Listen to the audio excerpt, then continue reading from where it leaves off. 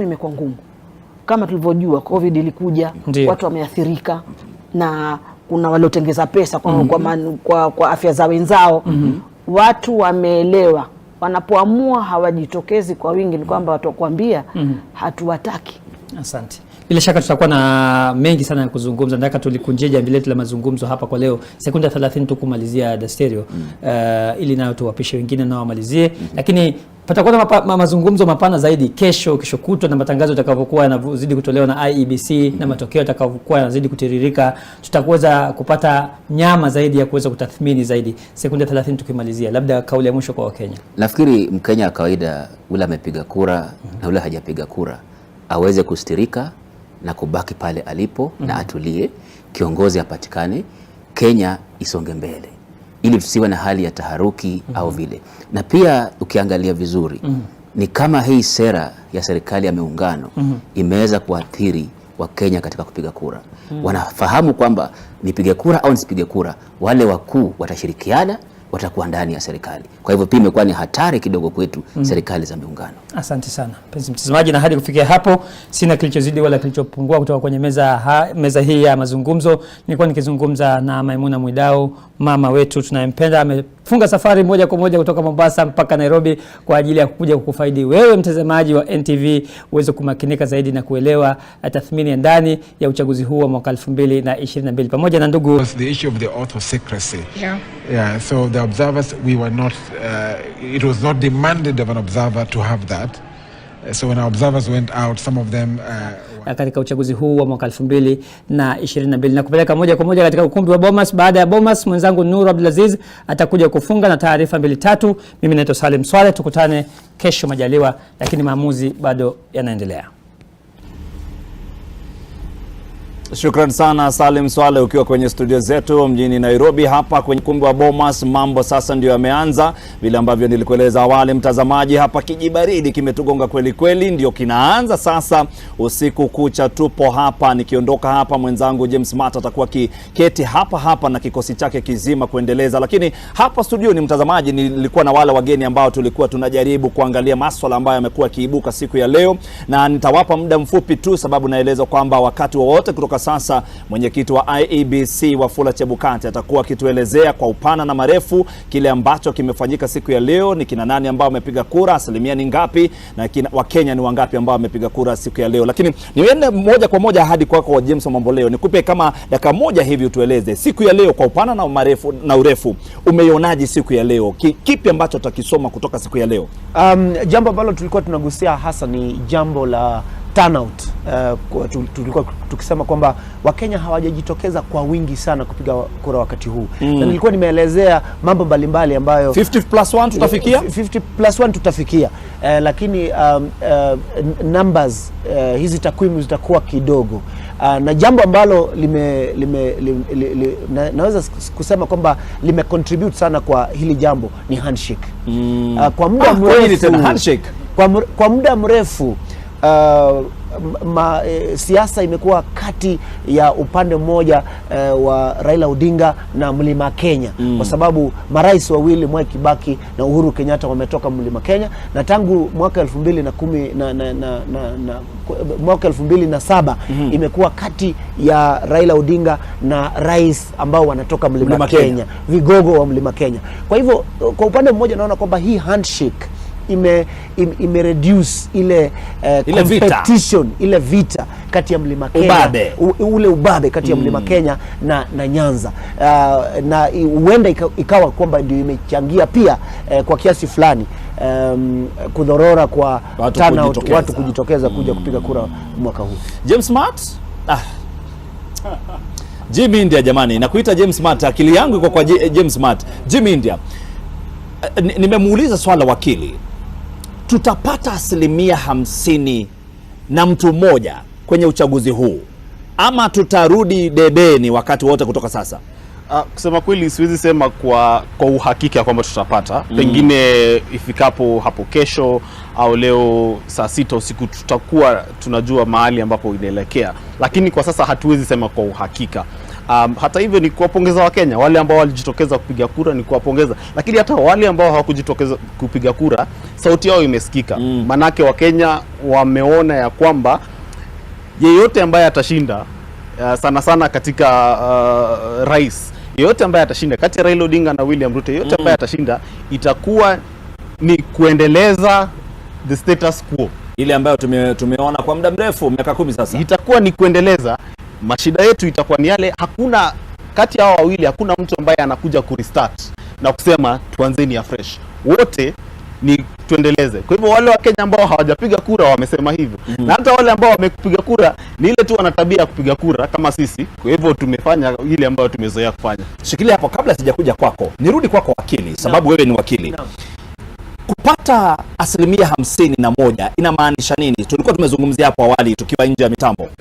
Kipengee cha 100 kipengee cha 138 kinasema kwamba ili mtu aweze kuchaguliwa rais lazima awe amezoa kura ya wingi wa 50% na mtu mmoja. Kwa hivyo tukiwa na kura tuseme milioni zile ambazo zimepigwa wakati huo, kwa kura ambazo zimepigwa, si waliosajiliwa kupiga kura. Kwa hivyo kama leo tuseme kwa mfano Wakenya wapige kura milioni 17, itakuwa kwamba yule ambaye amepata milioni 8.5 that is 8,500,000 plus 1 atakuwa ameshinda kura, sio nusu ya milioni 22 waliojisajili kura. Alafu pia inasema kwamba ili aweze kuwa amechaguliwa lazima pia apate at least 25 kwa at least 25 counties. Shukran. Dakika moja na mwelekezi wangu, sekunde ngapi? 30. Haya, dakika moja yako.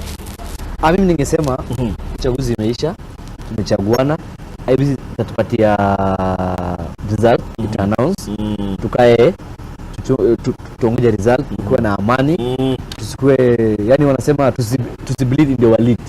Mimi ndio ningemalizia hapo kwa sababu wakili shamaliza, ukataka kusema vile yeye amesema sasa Wakenya waweke amani, tuongoje result, kila mtu atulie, angalie TV, hakuna haja kugombana na tutapata rais mwenye Wakenya wamechagua.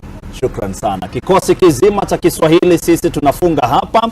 Nilikuwa naye Ahmed Kadar hapa upande wangu wa kulia, vile vile nilikuwa naye wakili James Mamboleo na vile vile GV, hadi wakati ambapo tutakuwa tukirejelea tena siku ya kesho. Lakini hapa upande wa Kiswahili mimi Frederick Mwitiriri na kushukuru sana ewe mtazamaji wetu kwa kuendelea kututazama. Hapa tutakuwa tukikutangazia matukio yote na matokeo yote tutakuwa tukikueleza. Kwa hivyo sikwende mbali. Nuru Abdulaziz anaingia wakati wote kutoka sasa. Kutoka kwangu, kutoka hapa Bomas, ni kwaheri kwa sasa. Shukran sana Frederick kutoka kule Bomas. Mtazamaji, kumbuka kwamba ametueleza atakuwa anafuatilia hali ilivyo kwa sasa, lakini kumbuka sisi baada ya muda usiokuwa mrefu tutakuwa tunaondoka. Wenzetu wa Decision 2022 watakuwa wanaingia hapa na kuendeleza matukio yanavyoendelea. Kumbuka kwamba ni zoezi au shughuli ya kuhesabu kura inaendelea. Na kwa sasa mtazamaji, nielezwa mwenzangu Bridget Ngana alikuwa na taarifa hapo awali ambao aliandaa kuhusiana na uchaguzi kule Nakuru. Tupate kuangazia kwanza. Katika shule ya msingi ya Masinjeri, eneo bunge la Rongai, kaunti ya Nakuru, polisi walilazimika kutumia risasi za mpira baada ya wakazi kufunga barabara ilipobainika kuwa nakala za ubunge zilikosekana, IEBC ikiahirisha shughuli ya kupiga kura ya ubunge hapa. But it has been a continuous problem with IEBC. They never ever switch. And we've always talked to them even prior to voting. 2017, it was the same thing. It took like 2-3 days for us to get results going from there.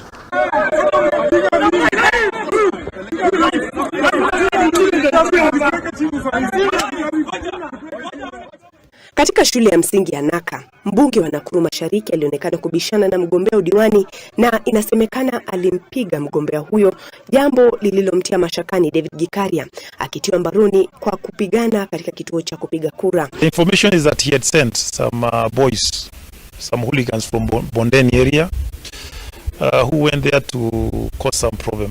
They had already voted, and when police interrogated them, there was no reason for why they had taken themselves to Bondeni. So after being chased away by police, they went and called Mr. Gekaria, Honorable Gekaria, who came again with a bigger group, then caused some disturbance, which was very unnecessary. So we're gonna charge him for causing violence and at a polling center, and also charging for causing assault to innocent members of public. Huko Kisumu, matukio mawili yaliwashangaza wengi. Moja lilikuwa la jamaa huyu aliyefika kituoni akiwa na taulo na mswaki akidai kuwa nguo hazikuwa muhimu kama kura yake. Kadhalika, polisi katika mji wa Kisumu mapema walilazimika kutumia vitoza machozi katika eneo la Kondele baada ya kuzuka rabsha katika moja ya vituo vya kupiga kura. Bridget Ngana, NTV, Nakuru. Shukran sana Bridget Ngana, ni taarifa yake kutoka kule Nakuru namna hali ilivyo hapo awali. Kumbuka kwamba hapa NTV tunafuatilia tu shughuli nzima ya kuhesabu kura. Kumbuka kwamba katika vituo mbalimbali hesabu hiyo imeanza. Ukiangalia katika runinga yako hapo utaona idadi inavyoendelea kwa sasa, haswa ya urais Raila Odinga hapo Ruto. Ukiangazia Profesa Wajakoya na Mwaure, tunaona kwamba tayari kura hizo au hesabu ya kura imeanza kutirika na watu wanaendelea kuhesabu. Kumbuka kwamba sio kura rasmi au hesabu rasmi kwa sasa. Tutaendelea kukujuza. Kumbuka kwamba kuna wanahabari katika maeneo tofauti ambao wanaendelea. Pia tunapata taarifa hiyo kutoka katika tovuti ya IBC ambayo inasaidia sana katika kupata nambari hizi ambazo tunapokea kwa sasa, ambao unaona hapo katika runinga yako. Lakini kwa sasa mtazamaji, mimi nakuaga, naitwa Nuru Abdulaziz Ilivyo katika maeneo tofauti, lakini sasa nawapisha wenzangu wa Decision 2022 waendelee na matangazo.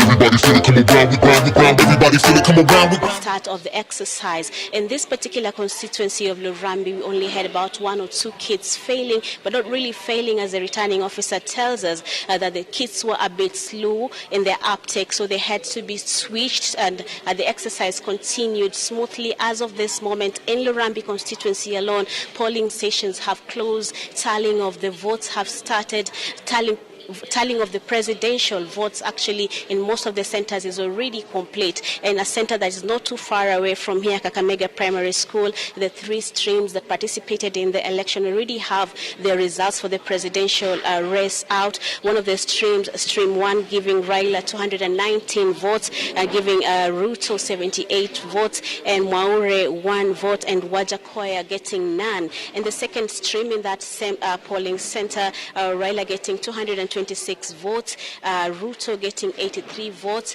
Mwaure getting 0 votes, as well as Wajakoya getting 0 votes. In the third and final stream in that polling station, we get Raila having 197 votes, Ruto getting 88 votes, Mwaure getting 0 votes, and Wajakoya getting 2 votes.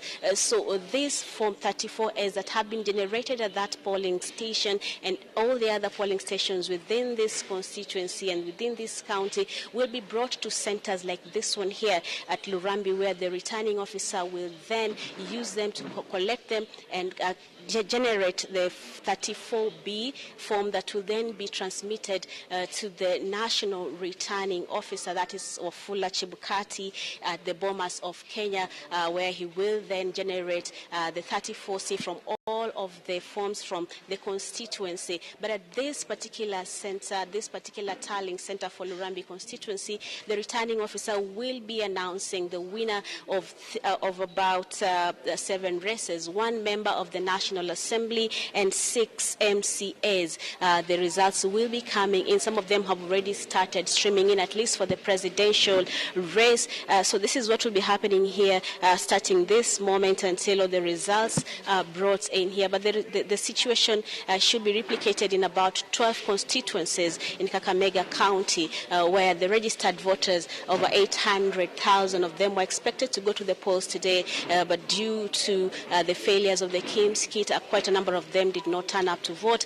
Most of the agents, most of the officials we're talking to are saying that the turnout has been quite low, quite depressed. Officials here are working out the total turnout for this particular constituency, and they will be sharing that information with us as soon as they get it. But as it is this moment, Yvonne, this will be the nerve center of the Lurambi constituency. From here, we will then move to Kakamega High School, which will be the center for the results of the county seats for the member and the women representative for Kakamega County and the Senate seat of Kakamega County. We do know that the governor's election did not take place. That was suspended yesterday by the IEBC due to what they said was a mix-up in the printing of the ballot papers. That election expected to take place in just about 2 weeks. So from here, Yvonne, we will be moving base to the county tallying center, where more results will start streaming in. They tell us at least from around midnight tonight, we should be getting more information from that end. Back to you, Yvonne.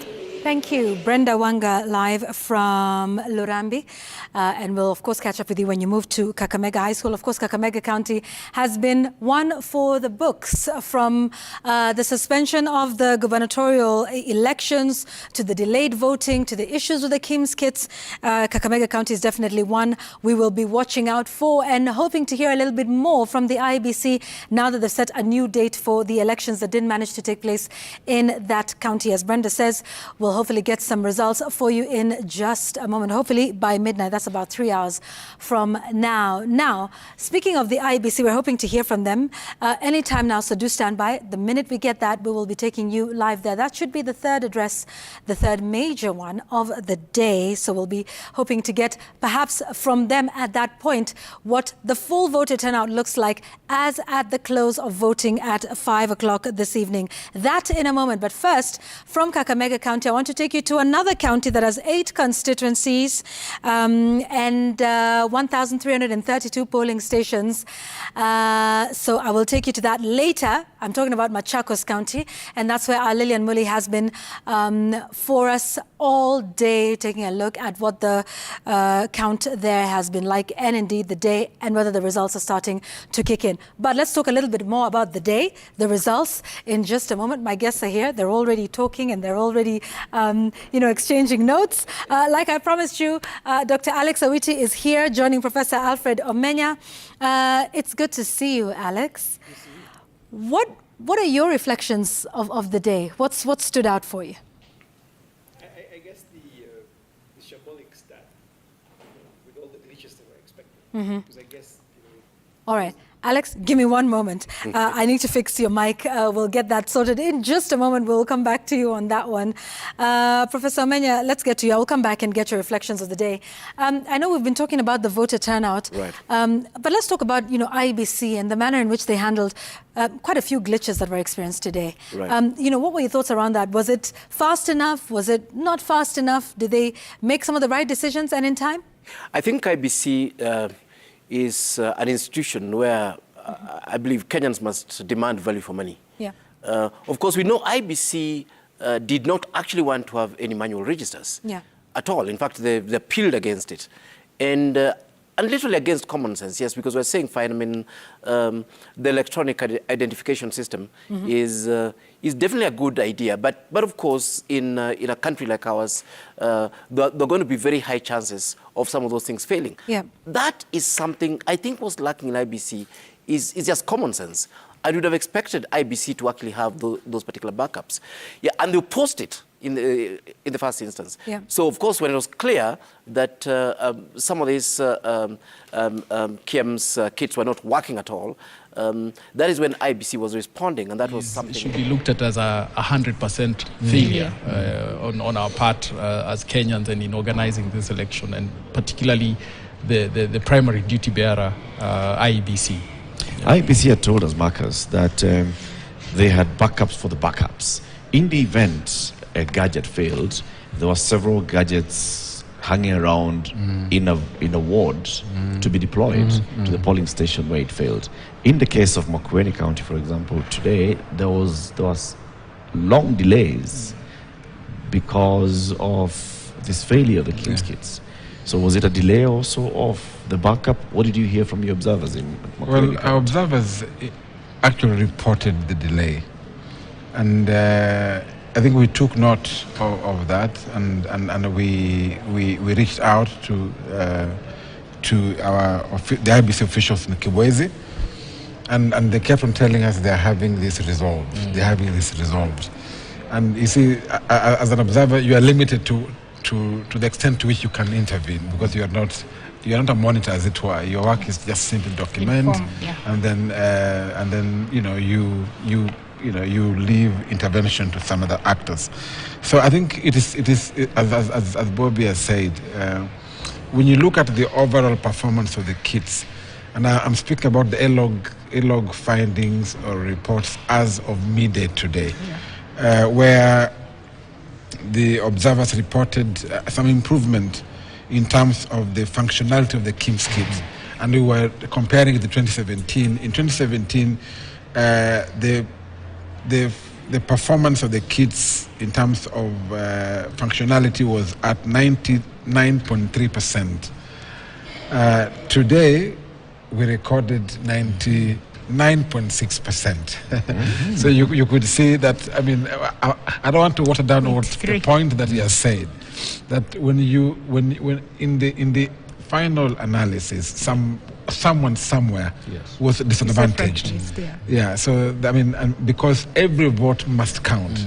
So when someone walks out there and this case of Kibwezi could be falling to this 0.4% of stations that reported cases of malfunction of the kits, and when some guys have no patience to wait. And when like in Kibwezi, where this took longer period of time, we had voters who gave up and went back home, and they never came back because some voters know that if these kits fail, you can get the second one and the third one. That's number one. Number two, even if they failed, you can resort to. So then this was a problem there that we were able to identify. So there are several problems here, as I hear them. There's one, the problem of lack of communication, or maybe even lack of clarity for the presiding officer on what they should do in the event the kit fails. It's like they took long to make a decision on the next step. They did not have the clarity on what they ought to have done, and especially in a political contest, that is very. I mean, we are very suspicious people. So I mean, like someone has said, why would 84 kids fail in one constituency? Because even if we had a fail of 0.3% nationally, it seems like Kibwezi would really get a bigger chunk of that percentage of 0.3%. So in a country where we don't appear to trust even what would be ordinary human failures or any other good reasons why 84 kids would fail in one place, in one constituency. That is a major problem, and I'm sure IBC will have to address it. So we tried to reach out, and they said it was being addressed, and that was a very serious issue. as Carol said earlier on, the fact that some voters could potentially have been disadvantaged and walked back home is something that is unfortunate. Because they have to wait for another 5 years to participate in a presidential election. Maybe they could do that earlier, but it's unfortunate. Indeed. This is Kivumbi 2022. We are broadcasting live from Standard Group Center. My name is Eric Latif. I have a guest with me in the studio. We are also linking up with our team from across the country, reporting on what's happening in terms of vote counting and result announcement from the various polling stations. And we are also doing the same here with our data center. Ken Mijungu is our man with the data. He is actually just looking at the wall and touching the magic wall and telling us what's happening, the results that have come in. We also have our teams at the Bomas of Kenya National Tallying Center. We're waiting for updates from there as well. And everything as it happens across the country, we are here to let you know and to inform you. Right now, let's just link back with Ken Mijungu for the latest of what's happening on the data wall. Ken. Right, indeed, Eric. It's magical, but it's also factual, facts and figures. Now, figures, they say, never lie. That's why we're on the map tonight. We'll be telling you how the country continues painting either blue or yellow. And the results in this election began trickling in hours ago after the voting process. The official voting time ended across the country. Now, most polling stations that opened in time, that's 6 a.m., closed also in time or on time at 5 p.m. An exercise that was largely peaceful, but with pockets of unrest here and there. Now, the challenges were also documented on this day. The IBC was forced to suspend voting in 18 areas. Allegations of election malpractices, including voter bravery and intimidation, were also rife on this day. And to crown it all, the voter turnout was below expectation. By noon, only 30% of the registered voters had cast their ballots. That was about 6.5 million out of the 22,120,458. And 3 hours later, by 4 p.m., 12 million voters or votes were in, representing about 56.7% of the total registered voters. But that factually excluded voting by manual register in cases where technology failed. Now, the alleged mass failure of voter identification machines, that's KM's kit, in Embakasi South, will also be choosing their members for the county assembly, as well as they're saying that this will not be any significant factor for the taxpayer because the National Treasury and the IEBC will be paying for these by-elections. They are saying that the misgivings that happen were not by default, or were not by design, forgive me, but by default, and those figures and the wrong markings on those ballot papers were the major reason why this election did not happen this afternoon. So as we speak, much has been happening across the length and breadth of this country all morning. We've been here at the Bomas of Kenya, but for me, James Smart and Frederick Mutiriri, the day is just beginning. The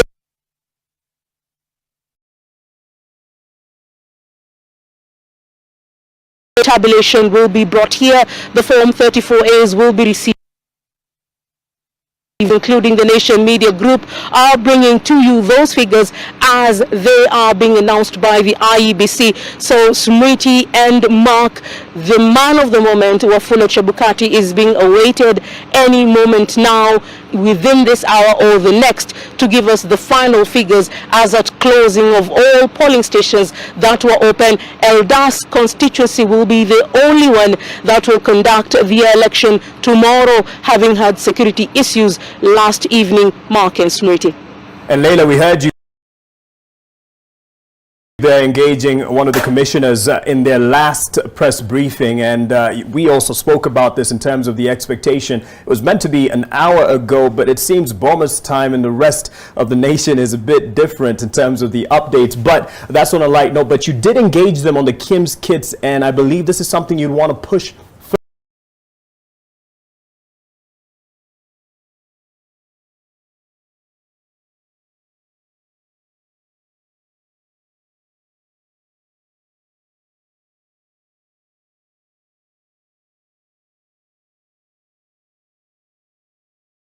further on.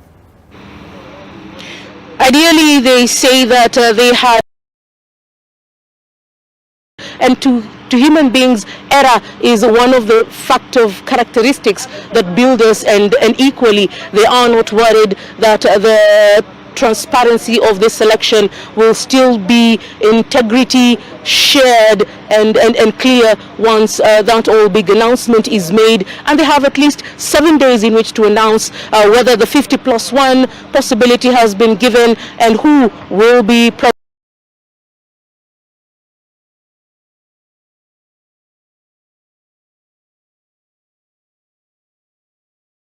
President number 5 in this Republic of Kenya, Mark. All right, Leila Mohammed coming to us live from the Bomas of Kenya. Thanks very much indeed. We'll also be crossing over later to NTV's James Smart as he discusses the issues around this critical day in depth with his panel of experts. Well, the numbers have started to trickle in and we have a data center right here, and NTV's Brian Mushiri is there on standby. This is how we're doing it here at the Nation Center. We are taking your data as far as the digital space a notch higher. The reason why you can be able to see the up-to-date numbers at the bottom of your screen is because of this room that I'm about to show.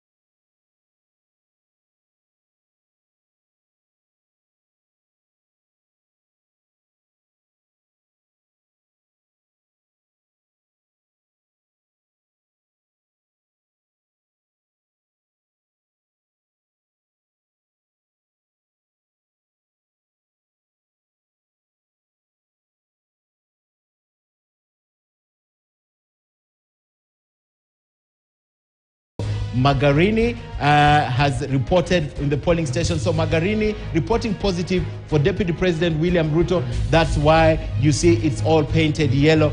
But again, this is something that we will do comprehensively with Manu Magoma. But the counting began at about 6:30 this evening. That's about 1 hour, 30 minutes after the close of the polls. And our reporters are dotted all over the country. Let's begin with which area is this?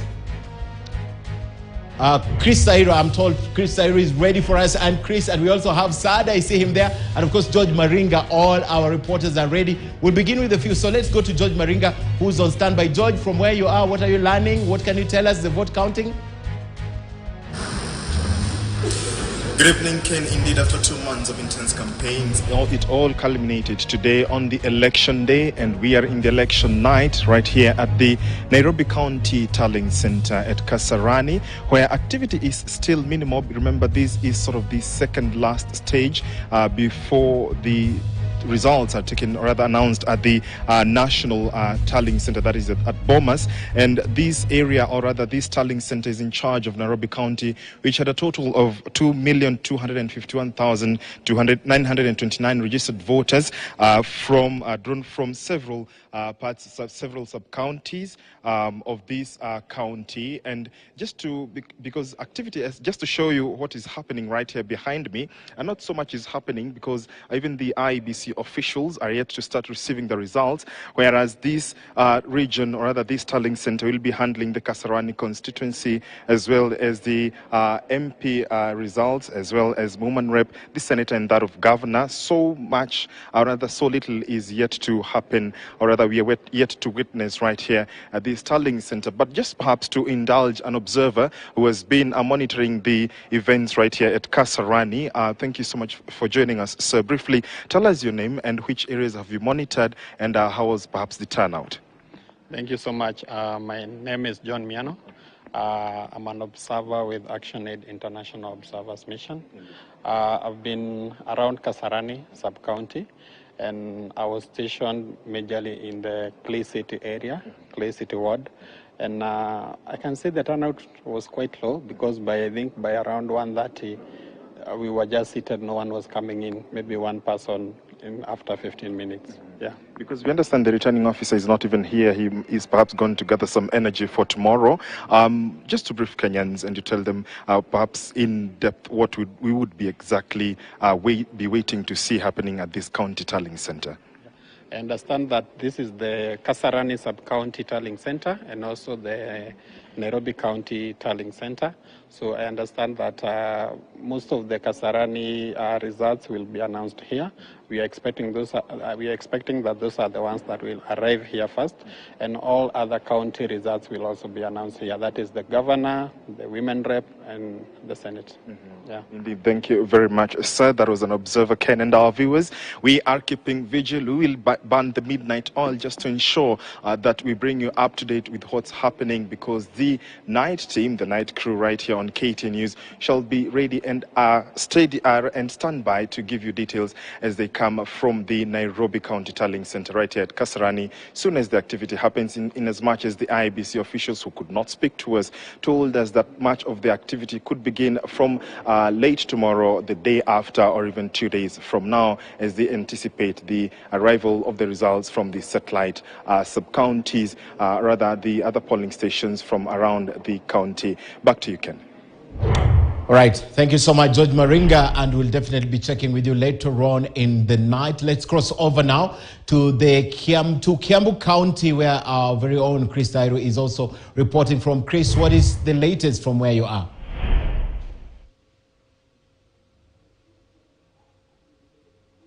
From the Kiambu Institute of Science and Technology. This is one of the polling centers in Kiambu County. Kiambu County has at least 12 constituencies, and these here we are in Kiambu town constituency, and currently the IEBC officials have already cleared counting the presidential ballot. What is happening right now is that the officials are just compiling the paperwork.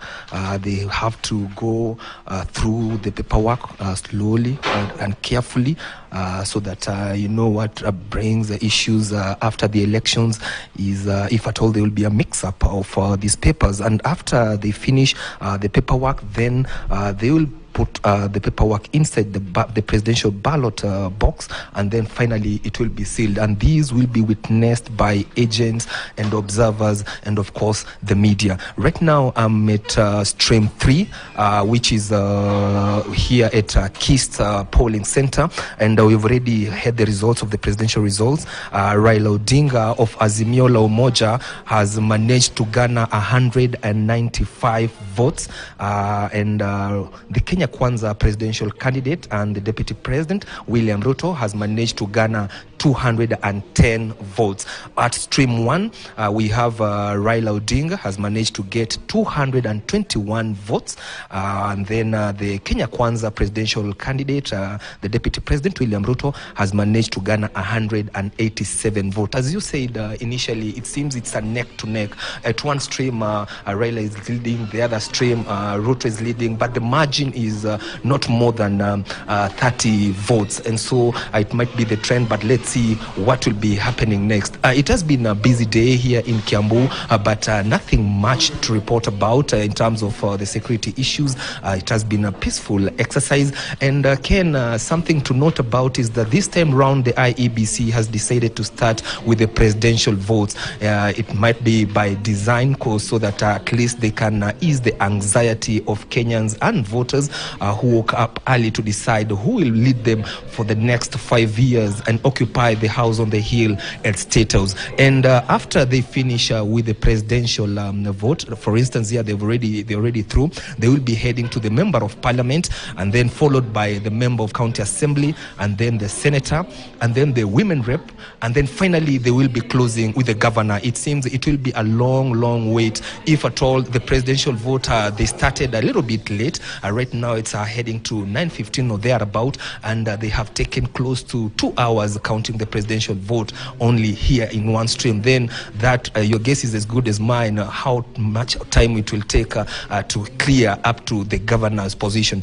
And here at Kist, this is also the main tallying center of Kiambu County. This is where the tallying center for the position of governor, senator, and of course women rep will be conducted here at Kist. And finally, the results will be announced. But when those results will be announced for the governor, women rep, and senator, we'll have to wait until all the polling centers and IBC officials finalize the voting, the counting exercise, so that they can announce the results. And so, without much ado, Ken, unless you have another question, but here it's all systems go, and there are no major hitches to report about. As you can see, most of the IBC officials are still going through the paperwork before they start counting the votes for the member of parliament, Ken Mijungu. Thank you, Chris Thairu. It's a long night. The race is still head-to-head or neck and neck, and of course we'll be counting on you to give us results from the county of Kiambu. That's Chris Thairu. Let's now cross over to the Kenya School of Government in Mombasa. My colleague Sada Hassan is also there, keeping a watch for us with a live report. Sada, the latest from your end. Thank you, Ken. So we are, as you have mentioned, we are at Kenya School of Government in Mombasa, and this is the tallying center for Mombasa County. So far, not much is going on here because most of the polling stations are not done with counting, and this is as a result of late starting of the voting process exercise, especially in areas like Vita constituency, whereby tallying started as late as even 10 a.m. and others even up to 11 a.m. They had still not started they had not started voting process, whereby this has now resulted to the delay in the counting of the votes from the polling centers, and at the end of the day it will also result to a delay of counting of result or submitting of results to the returning officers who will be right here at the Kenya School of Government. So behind me there is not much that is ongoing because definitely you cannot see anyone here. This means that we will be burning the midnight oil, trying to keep up with the voting as it is being done right from the polling centers and how it will be transmitted here. And then now from here, this is whereby they will be declaring the results of the governor and the members of parliament and also the women rep position right from here, Kenya School of Government. But to take you a bit back, at around 7 a.m. we were at Majengo Primary, and voting was still not completed at 7 p.m. rather, and this shows that there's still a huge delay within the city, within the county of Mombasa. And just later, before that, we were at Marycliff polling center, whereby there was a bit of clashes here and there within different political parties of the ODM and UDA, where some of the politicians clashed, and as a result police officers had to be deployed at that area. But at the end of the day, we were not able to have access to that particular polling station because the police officers barred us from accessing it. But that was as a result of the clashes that had appeared just before we got to that particular place. But this shows you that in Mombasa County, just from the brief that was given by the IEBC of not having the gubernatorial election taking place, and now having the votes, the starting of the voting process being delayed, and now up to right now having the counting of the votes also being delayed, it shows you that this all has accumulated in one way or another. And I have been able to speak to some of the residing officers within each particular constituency, and they tell me that the turnout is low compared to what they were expecting. For example, at Majengo Primary, they were expecting around 673 voters, but only about 300 voters had showed up by 7 p.m. So this shows you that it's a bit of 50% show up of residents of Mombasa County, and at the end of the day, it will really affect the voting turnout of residents within Mombasa County. But back to you, Ken. Sada Hassan, thank you very much. Kenya School of Government in Mombasa reporting no activity, and perhaps that's the only reason why you see all the constituencies of Mombasa still empty. Jomvu, Changamwe, Mvita, Nyali, Likoni, and Kisauni. So Sada Hassan will be on that beat this evening until we have results from the county of Mombasa. I'll be crossing over to Daniel Kariuki in Kirinyaga, but first, let's take you to the Bomas of Kenya and take a look what's happening. The last time they updated us was around 5 p.m. if I am not wrong. Some live pictures from the Bomas of Kenya right now. If you could just take a look at that. Yeah, the IBC chairman and the commissioners and stakeholders are ready for a press conference. Will be the third of the day, if I'm not wrong. So let's wait. As soon as they take to the podium, we'll definitely be crossing over. The last time they spoke to us was around 5 p.m. All right, let's now go to the county of Kirinyaga, where Daniel Kariuki is also on standby. Daniel, of course, there's a lot of expectation from that end. The running mate of the Azimio candidate comes from that location. What is the latest? Have they begun counting the votes? And what are you seeing with the vote counting? Thank you, Mijungu, and you've said it right, that the running mate to Azimio la Umoja, One Kenya Coalition Party, presidential candidate Raila Odinga, Martha Karua, of course, hails from Kirinyaga County, and this morning at exactly 6:05, or 5 minutes past 6 in the morning, that's when she did cast her vote at the Mogumo Primary School in Geshogo constituency. Go back home and relax. But where I was voting from, I voted from Embakasi Social Hall. I was there by 4 a.m. The poll opened on time, but I was only able to vote at about 7:30 or so, because the queue was quite long. But compared to the past election, I realized that in the morning it was very slow. It was very slow for obvious reasons. Maybe some people can't wake up in the morning to go and vote, or maybe some people are timing for the afternoon to go and vote. But the turnout was quite low in the morning, at least where I voted from. So that was the biggest challenge. And it was worrying because, but that speaks to something we call voter apathy in electoral management. Maybe Kenyans are just not very keen with going to vote. And you've observed elections in other countries, Liberia, I think Ethiopia as well. Yeah. Off the top of your head, any preliminary reasons that... Okay. It only speaks Hang on there. Let me take our voters straight to that auditorium now for this third briefing now by the IEBC.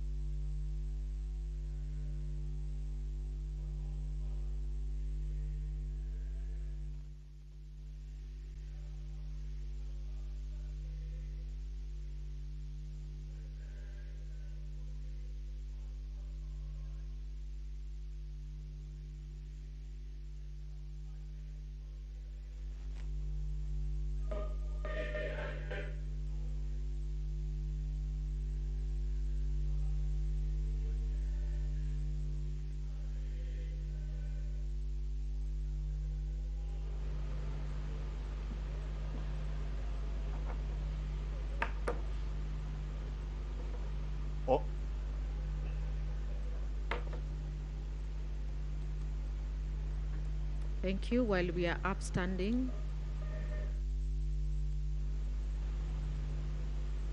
we will pray the IBC corporate prayer. Almighty God of all creation, most sovereign, pure and merciful, we are grateful for the privilege to serve our motherland.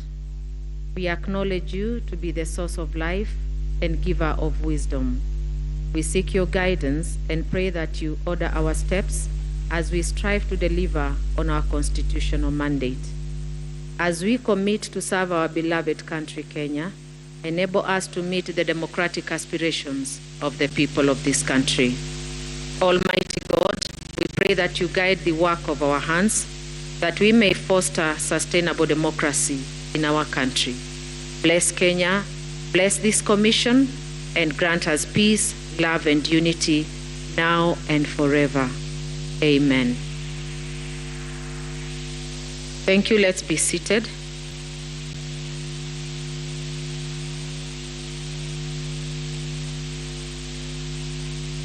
Thank you very much. Allow me to recognize the presence of the IBC chairman, who is also the presidential returning officer, Mr. Wafula Chebukati, the IBC vice chairperson, Madam Juliana Cherera, the IBC commissioners, the IBC CEO, the IBC DCS present, Madam Kulundu. Allow me to humbly and in a very special way to recognize the presence of Right Reverend John Obala Owa of the Kenya Conference of Catholic Bishops, and also Reverend Canon Chris Nyanjui of National Council of Churches of Kenya, and all the delegates that have come with them, all distinguished guests, ladies and gentlemen, once again, good evening. Good evening once again. Yes, today is 9th August 2022. 9th August 2022. And Kenyans woke up very early today from 6 a.m. so that they can choose their leaders. And the polling station closed at 5 p.m. We now start another phase for the results management transmission, which will officially be commissioned by none other than the IBC chairman and also the presidential returning officer, Mr. Wafula Chebukati.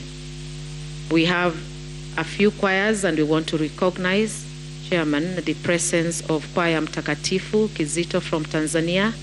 They arrived yesterday at 2 a.m. We want to appreciate you for coming to spread peace and to celebrate with us and to also instill confidence and to support us. Thank you so much, ladies and gentlemen from Tanzania. Let's give them a hand of applause. Thank you for coming to pray with us for peace in this country. We also recognize the presence of Wazalendo singers. They are here with us. Where are they? Thank you. Thank you for coming to support us, to pray with us, and to hold us together. I also wish to recognize the presence of Muungano National Choir. Thank you, Muungano National Choir. Thank you as well for coming to support us and to pray with us. We also have Ninga Melodies Band. Thank you, Ninga Melodies Band. Thank you for your support. And without taking a lot of time, allow me to welcome Wazalendo singers who will give us one song, and thereafter Choir Mtakatifu Kizito from Tanzania.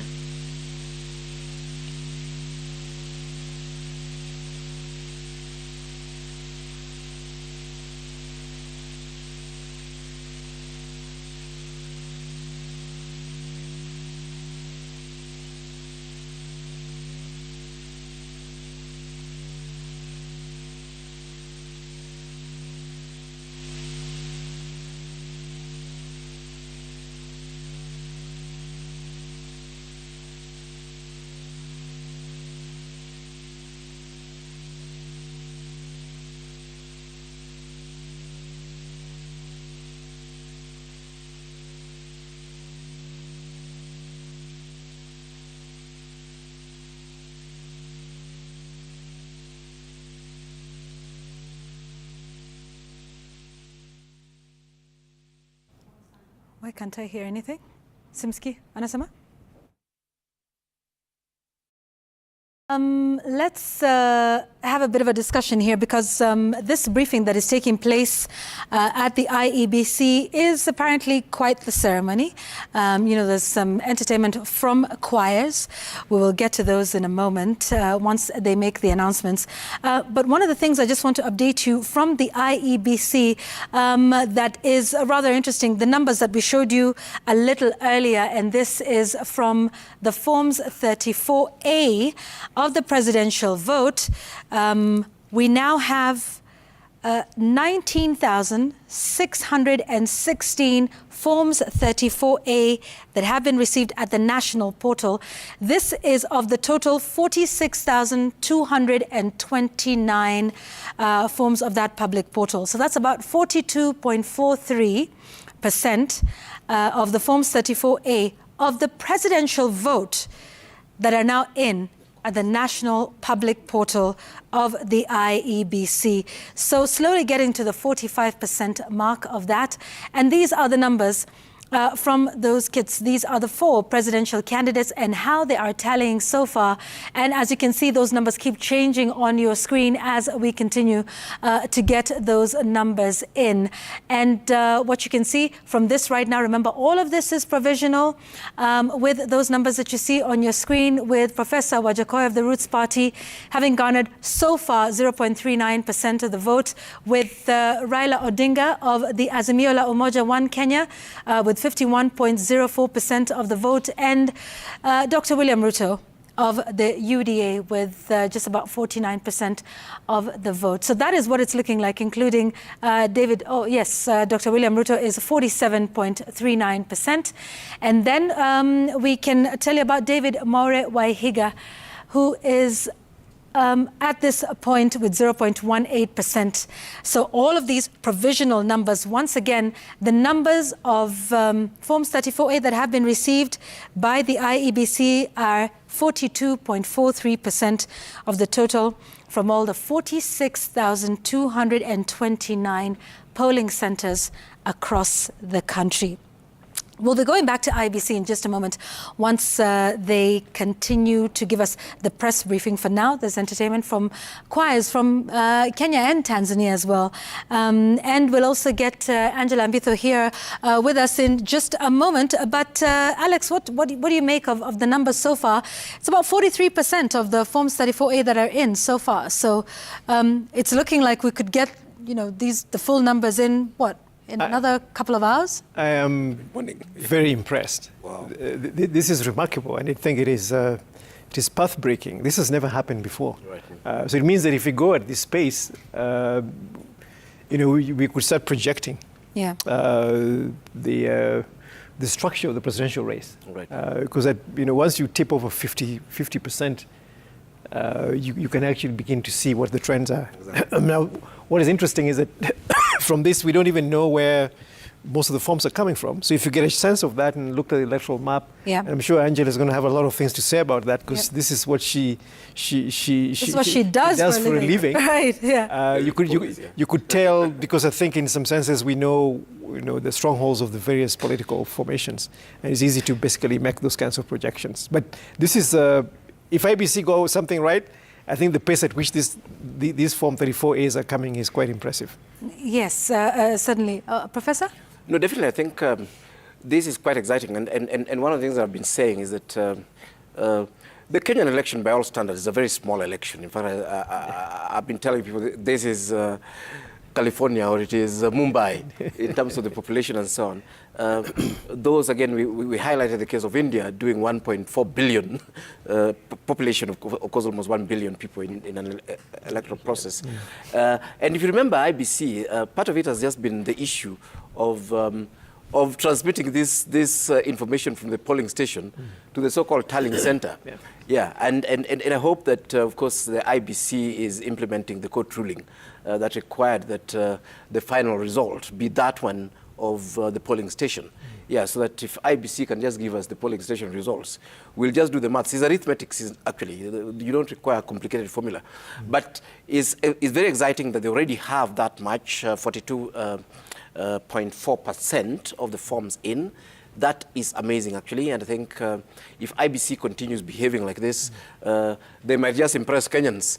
We have a hunch that you know, they're providing entertainment, so that might also be a sign that they're happy with the progress of what's happening. Yes. So if you want to think, yeah, for me, this is quite exciting. Yeah, because the actual voting, despite the challenges that are always there, IBC somehow gets it relatively well. The trouble normally starts with the transmission of results, then of course the tallying and so on, and that is where all the great minds that Kenyans have around mathematics disappears. But honestly, you can't add basic things. But I'm happy that this early, just a few hours after the polls closing, yes. Which but is it really we're doing 40%. is it really best practice, this whole idea of transmission? I think we should just declare the results at the polling station. Right. And that's it. But which is what happens? So what is the point of transmission? You know, all of these complicated things you talk about, the constituency to the county and then to Bomas of Kenya. It's a waste of time. You know, it's just a redundant process. Just declare 46,000. You just declare and say that in this polling station, in X constituency, the winner of the presidential vote is X, and that's it. With so many votes. And once it is declared that way, they can do the telling themselves. The media will pick it up, and it is repeated across. And if IBC is listening, they'll also pick it up. So that's the transmission right there. Okay, all right. Interesting. Perhaps an attempt at simplifying the process, rather than it being a three-way transmission, which is what happens now to the constituency tallying center, to the county tallying center, and then to the national public portal, which is where we're at. And those are the numbers that you are seeing on your screens now. Once again, it is close to 40% of those Forms 34A. And remember, that number has just increased. We're now at 21,878 of 46,229 Forms 34A of the presidential vote. That is 47.33%. That number is increasing every minute, and that is what results or translates into the numbers that you are seeing on your screens for all the 4 presidential candidates. Just a quick reminder, if you're just joining us, the votes that are counted first are the presidential. Remember, we do a 6-way vote for 6 positions, but we count the presidential first. We're slowly getting to the 50% mark. Listen, we will hear from Angela Mbitho in just a moment from Infotrack. Surely these are numbers that must be exciting her. Actually, you know, she's not yet here on set, but look, let me just paint a picture for you. She's seated offset. She's with her notebook and what looks like a calculator. Crunching numbers. So she's already crunching the numbers. So it should be really interesting to hear what she has to say on that one in a moment. And we'll get her on set like right away, because I'm dying to hear what she has to say about these numbers. But let's take you to the IEBC. Is that right? Not yet. Okay, the entertainment is still on. I'm wondering if we can get Angela here on set right away. Like, I don't know. I'm dying to hear what she has to say, and I'm sure me too. The viewers are as well. In just a few minutes, we shall have her here from Infotrack, what these numbers all mean. So, you know, like we've been saying, one of the most important things about the IBC is to make, or rather any electoral management body, Alex, would be to make these announcements, you know, quickly enough, accurately, but quickly enough. Exactly. Because we know that the IBC has up to 7 days, you know, to make the final announcement and everything. But you know, even Waswahili, as Jamila would say, ngoja ngoja humiza matumbo, and starts to, you know, just sort of create this, what are they doing? Why should it take so long? Are they cooking it? The numbers. But, you know, this is obviously something that they must do quickly enough, right, Alex? But if you remember, we have 46,229 polling stations. Correct. The average number in those polling stations, if you take 21 million voters, is about 500. Yeah. How long does it take to count 500 ballot papers? Honestly, 700, they said, for every polling station. but the average. But that's the maximum. If you take 22 yes, the average. By 46,209, the average is about 500. You're right, yeah. So it is just, it is unbelievable. It is mind-boggling for one of the most literate societies in this on this continent. And most expensive election that we can't count votes in 500 for 46,229 polling stations, which only has 500 May I people. play the devil's advocate for IEBC here? The process of counting, I suppose, is a lot more tedious than 1, 2, 3, 4 until you get to 500. They have to sort them, then they have to count them, and then they have to tally. But from what I remember, they have to Yvonne, take an image with a Kim's kit, and we put it in the middle. Yeah, so maybe that's what takes time, right? But even from what I remember, but they've already done the ballot papers are, the presidential ballot with this box. So in that polling station, you just take out the thing and then you just count. Okay. And you just empty the box and count. Unless Angela has some other ideas about how this works. Yeah. But it should be pretty simple. Okay, yeah, it should be pretty simple. So, Angela is joining us here and she's saying her hellos to everybody.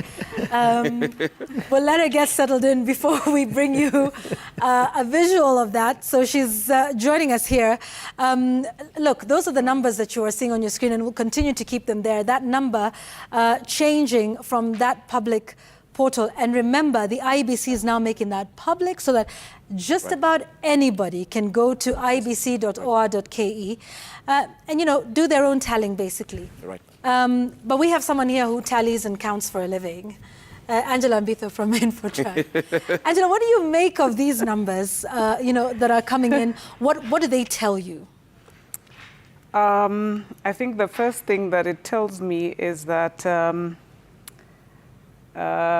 turnout is critical to an election. Right. And it will be interesting to see, I think it's early times yet, in terms of absolute numbers to know what each candidate is garnering. But I think what it's telling us is that it's well and good to get people. I kept hearing you Angela, guys. I'm so sorry. I have to, cut you short for just a moment because IBC seems to be ready now with that press briefing. I think we're done with the songs and the prayers. Let's listen to them. Deeply thank all Kenyans for heeding our call and voting peacefully during the polls held today, August 9th, 2022.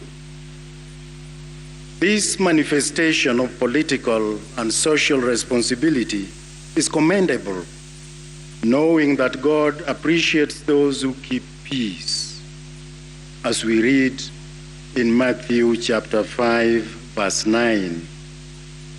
Blessed are the peacemakers, for they will be called children of God. We thank God that the whole process has so far been encouraging. As we start receiving results from various polling stations, we have the following points to reflect on together. First, voting process.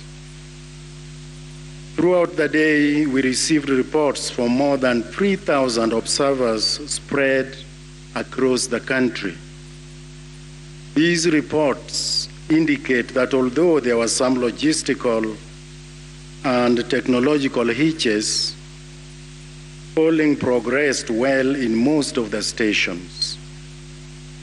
We commend the Independent Electoral and Boundaries Commission for putting in place a structure to ensure efficiency in the process.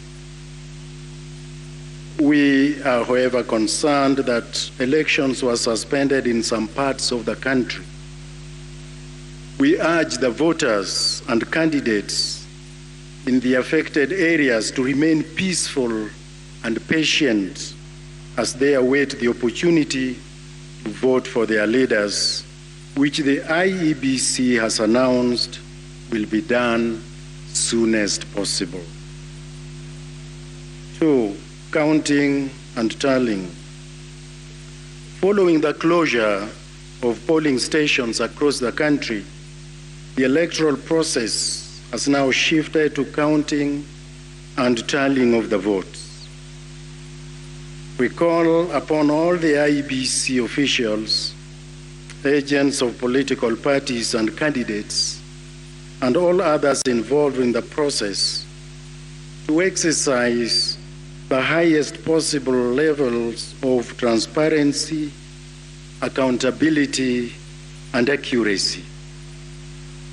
It will be an affront to Kenyans if the ballots they cast so faithfully are miscounted. Whereas the IEBC is constitutionally mandated to declare results. Other actors have been allowed to undertake parallel tallying.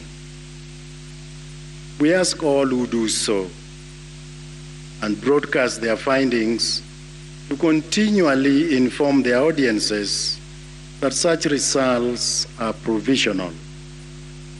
This is to ensure that mistakes made by specific institutions do not mislead the public.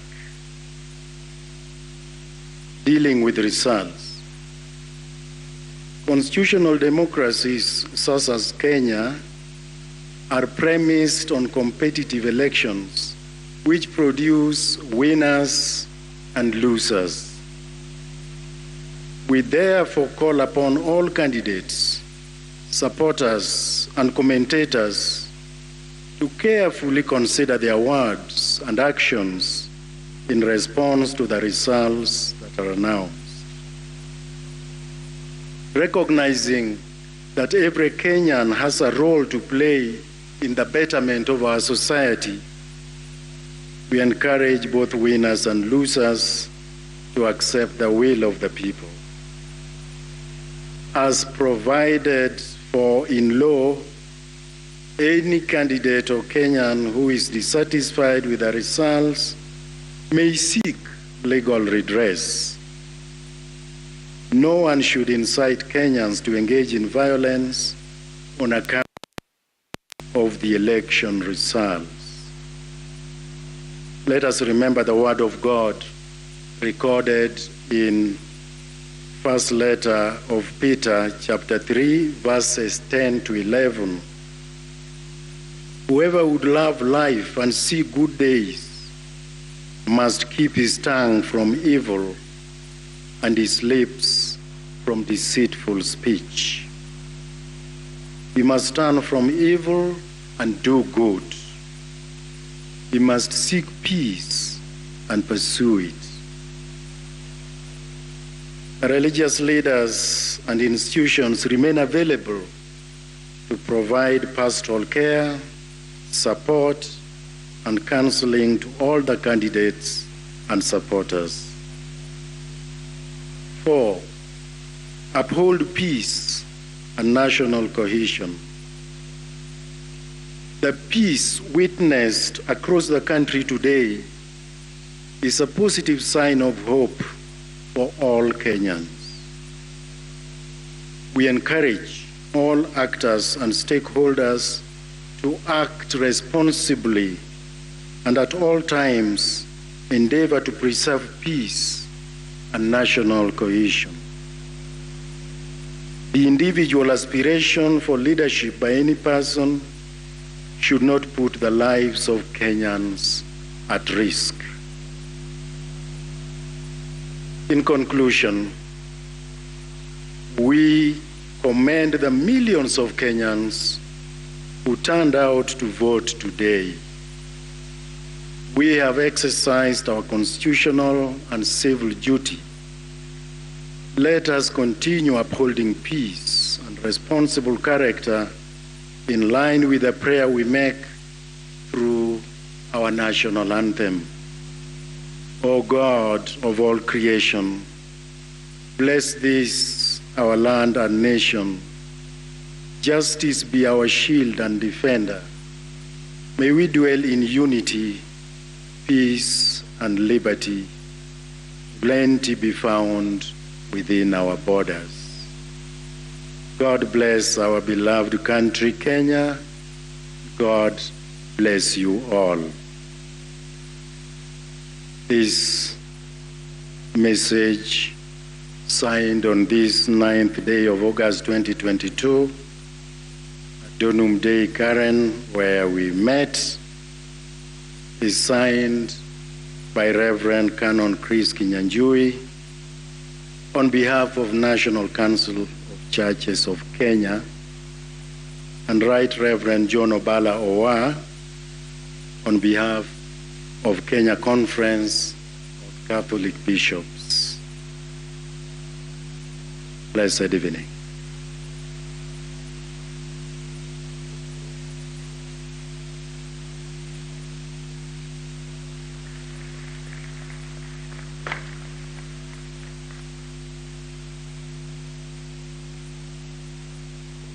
Thank you very much, Right Reverend Obala, and the entire KCCB team and NCCK team for coming again to be with us and to pray with us and to preach the word of peace to all Kenyans all over the world. Allow me to invite Choir Mtakatifu Kizito to just give us our number as we welcome the chairman of IBC, Mr. Wafula Chebukati, to come and officially commission the results transmission management phase. Thank you.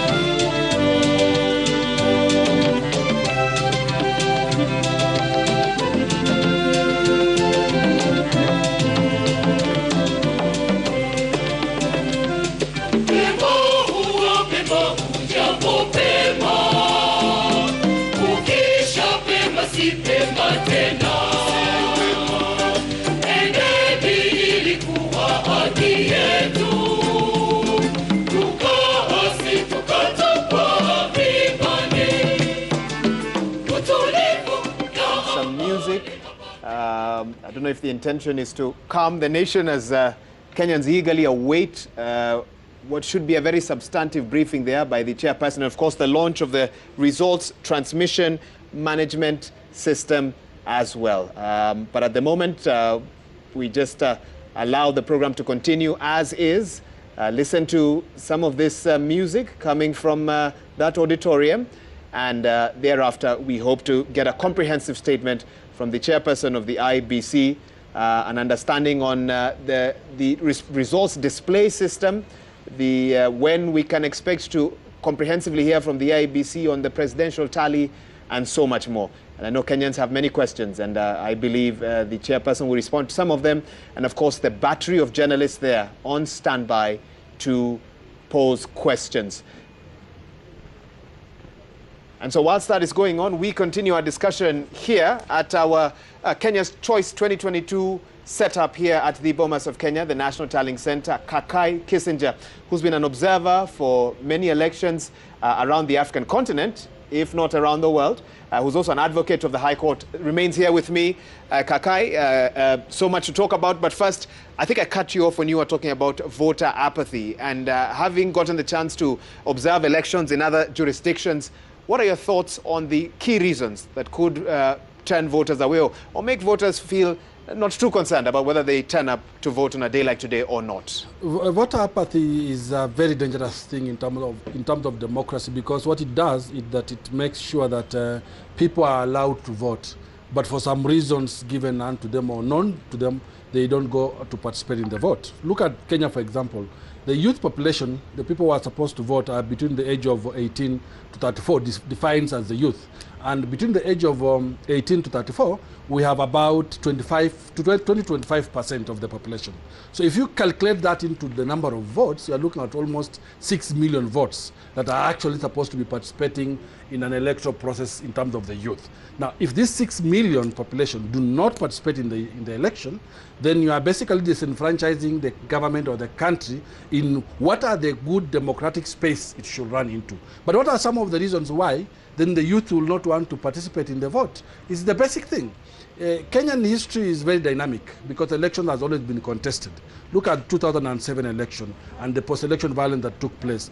The people who are there at the time, who have now matured to become youth, are always afraid of going to vote. Look at the following election 2013, that what happened in 2013 and the contestation. So the mere fact that the electoral process in Kenya is highly contested makes the people or the youth who are supposed to participate fear going out to vote, because they don't see any goodies coming out of it, apart from contestation, fighting, and so forth and so on. So one of the biggest problems we have is that we've not been able, as politicians, for example, to tell the youth that now that's in the past, and we now have to move on.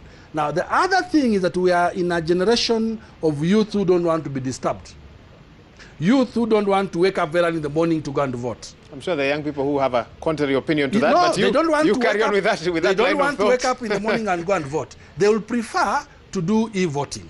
But we don't have that in our electoral system at the moment. So one of the things is that, are they willing to go out and vote? Are they willing to take that extra energy to go out and vote? Or do they want just to vote on mobile phones, like M-Mobile or whatever it is, so that it's easier for them to participate in the electoral process? The other issue is, maybe they're not getting what the government or the politicians are doing for them. What's in it for me? What is Let me read a tweet, actually, Yes. that where someone says, Steve K says, low voter turnout could be also due to a lack of confidence in the IBC. Exactly. And they ask a question, will our votes count or will they be manipulated for other interests? This viewer believes that politicians... His remarks, Muungano Choir, be on standby. Thank you.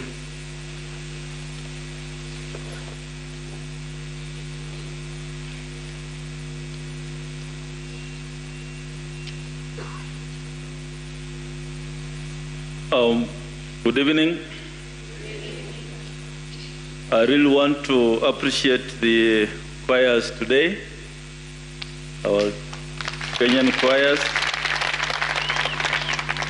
Musalendo, Muungano, and of course the choir Takatifu Kisito from Tanzania.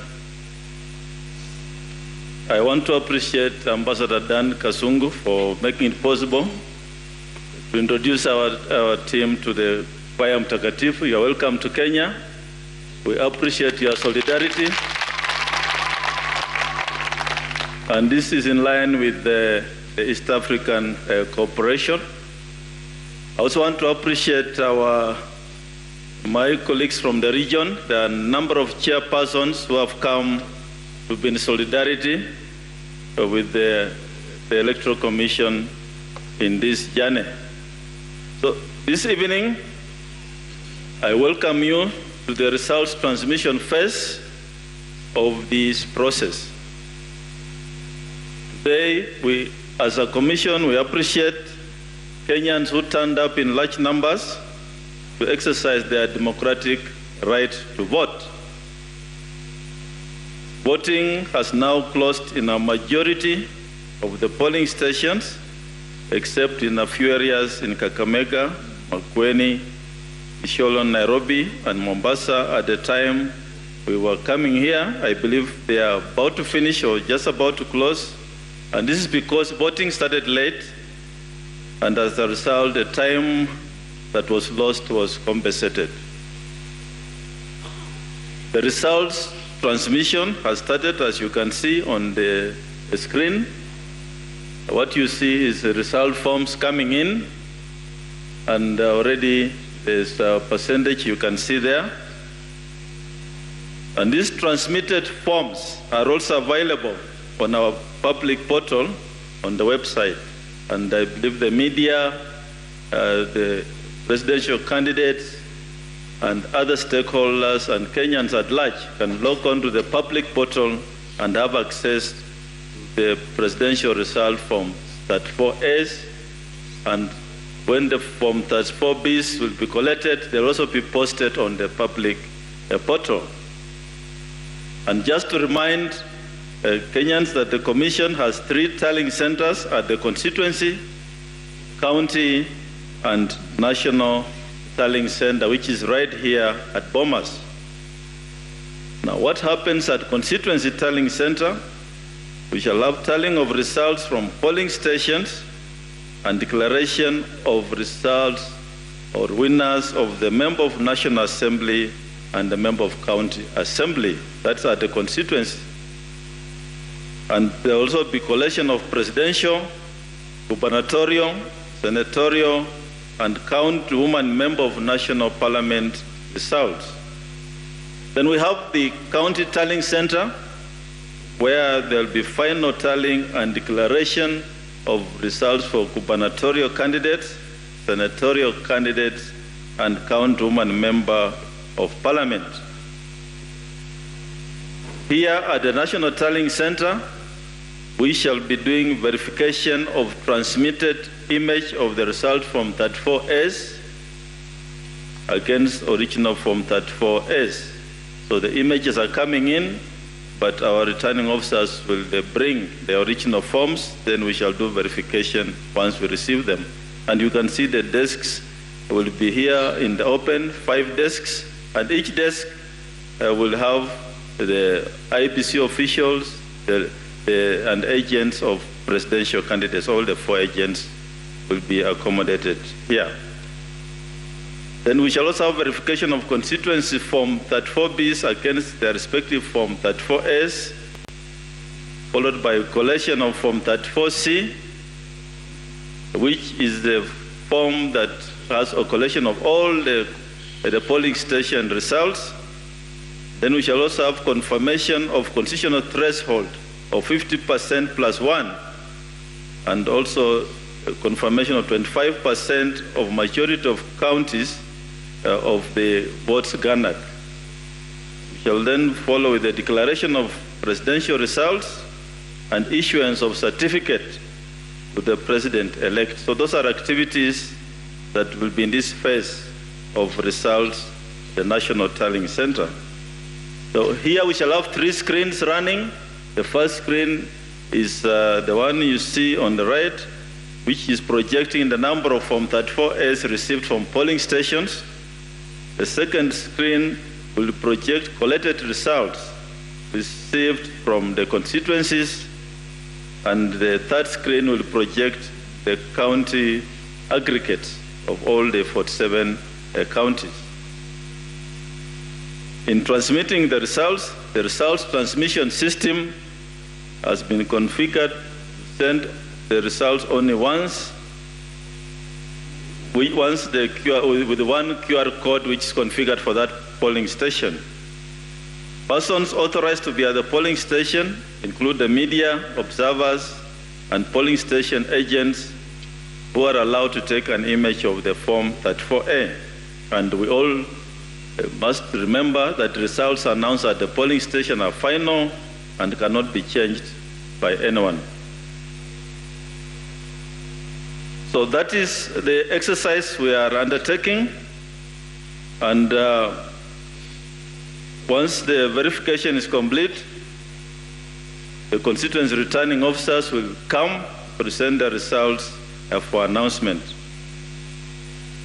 In conclusion, I must mention that the law requires the Commission to undertake verification of presidential election results and declare president-elect within 7 days on conclusion of the polls. As a Commission, we call for patience among Kenyans as we undertake this rigorous exercise, and we also endeavor to complete this exercise as soon as possible. So thank you very much. God bless all of us, and God bless Kenya. Asante sana.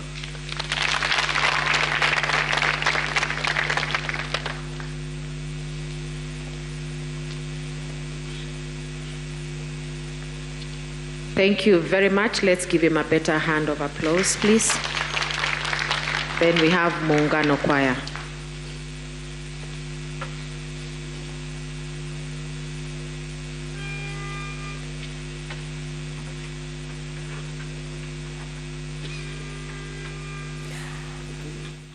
And so we've heard from the chairperson of the Independent Electoral Boundaries Commission, Wafula Chebukati, in that third briefing of the day. And I guess he was just giving us a rundown of the phase we're in. We're in the results transmission phase, obviously, talking about the areas where voting started late, the time has and will be compensated, and just giving us a rundown of, I think, what we've been explaining the whole day, that Forms 34A continue to come in, and the Forms 34B will also be posted, reminding us that the county tallying centers will be the final declaration for the gubernatorial, senatorial, and the county women member seats. And also just briefing us on the Form 34C and what it'll contain, especially the 3 screens which will have and are currently on display at the Bomas of Kenya, one with the Forms 34A from the 46,229 polling stations, another with the collated results from the constituency tallying centres, and one with the county aggregates from the 47 counties.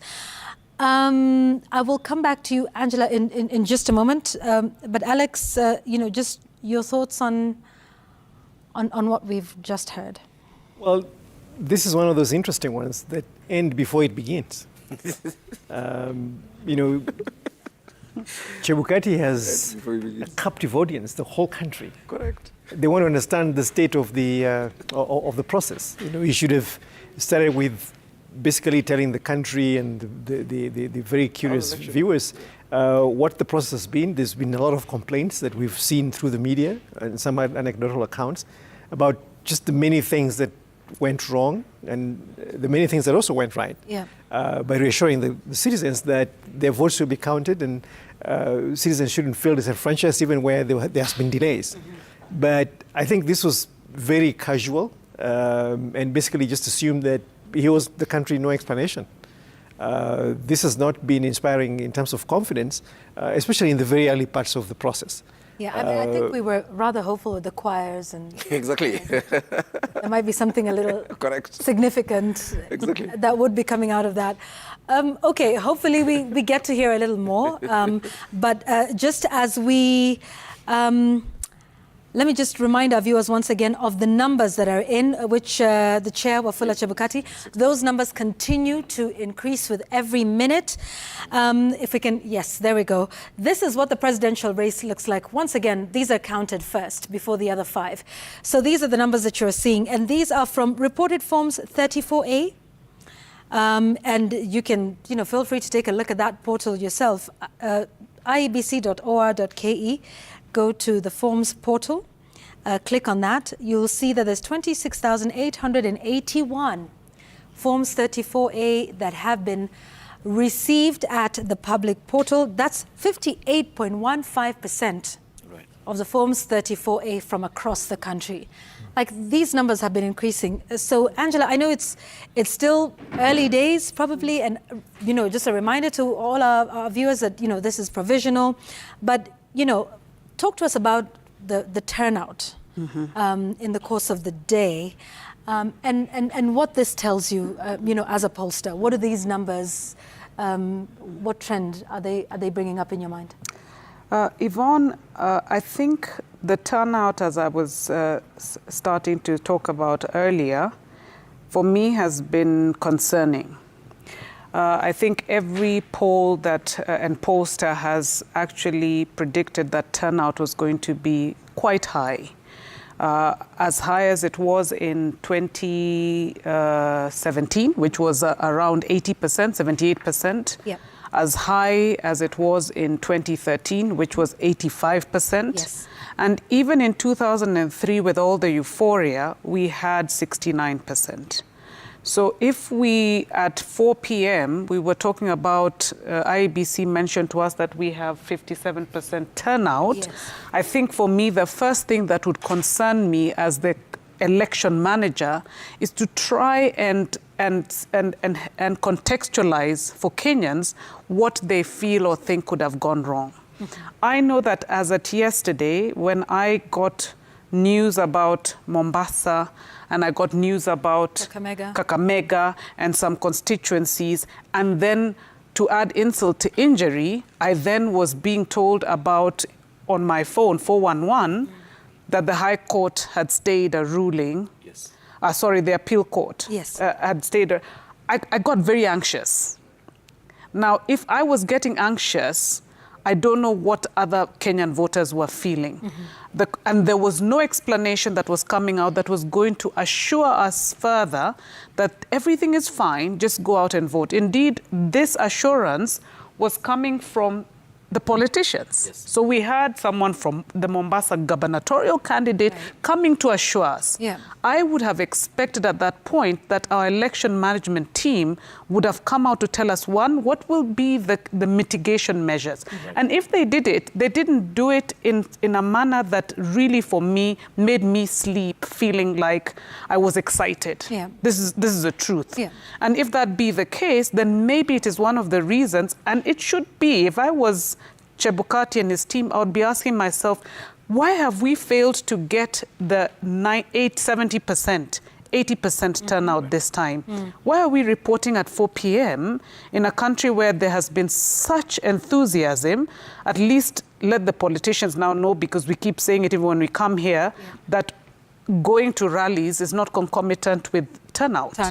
Because those things are motivated by certain considerations, in many cases financial considerations. So I think the choir that we have seen is great, and I think Alex has mentioned that, but it leaves me now even a bit more anxious and asking myself, are they comfortable with what they're seeing, and could they address, as you had mentioned, some of those issues? I think on the positive side is that for once, we are being given information that the tallying has been completed, the counting has been completed in almost more than half, in 4 hours. Yeah. So that means before you go to sleep, most of us go to sleep, we should get an indication on how many polling stations have completed counting. Correct. Now, what then perhaps is difficult for me as a pollster to give you an indication on is when I look at your screen and I look at other screens from other media houses, is the numbers are still very insignificant. So what is it telling me really? And I don't understand why, if you have finished counting at the tallying center or the polling stations, you have results. Yeah. That's why those forms are already in Nairobi, right? So indeed, there's no reason why we shouldn't already be having preliminary results from those 57 odd, 58% of the polling stations. Let me ask you this. You know, at 4 p.m., when the IEBC gave that previous briefing, and remember this was just an hour to the closing of the polls, they talked about a 56.17% turnout of registered voters, and that resulted in 12,065,803 votes. Correct. Okay, so numbers are interesting. Maybe they tell a story, sometimes they don't. I don't know. But I found it interesting that at 4 p.m., there was 12 million votes cast. And remember, in August 2017, and yes, those results were nullified by the Supreme Court, but by then, both President Uhuru Kenyatta and Raila Odinga of NASA then had together garnered 14.9 million votes. Right. And these are just the top two. Right. And that was then. Yeah. We had less voters, it was about 19 million. Now we've got 21 odd. 22.1. Yes, 22.1. Yes. So do these numbers, do they say anything? Does it worry you? I mean, I found it interesting that the total number of votes cast, was less than what two leading presidential candidates garnered in 2017? Yeah. I think one of the things is just what I've mentioned. Why do people not vote? One of the main motivators for not voting is lack of confidence in the process. Will my vote really count? Does it make a difference? So if you feel for whatever reason that the process is not going to be expedient, then you will not wake up to vote. The second thing that could have happened is we have so conditioned our voter, especially in this election.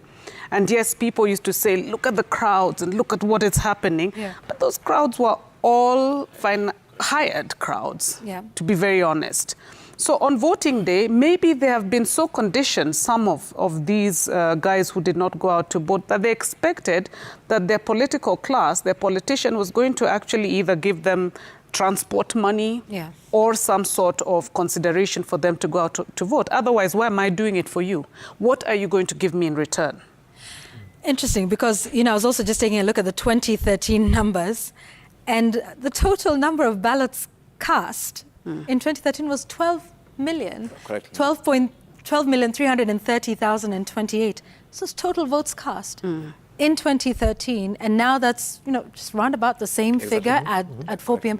So maybe these are some of the things that tell us about, where the Kenyan voters' mind is at now versus 2017 versus 2013, even versus 2003. Right. Angela, like you mentioned, we want to go to, where we are, in the counties and at the polling centers in a moment. But Professor, I just want to hear your thoughts around, where we are now, what's happened, and the voter turnout, and can we call it apathy at this point, or is it too early to? Well, I think you can call it apathy or anything you actually want to, but I think what is interesting is that we've actually seen this pattern. Is not anything new. IBC had set out to, I think, register 6 or 8 million new voters. They registered 2.5. And, instead of trying to figure out what was happening exactly, why, these potential new voters were not registered at all, people just, waved their hands and said, no, it's youth. They don't understand, importance of civic stuff and so on. And of course, when Angela here runs polls, the same thing, you're told, no, opinion polls are just people's opinions. We are the ones on the ground. And to me, this is what's concerning, that actually Kenyans, we run the government and even political parties on the basis of rumors and witchcraft. I call it voodoo science. None of these guys actually take numbers seriously. None of them take science seriously.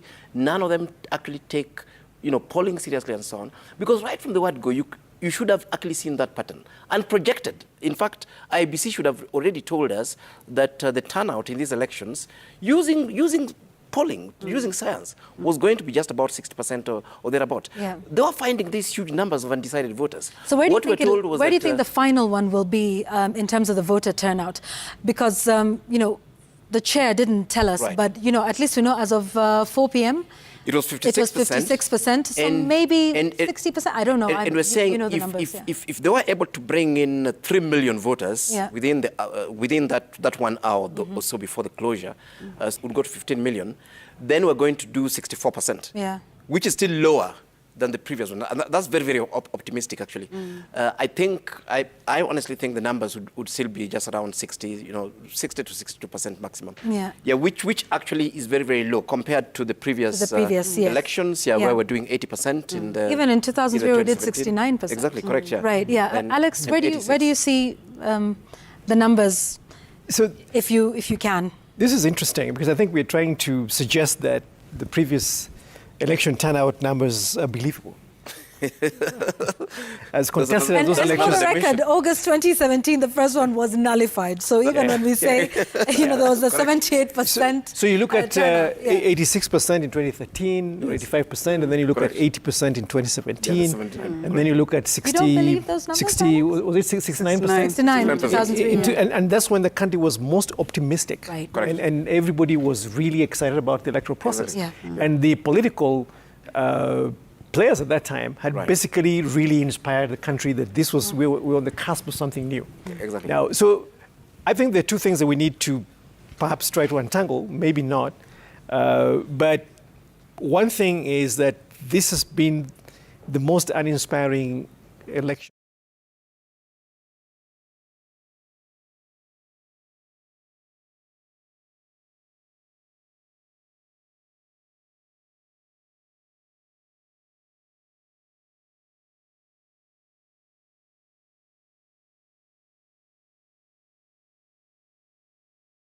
What you'd say is that there was an aridity of good ideas from all sides, and the politicians, the political players just failed to inspire. They assumed that their candidacy was inevitable and that they were the answer the country needed. They didn't make the case, and I think there's such a thing as a vote to a politician must be earned. Correct. You got to inspire me. You got to make it very, very difficult for me not to show up at the vote by creating a very compelling vision that enjoins me and my aspirations. And I don't think that we saw that. And I think it also explains the youth apathy. Yes. Because they don't see in any of these plans where the jobs are going to come from. Their parents don't see in any of these plans where their incomes, new incomes are going to come from. And any anybody looking at this, if you're a farmer, you don't see how your productivity is going to change. So you don't see any of your issues, dealt with the depth and with the respect and honesty that you need. And therefore, that just makes people check out of the political process. But Alex, I think you raised an interesting issue there about numbers. I think for the first time, we really need to question these electoral numbers, the so-called tyranny of numbers. I think wasn't that debunked in the a couple of election cycles ago? In the last elections, we actually had Kirinyaga and places like Nyeri having 98% turnout and 97% voting for Jubilee. Those numbers were totally unbelievable. I know there are also some interesting numbers from Siaya, but I think the one thing that Chebukati can help us do, especially those of us who are interested in arithmetics and counting, is if for the first time Kenyans can actually get the actual numbers and we can add them for ourselves, so that this mystery about arithmetics that give bizarre results, can actually be debunked once and for all. Tell me, undecideds, does it, and like we said, it's early days yet, the numbers are still coming in. The weight of the undecideds in this, in what we're seeing so far, or likely to see? Yvonne, that's a good point. The weight of the undecided would probably have affected turnout as well. Simply because these may be the voters who, unlike many of us, wanted to hear the things Alex was talking about. They want to understand how you're going to deal with the cost of living. They want to understand policy.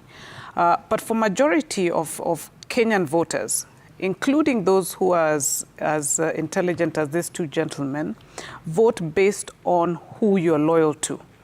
And loyalty is based on trusting the person who you believe will cover your back. So that's how you vote. You don't think about things. I was talking to friends today and they said, listen, I went to that booth and I just ticked. There was no thinking. I knew where I was going to go. I didn't know some of those candidates. And these are highly intelligent people. But for them, they're very clear that whether it is the party that they support or a specific luminary that they support who belongs to a specific alliance or whatever, then everything else follows. That is the person they trust. That's a person they trust. You trust this person, whether they... I tell you that I talked to both parties, big alliances, about their manifestos. And they said, the interesting thing is these manifestos are for show. Nobody, including the people in those political parties, if you ask them, can tell you the nitty-gritty of those manifestos. If you ask a typical Kenyan today, Yvonne, very few of us know what those manifestos, because we don't care. We also know that it's talk shop. So really, in the end, it is who do you trust more? To actually ensure that you can be alleviated from the pains that you're feeling. I think the other thing that perhaps intrigued me when I watched the news earlier was a lady who was interviewed, an old kamama. She was in Starehe, and she said, listen, the cost of living is killing us. So you can't expect me to spend that which I don't have to transport myself from X to come here, spending 200 or so shillings to and fro to come and vote. I'm not going to do it. You see, the difference when the campaigns were on is that money was being given to them. Now you're expecting this person to take their own initiative to travel from their home to a polling station, line up there, stay hungry, because the stomach is a dictator of many things, and then, vote for this person who they may not even be sure about seeing ever again, or delivering for them the promises that they once delivered. And that's a fascinating point about, people who were facilitated to attend rallies, but not necessarily facilitated to, on that day, you have to make that difficult choice. And it's a no-brainer, if you do not have the funds for that. That's a very interesting point. I just want to go back to the numbers a little bit. Well, they haven't changed, but I wanted to take a look at the counties, because if you go to the portal, those reported forms still remain at 58.15% of the Forms 34A. So remember, the Forms 34A are the final declaration that are made at the polling centers. Polling centers across the country, 46,229. So those are then transmitted, like we said, to the county tallying center, the constituency tallying center, and to the national portal, which is then put on the public portal that you and just about everyone else can access. So there looks to be, you know, and they've gone into by county. I just want to mention some of the highest that have reported so far. In Baringo County, 70% reported. In Elgeyo Marakwet, 80%. Bomet, 80% as well. I can see Homa Bay at 67.9. Kericho is at 75.54%. We also have Kisumu at 74%. Machakos, which is not too far from Nairobi, 75.1%. And so these are just some of the highs. So you can see for a good number of them, they're above, shall we say, an average of 40. Correct. Or 45, or let's say 50. Right.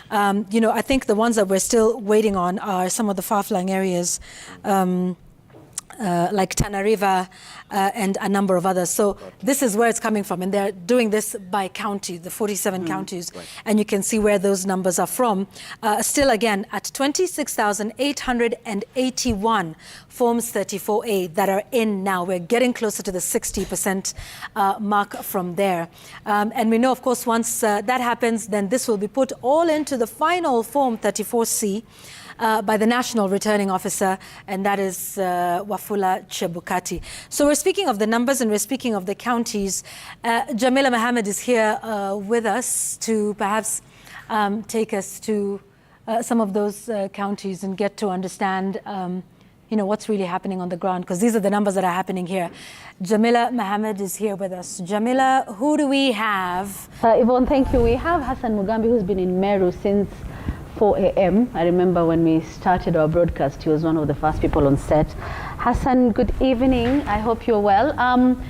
Looking at the results from the IEBC so far, in Meru, we received Form 34A from 602 out of 1,643 polling stations that we have, which is 36.64%.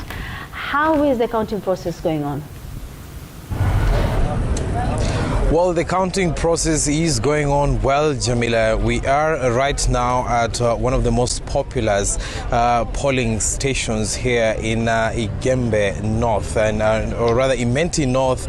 We're at Makutano area, where we are just seeing the tail end of the counting going on here. This is a polling station with 4 streams, where we have, you know, some of them just continuing with the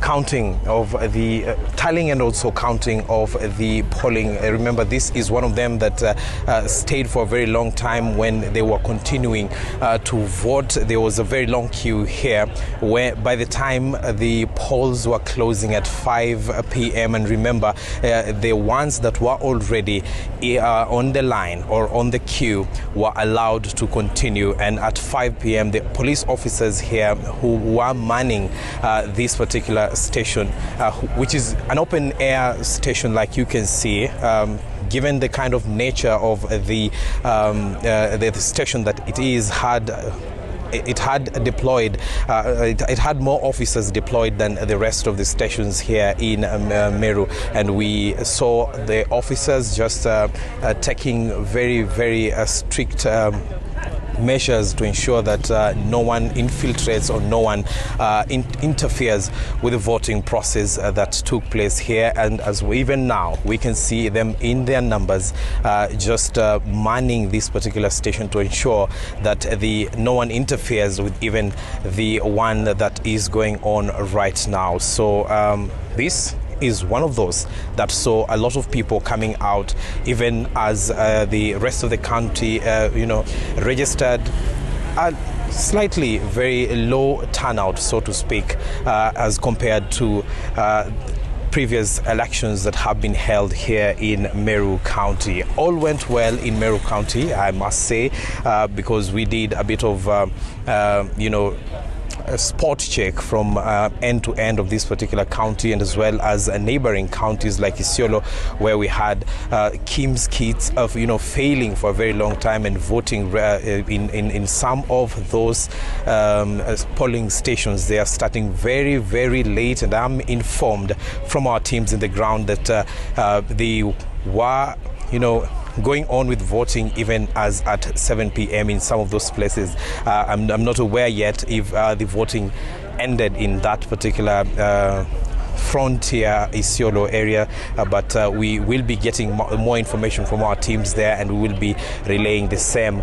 But here in Meru County, there is one word that really got the aspirant of the MCA aspirant there, one of the MCA's aspirant there running on an independent by surprise.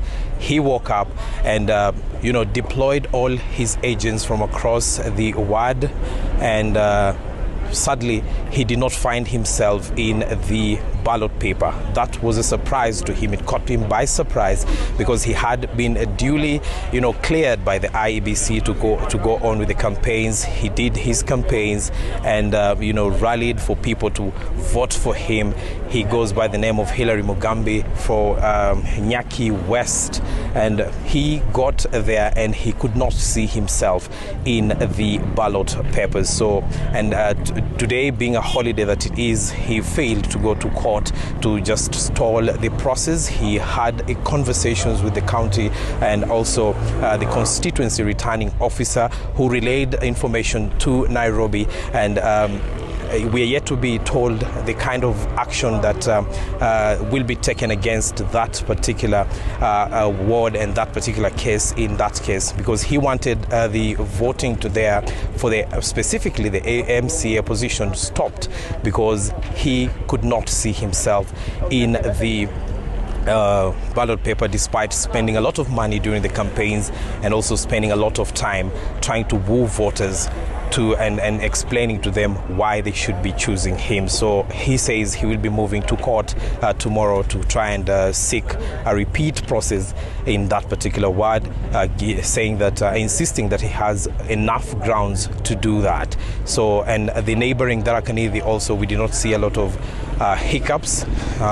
Remember, just a day before yesterday, we had ballot material destroyed, but there was a lot of clarification from the IEBC telling us that that was, non-essential, or rather non-strategic material that was destroyed that cannot stop the process of voting. So that is the situation as at now. We will be moving now to the constituency tallying center, where results will be trickling in from the different polling stations and centers across this county, and we will be relaying the same to you back at a studio. And just where we were, some of the places that we were, and we saw the completion of the counting that was here in Imenti North in a primary school just next here. We saw that is the Kinoru Primary School. We saw Raila Odinga getting 80 votes in one of the streams, and Ruto getting 361, and Mwaure getting 1, as well as Wajakoya getting 2 votes. And in Igembe South, one of the streams there, that we have already received the results. We saw Raila Odinga getting 21 votes, 64 for Ruto, and Mwaure and Wajakoya getting 0 each. So those are just very, very provisional and just one streams of the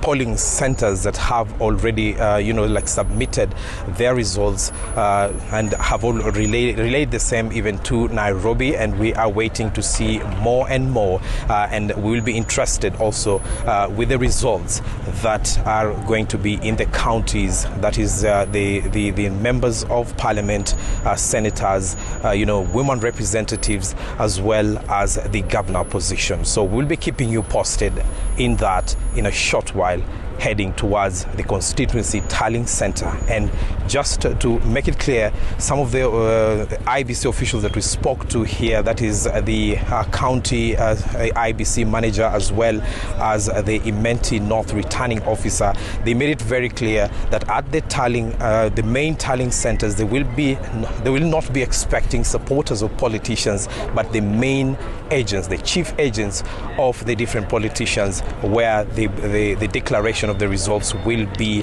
happening. So they have asked members of the public to stay away from there, and the celebrations will be happening upon declaration outside the tallying center itself. Thank you, Hassan Mugambi. An interesting story you've told us there of this MCA candidate for Nyaki West Ward, Hilary Mugambi, who could not find his name on the ballot paper. You say he's an independent candidate and he was ready to vote today and he could not find his name on the ballot paper. I think those are some of the issues that the IBC need to address. You also tell us about voting having continued to almost 7 p.m. in some parts of Isiolo, and also past 5 p.m. in some parts of Meru because of the long queues that were witnessed. People are still waiting inside the polling station after 5 p.m. Hassan Mugambi, thank you very much for that update. We'll come back to you again soon. I see Safin Acheng also here with us. Safin is in St. George's Primary School right here near Royal Media Services, Kilimani Ward. Safin, how is it going? Because according to the IEBC, so far from Nairobi, 2,148 polling stations out of 3,649 have already submitted their Form 34As. What's the progress at St. George's Primary School? Indeed, like you rightfully put it, we are coming to you live from St. George's Primary School right here in Dagoretti North constituency. We are just following up how the results are trickling in. And at this particular polling station, just some provisional results that I would like to share with you. We have just gotten an announcement from the presiding officer at this polling station concerning the presidential ballots that had just been tallied. And with what we have right now is that the Azimio la Umoja One Kenya Coalition Party presidential candidate Raila Odinga is having a total number of 267 votes, 276 votes, and of course the UDA presidential candidate William Ruto following very closely with 122 votes. George Wajakoya of the Roots Party having 3 votes, and David Mwaure of the Agano Party having 7 votes. These are just the results that have just been announced here by the presiding officer a few minutes ago as they concluded the tallying of the presidential votes. And of course, they're just about to start the second phase of this particular process to go to now looking into the other elective positions. But of course, what we know as per now is that the voter turnout seems to not have been quite good, because according to the information we have is that a total number of registered voters at this polling station was 700, but the total number of valid votes that were cast stood at 408. According to the information we got from the presiding officer is that there were no rejected ballots. Neither were there any disputed ballots. So this means that close to half of those who registered to vote at this polling station did not turn up. But of course, earlier when we were visiting other polling stations across the Nairobi County, some of the issues that stood out among the voters included the fact that some of them turned up to different polling stations and were sent away because they could not really verify whether they were supposed to be voting in that polling station. There was confusion in the identification by the KIMS kit. And of course, this just goes to show that a majority of Kenyans did not utilize the options that were given by the Independent Electoral and Boundaries Commission to confirm online where they're supposed to be voting before they go to the polling station. So this actually led to quite a number of delays by several hours or minutes. Some of them even were discouraged and went back home without going to the places they were referred to to go and cast their vote. Of course, the other issue was some complained about being told that they have already voted, yet they claimed that they have not voted. We experienced this at Kawangware Primary School. One of the voters there complained about this, and of course also we had another incident similar to this at the Kilimani at the just at one of the polling stations across the county. So we're just here, just trying to follow up what is happening. Here we are seeing the process going on smoothly. The information that is gotten from this tallying process is used to generate the tallying sheet, which the presiding officer uses to come up with the Form 34A. The Form 34A is just a result declaration form, which he then stamps. And of course, he does this as it is being witnessed by agents of different candidates, and also present election observers who are also overseeing this whole process.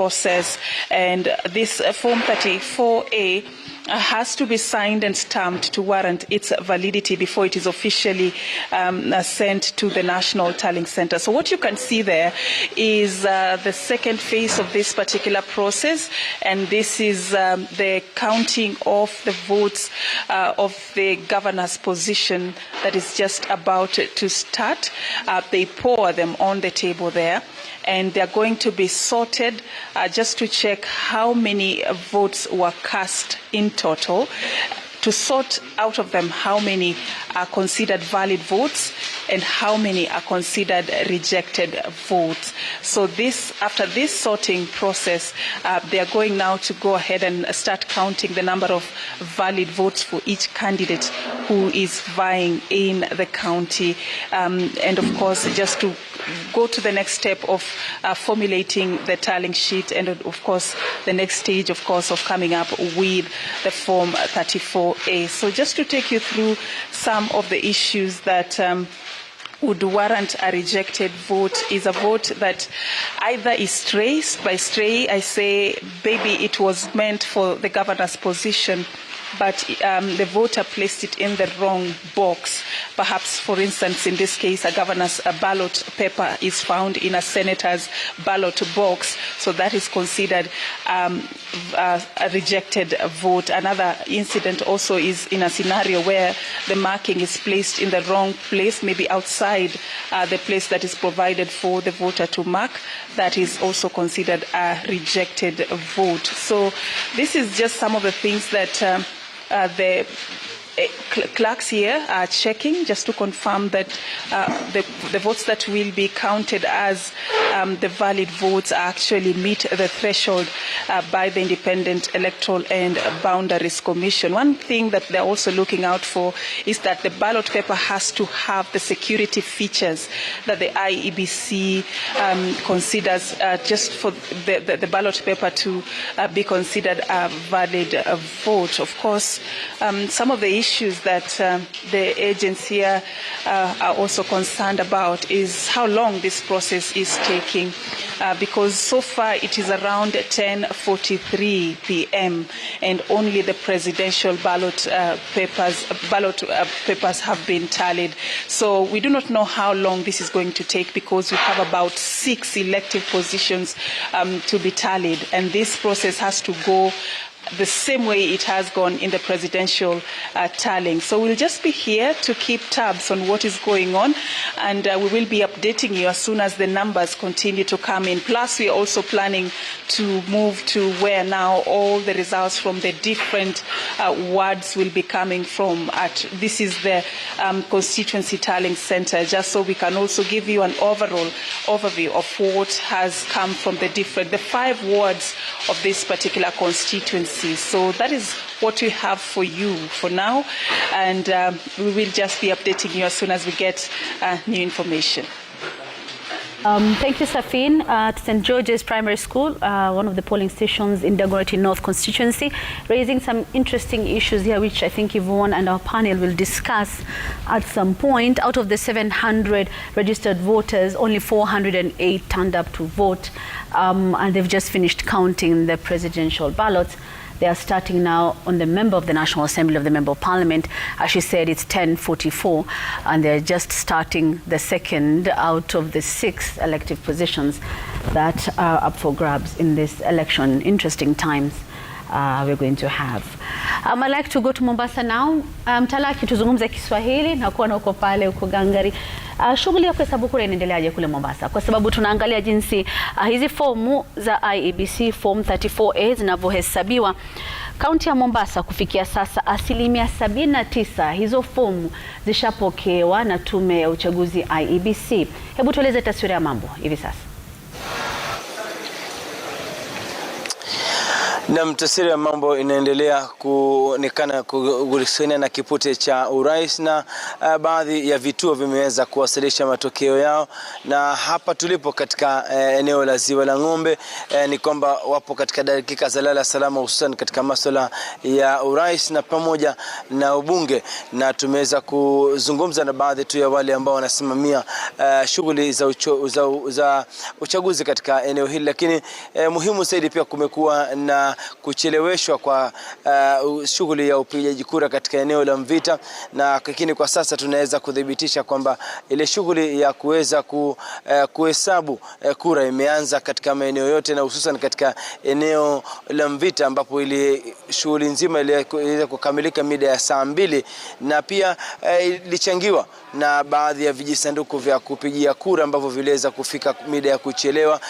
Kuna baadhi ya vituo ambavyo viliweza kupokea vile vijisanduku vya kupigia kura saa 4 asubuhi, na baadhi ya sehemu pia kuweza kuonekana kuwa na rabsha, na hivyo basi shughuli nzima kuweza kusitishwa kwa muda, lakini iliweza kukamilika, na sasa tunaweza kudhibitisha kwamba kila kituo kinaendelea kuhesabu zile kura za wagombea mbalimbali na nyadhifa mbalimbali. Lakini pia ningependa kumhusisha Hussein Khalid ambaye ni mmoja ambaye amekuwa akifuatilia shughuli nzima katika kaunti ya Mombasa. Labda maoni yako hususan jinsi uchaguzi umeendelea kwa siku ya mchana.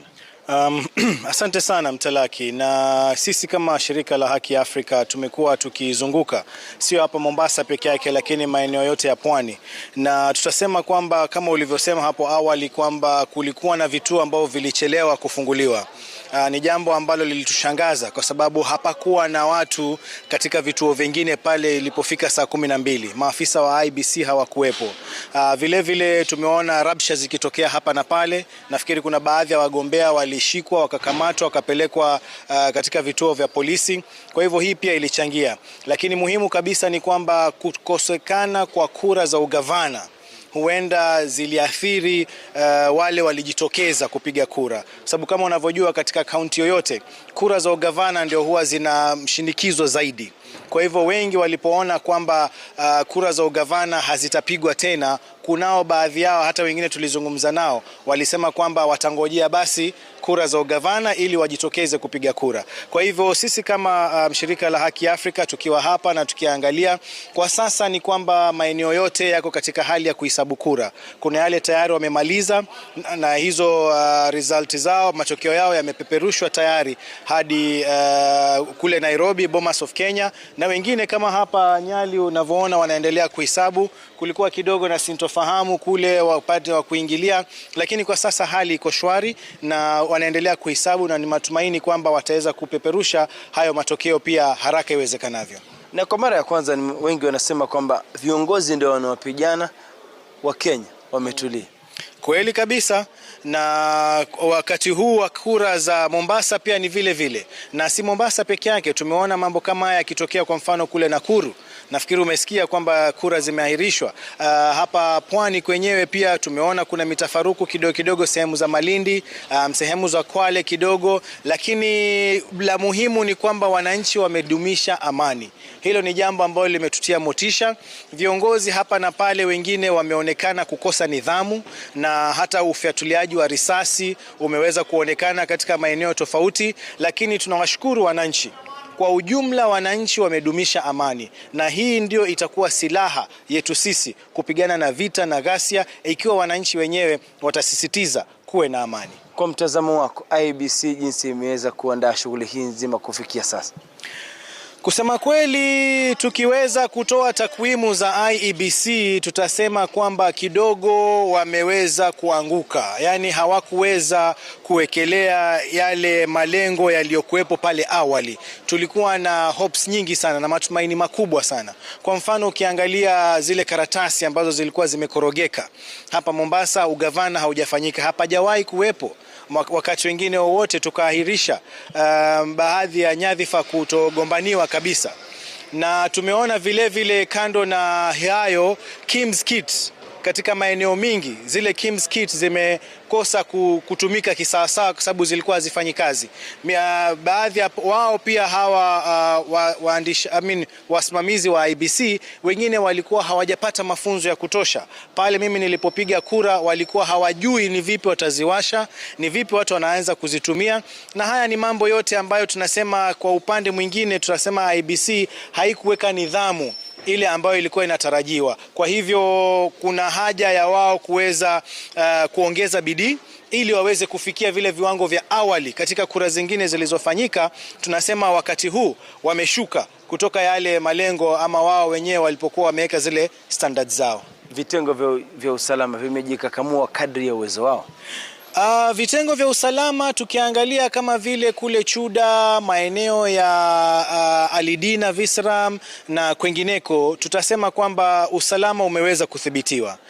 Tumeona polisi kwa wingi wakijitokeza, tumeona hata NYS waliweza kuwaunga ili kufanya ile kazi. Pia mahali kwingine tumeona GSU wakiingilia. Kwa hivyo tutasema kwa upande wa usalama polisi wameweza kudhibiti usalama na hali iko shwari. Ila tu viongozi wa kisiasa ndio wamekuwa wamekosa nidhamu na wakaweza kuchochea kutokuwepo na usalama, na lakini tumeona vile vile vitengo vya usalama viliingilia wakawashika baadhi ya wale wanafaa kushikwa na wengine wakachukuliwa hatua ambazo zinafaa kuchukuliwa. Kwa hivyo tutasema usalama, polisi wamefanya vizuri hadi hivi sasa. Mwisho kabisa, kando na ugavana kukosa kwenye debe, labda kuna sababu zozote zinaweza kuwa zimechangia pia kwa idadi ndogo ama idadi chache ya wakazi kukosa kujitokeza? Sababu ziko Mtalaki, kwa sababu ukiangalia kwa mfano elimu ya raia wakati huu imekuwa kidogo sana. Kuna hatua zilichukuliwa, kwa mfano serikali walisema IEBC hawafai kupata pesa ama fedha kwa nchi za nje. Hii ilizuia IEBC kutoweza kufanya elimu ya raia, japokuwa mashirika tulijizatiti kujaribu kuelimisha wananchi, lakini tuliona haikufaulu.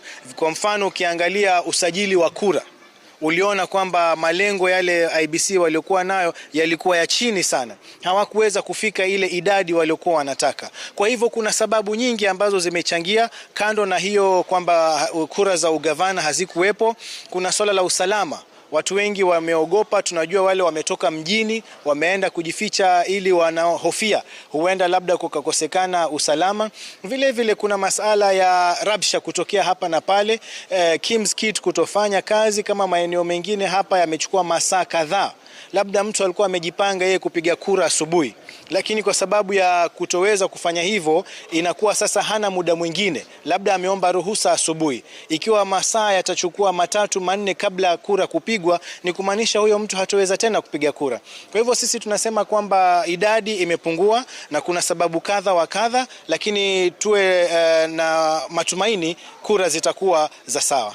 Asante sana Hussein Khalid ambaye ni mkurugenzi mkuu wa shirika la Haki Afrika, mmoja wa wale ambao wamekuwa kifuatilia kwa karibu na bado wanaendelea kufuatilia kile ambacho kinajiri katika vituo mbalimbali. Lakini kwa sasa shughuli nzima inaonekana kuondoka katika sehemu hizi, na tutakuwa tukielekea katika kituo ambacho ni cha kuweza kujumuisha matokeo ya nyadhifa mbalimbali ili pia kuweza kufuatilia viti vya eneo bunge 6 ambavyo yapo katika kaunti hii ya Mombasa. Je, ni nani atakuwa ametoa ushindi, pamoja na useneta na wakilishi wa kike, na pia kwa wale wakilishi wadi ambao wapo katika wadi 30 zilizoko katika kaunti hii ya Mombasa. Kaunti Mombasa ikiwa na zaidi ya wapiga kura 600,000 41, lakini waliojitokeza kulingana na tume ya IEBC ni wachache ukiweza kulinganisha na takwimu za mwaka 2017 na mwaka 2013. Kwa hivyo basi tutazidi kufuatilia mengi tu yanayojiri katika kaunti ya Mombasa, hususan kipute cha urais na nyadhifa mbalimbali ambazo zipo kwenye kaunti hii ya Mombasa. Francis Mtalaki, asante sana kwa taarifa hiyo kuhusu yanayojiri kule Mombasa. Tena swala hili la watu wengi kutojitokeza kushiriki kura hii leo inajitokeza.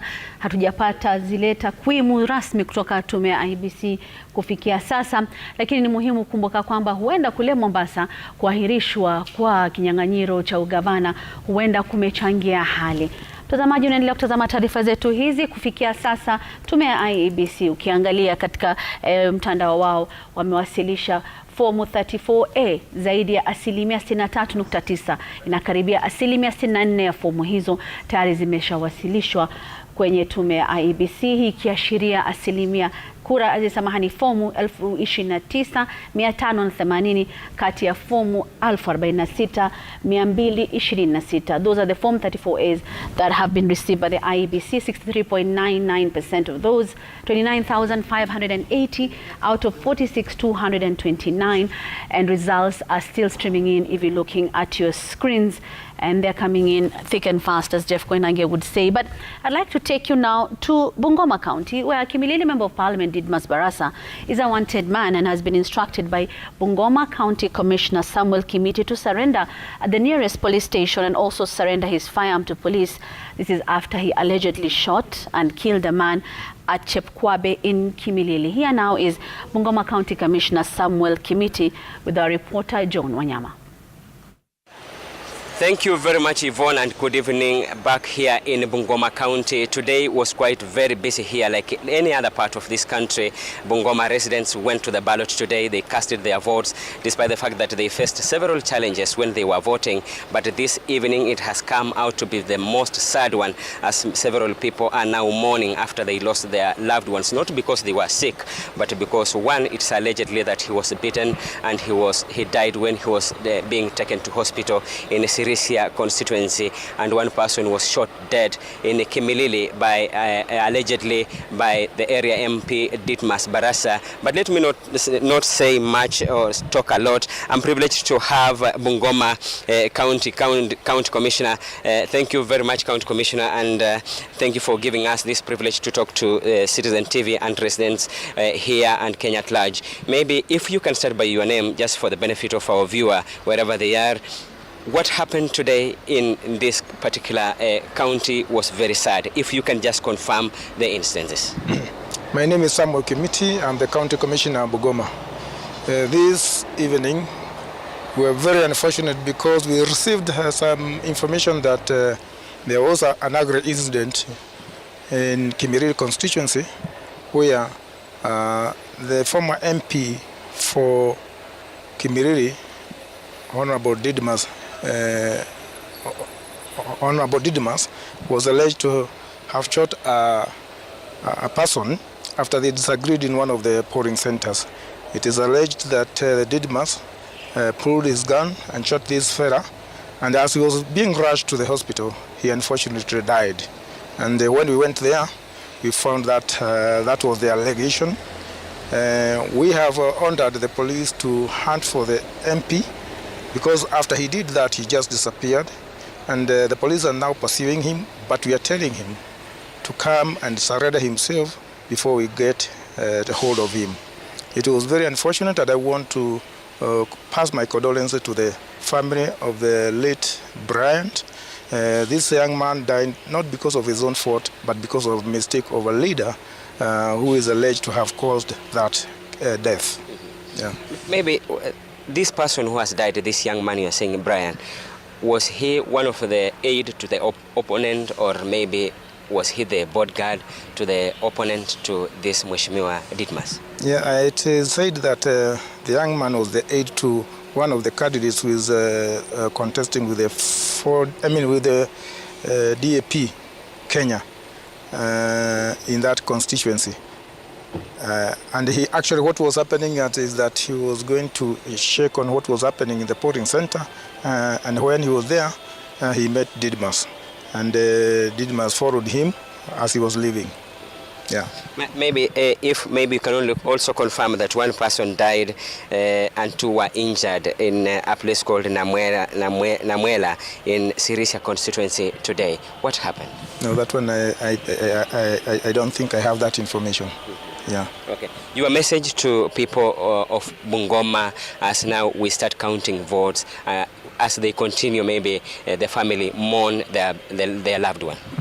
I want to appeal to the people of Bungoma to hold themselves, because the government is following up on this case. We are going to make sure that the culprit is arrested as soon as possible. I want to plead with them to keep peace, because nobody wanted actually this to lose life. But because it has happened, the only thing we can do is to cooperate. And I would want to appeal to anybody who may be having information as to where the culprit is, to share this information with us so that we can go there and arrest him. Maybe the MP still having the firearm. Maybe what is your call on him to surrender this firearm, or you will go for his arrest? We are telling him to surrender himself and also surrender the arm, because this arm, the ammunition is not supposed to be used to cause harm to other people. That is a misuse of an arm, and therefore we will also confiscate it. Yeah. Thank you. Thank you very much, County Commissioner from Bungoma County. Yvonne, as we have heard from the County Commissioner there, is saying that they are looking for the MP, Didmas Barasa, wherever he is. He now supposed to surrender himself to the nearest police station, maybe so that he can give his version of story. And we will be here in Bungoma County just to keep you posted whatever is happening here, as when and how it happens in Bungoma County. But also in other polling stations, we have been informed that counting of votes is still going on, and from here we will be now traversing around just to see who has won, where, and who has been sent home. Yvonne. Thank you, Wanyama, for that update from Bungoma County. Now, I just want to explain to you the numbers that are coming in. Jamila had mentioned them a short while ago. And this is regarding the Forms 34A for the presidential vote, which is the first to be counted. On the public portal that's being run by IEBC, 69.36% of the Forms 34A have been received. So that is 32,065 Forms 34A of the total 46,229. Now, you're probably wondering why that number doesn't really tally with the numbers that we are showing you on Citizen TV. I want to explain that for a moment. And this is where it begins. Media houses were allowed to get into that portal and tally those numbers. And that is the operation that you are seeing here. So all of these ladies and gentlemen are literally going to the IEBC portal, downloading each of those forms, of which there are now 32,065. They download those, they take up each of the numbers in each of those forms, put them together, tally that figure, and that is what we're giving you. So our figure is significantly less, and that is because we are downloading of those 32,000. We are taking our time to make sure we get that number right. Remember, we're not getting alphanumerical data, which would just have been very easy to add up. So we have to download those. If my cameraman can just show, this is Tina here. I just want to show you exactly what she's doing. So she goes onto that portal. Tina, if you could go onto the portal. And if you can take a look at that, that's the Form 34A, right? So she gets that on the website. You can see that Form 34A, that this is a public document, by the way, from IBC. She gets the total number, and then she puts them down in a machine here, in another segment here, and we add them up. And so we're adding up those forms one by one. So of the 32,065 that have been reported at the IEBC, we're at about 2,000 of those.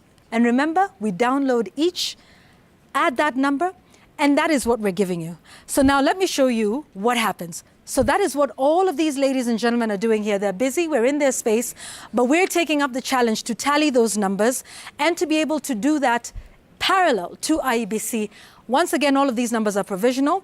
And just as a reminder, as the IEBC has continued to say, anybody can do this. You can do this at home if you have the time and energy to download 46,229 forms and put the numbers together.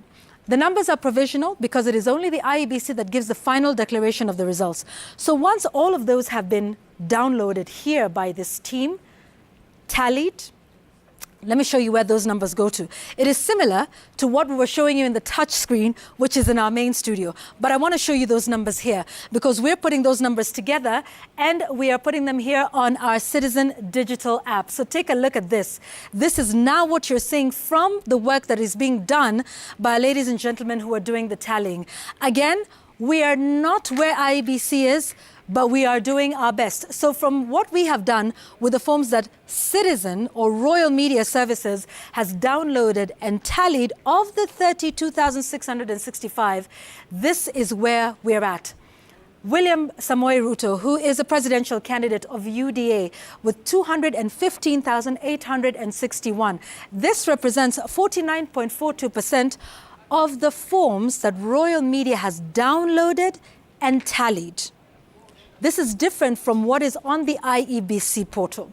Raila Odinga is at 215,005 votes. That is 49.22%. He's the Azimio presidential candidate. Again, this figure is of the IEBC Forms 34A that we have actually downloaded. That's the Forms 34A, okay?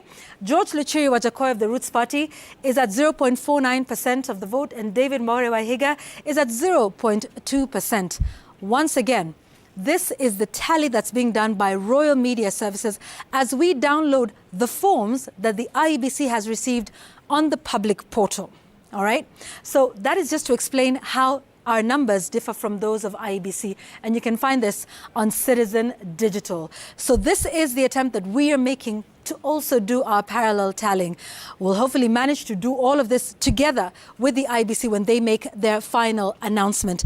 As of now, that number on the IEBC portal has increased. 74.22% of the forms 34A that have been received by the IEBC. We're doing our best to catch up with those numbers. So I thought it's just important to explain to you the numbers that we're showing you on our screen on Citizen Digital. And I will be back in the other studio showing you those numbers once again on our touch screen as Royal Media Services does a national tallying of the presidential votes that are being transmitted to the IEBC public portal. Jamila, over to you.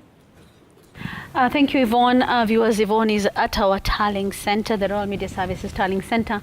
She's explained to you exactly how the process is going and how we're receiving the Form 34As, and of course, transmission this year, this election.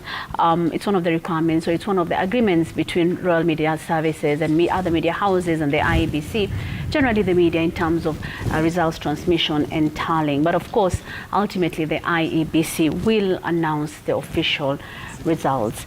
And as Yvonne said, Form 34A, 74.22% of those forms have been received by the IEBC, 34,312 out of 46,229.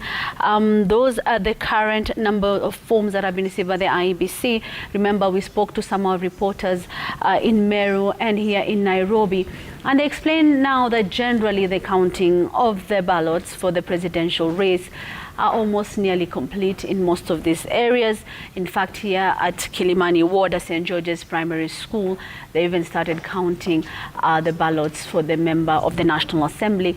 And also Francis Mtalaki told us the exact same thing, that in Mombasa now, they're concentrating more on the MPs. And as you look through the Forms 34A that have been received, just a quick look at, in Mombasa, from 827 out of 1,045 polling stations, those forms have been received. This is 79.14. In Murang'a, 815 polling stations out of 1,189 have reported their Form 34A. This is about 68.54%. Nairobi is leading in looking at the numbers here in terms of the number of polling stations that have delivered the Form 34A. That is 3,077 out of 3,649. That is 84.32%. 72% of the polling stations. And that is a screen at the Bomas of Kenya, which is the National Tallying Center. You can see what we've been talking about.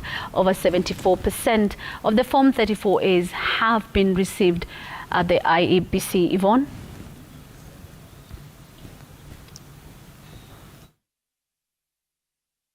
That's right. So those numbers continuing to come in, 74%. I'm still here with my panel, by the way. Just a reminder, we haven't forgotten them and they're still here with us. Professor Alfred Omenya, Angela Ambitho, and Dr. Alex Awiti. I know you've been, sorry, thank you for your patience. You've been welcome. While we do a little bit of explanation as to what's happening with IBC and also to help people understand our own parallel tallying process, which is important to clarify. So what are your thoughts so far? Angela, I'll start with you. 74% of that in, when we take a look at the voter turnout, particularly from, or at least what we're getting as reports from the various counties. I think it's quite impressive that we have counted and the Form 34As, 74% are already with us in Nairobi. It then suggests that perhaps, Yvonne, by 1 a.m., yeah. Because when you have the Form 34A, it also goes that you already know the result. Yeah. You're just not relaying it to us with the same speed. Sure. So my hope then is that before crack of dawn, certainly right after midnight, we should have some indication on what the results are. Yeah, but I guess it's also different this time because they're not transmitting the alphanumeric details, which, if you remember in 2017, and I guess this was also problematic at the time, that not only were they taking an image of the Form 34A and transmitting that, they were also sort of keying in the exact results. And remember, that was what we were seeing in 2017 on the big screen as the numbers were adding up, which is easier. And I understand from that experience, it's also, quite the task for us because we are also downloading those forms one by one, taking a look at, the numbers that are there and physically adding that up. If you're getting alphanumeric, it's just, you put that into a system and it's just adding as it goes. Yeah. But, could that somewhat, delay the final tallying process? It could, but I think parallel vote tabulation in itself is not something that we are, not allowed to do. So indeed, the agents of each one of these parties, I believe, already right now have preliminary results. In other countries, in West Africa, Ghana, in Nigeria, by now those political parties would be, to put pressure, would already be telling the public and their supporters, this is what we have gotten from the forms, the 34As that we have received. And so my hope is that indeed, at some point, we'll get that kind of, gauge from at least some quarters, if not the media. We can't just rely on the media, certainly, to give us some parallel vote tabulation. But Alex, I don't know. I'm optimistic that we will get something soon. Yeah. Honestly, yes, we should. We should. So what I don't understand is what IBC means by verification. They already have the 34A. I don't know whether translating that into 34C, because that's the one that is used to declare the presidential result, isn't it? Correct. Yeah, but you're collating it. No? Collating. So in the collation, I don't know what part of that is verification, because the law now is very clear that the results as received from the polling station and the constituency is the final. You but remember, those Forms 34A must make their way physically. Yes. To the National Tallying Center. Center. It's an image and it's a transmission. Yes. I think what we also need to understand is that IBC should, at the tallying station, because Chebukati is the returning officer for the presidential vote, he should have everybody that he needs, even if it means one person receiving one. Right, yes. Yeah, from yes, because 47. You're right, because I don't think he receives them personally. Lady, gentlemen, I want us to hold that thought for a moment because I want us to go to Bomas of Kenya, which is the nerve center of the operations for the 2022 general election. Even as we show you those Forms 34A, na Kizungu is something else. They're not Form 34As, they are Forms 34A. Yeah. There's a difference, apparently, because there are forms called 34A. Okay. Not Form 34As. I had to practice this just to be able to get it right. So those forms 34A are now 34,312 of the 46,229. Right. So let's go to where those forms are actually being delivered. Wahiga Mora is live for us at the Bomas of Kenya with the latest from there. You know, Wahiga, are we expecting any other sort of briefing? You know, it's a quarter after 11. But, you know, are you hearing anything about, you know, more information that we'll be hearing from the IEBC anytime tonight, perhaps?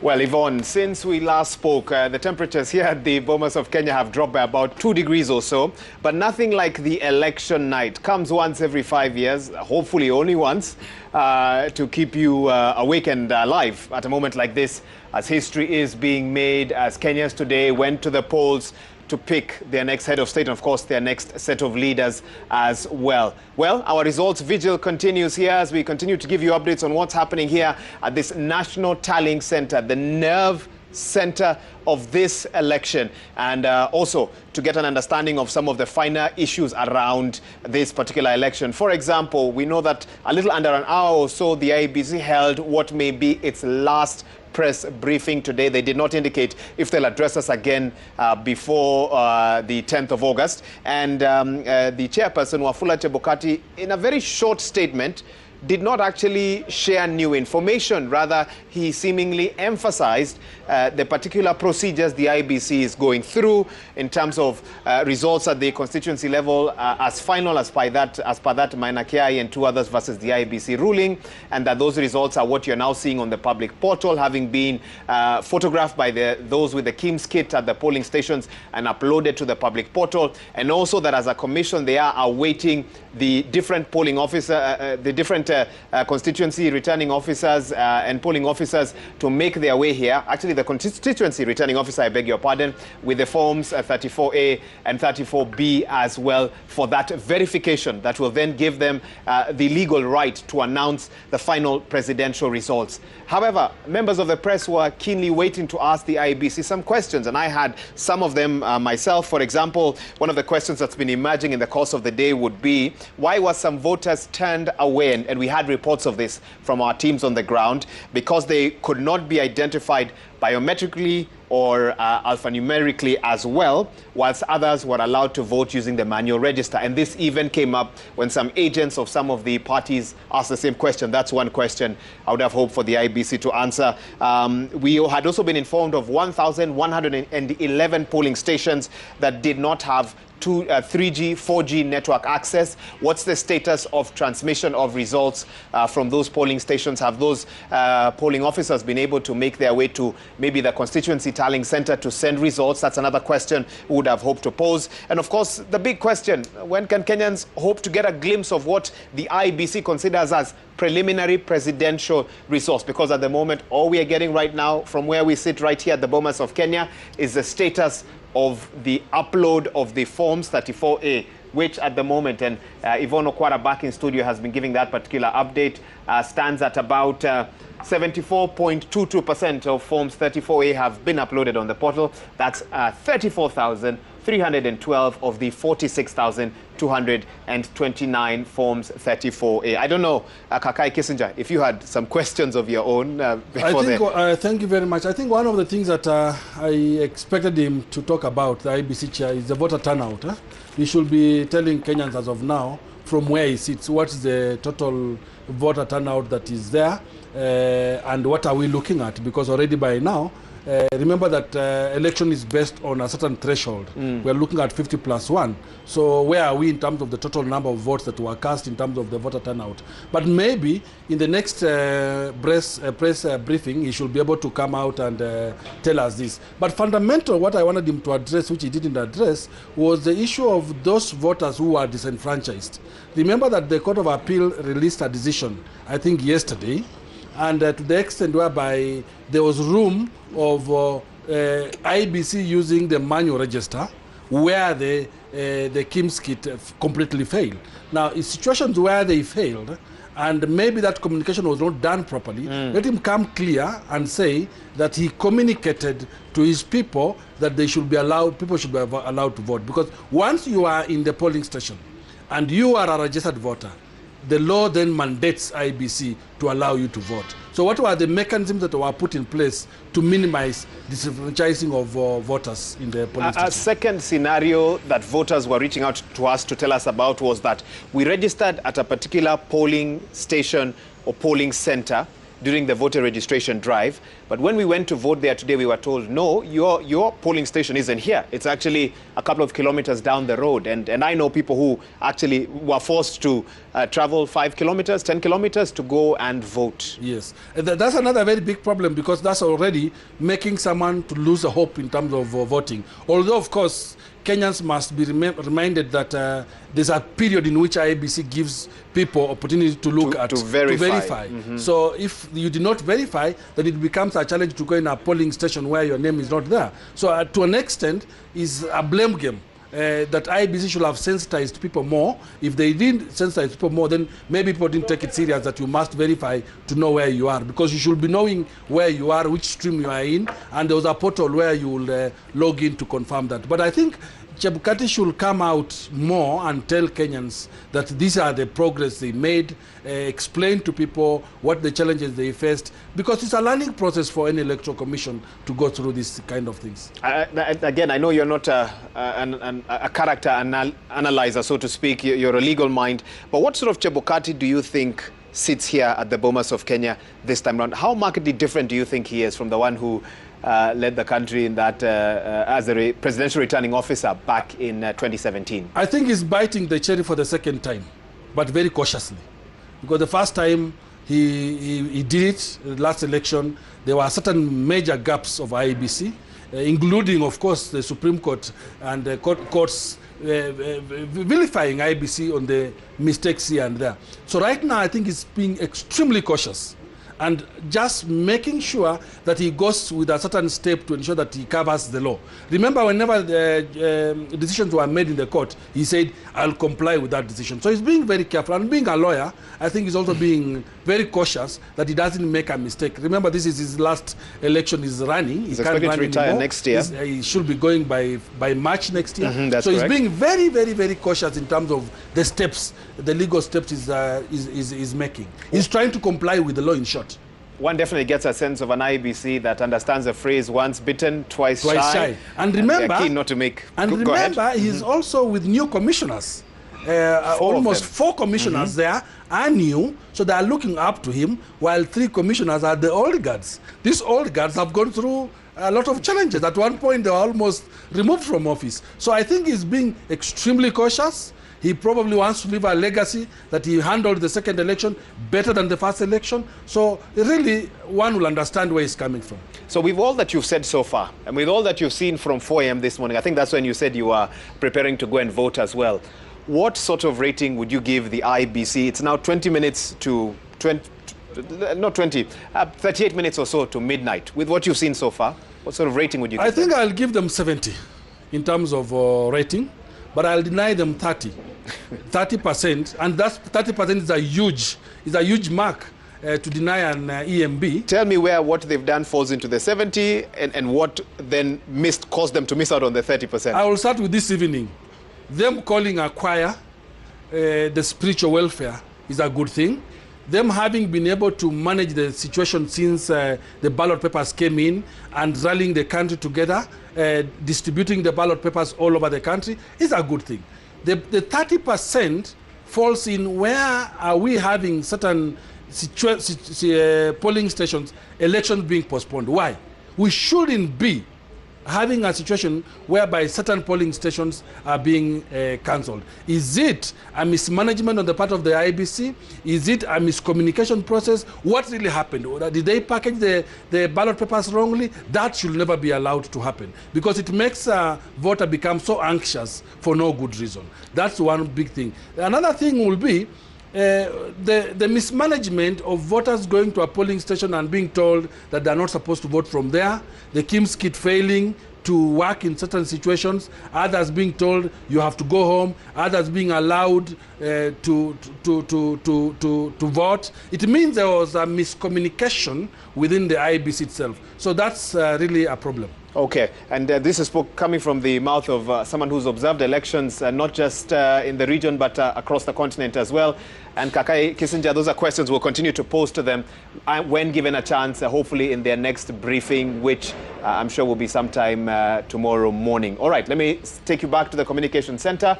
Yvonne Okwara and the team continue to give you analysis from that end.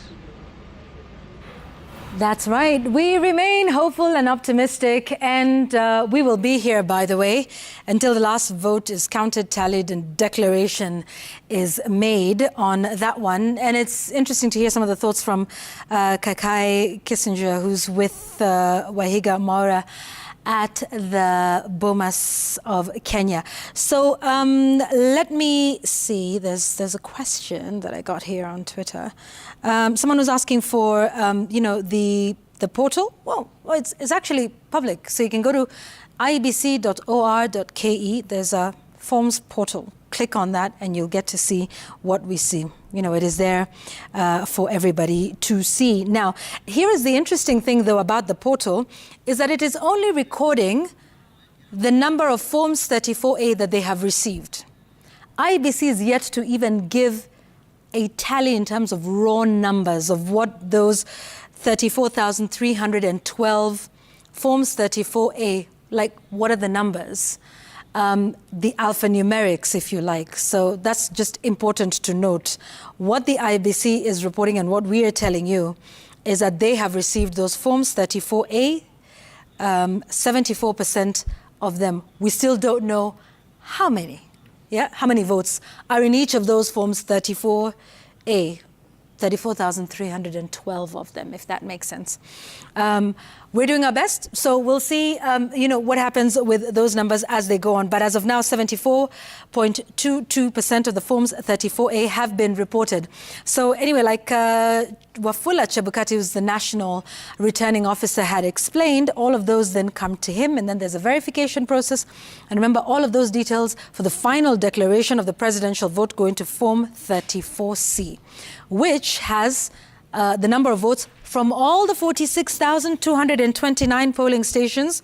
It has details on whether the 50% plus one threshold has been met and whether that presidential candidate has garnered 25% from a majority of counties. That's 24 or more.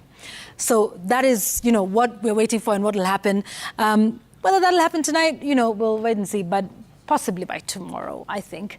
Let's hand over to Jamila Mohammed, who now has the latest from the ground, as they say, where hopefully things are not too different from what IEBC is reporting. The ground mambo ni different, Yvonne, it always is. And as you say, we keep receiving the Form 34A, the updates on the IEBC portal. And we wanted to go to Brenda Wanga, who has been in Kakamega County.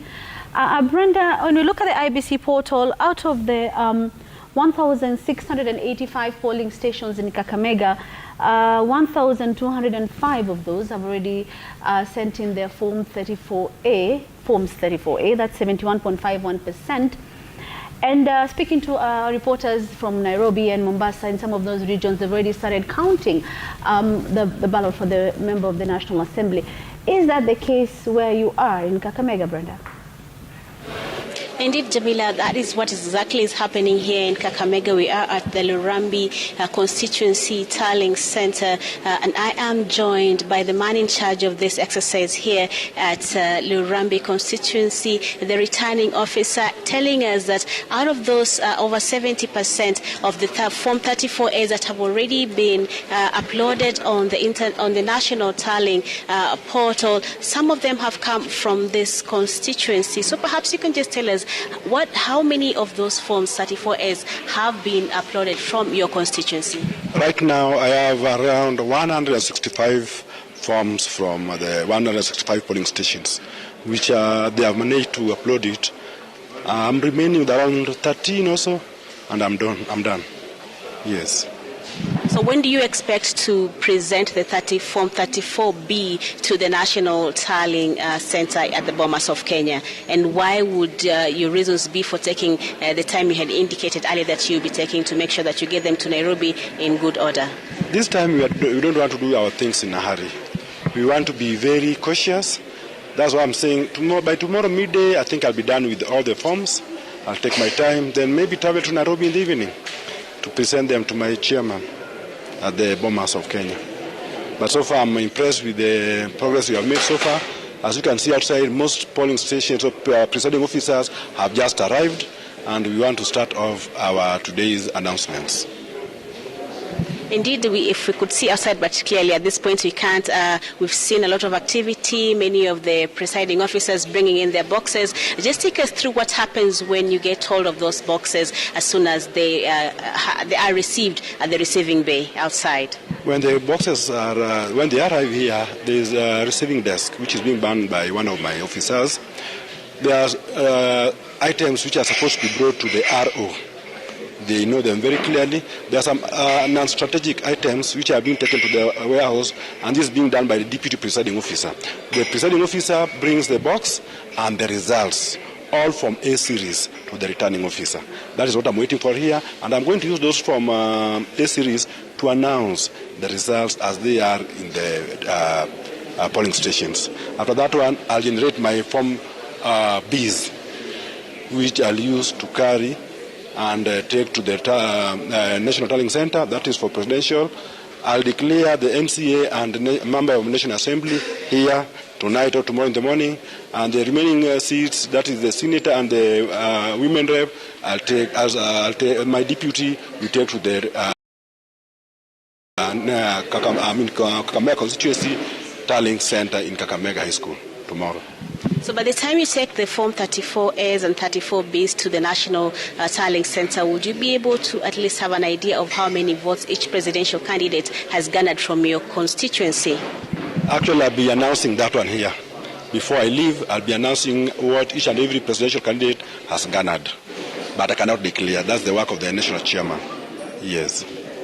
Perhaps can you just tell us also the question of about voter turnout in this constituency? How has that been given the circumstances under which many voters in this constituency and this county at large have had to deal with in the course of the day?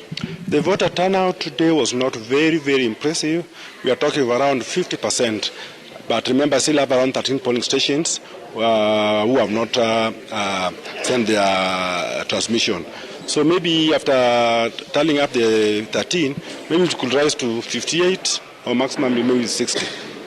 Yes.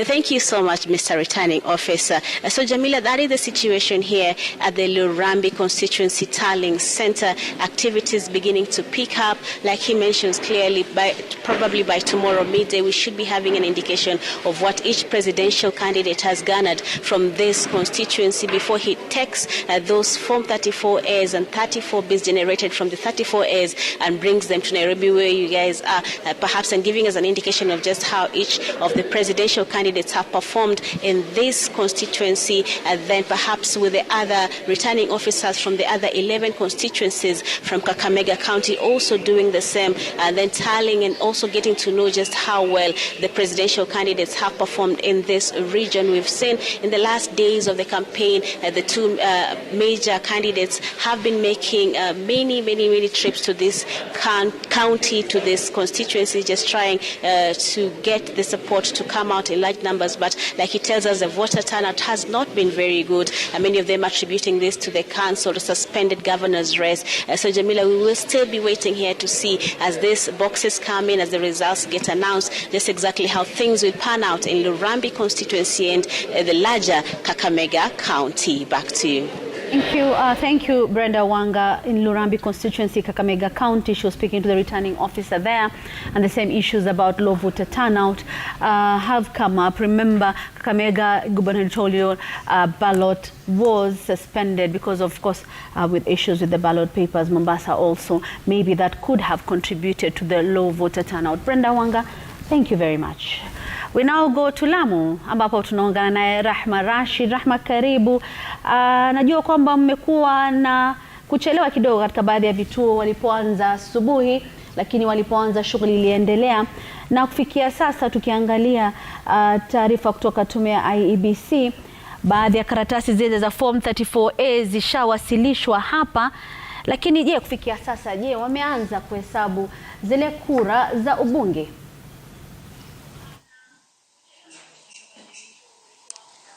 Na shukran sana Jamila Muhammad, na kupata vema niko katika kituo cha kuhesabu kura ama cha kujumuisha kura eneo bunge la Lamu Magharibi, ambao ni kituo cha shule ya msingi ya Mokowe Arid Zone. Na kwa sasa hivi kile kinachoendelea ikiwa ni saa 5:30 ikielekea saa 6 hadi kufikia sasa ni debe moja tu la kituo kimoja cha Hindi Prison ndio kimeweza kuwasili hapa na kuwasilisha sanduku lao ambalo wameweza kushiriki zoezi la kupiga kura na kumchagua rais wanayempenda katika uchaguzi huu wa Agosti 9. Ikumbuke kwamba pia katika kaunti ya Lamu ambapo kuna wapigaji kura 81,700 ambao wamekuwa wakitarajiwa kushiriki zoezi hili la upigaji kura. Hadi sasa hatujabaini ni watu wangapi ambao wameweza kushiriki zoezi hili, kwani kulingana na maafisa ni kwamba ni watu wachache ama ni idadi chache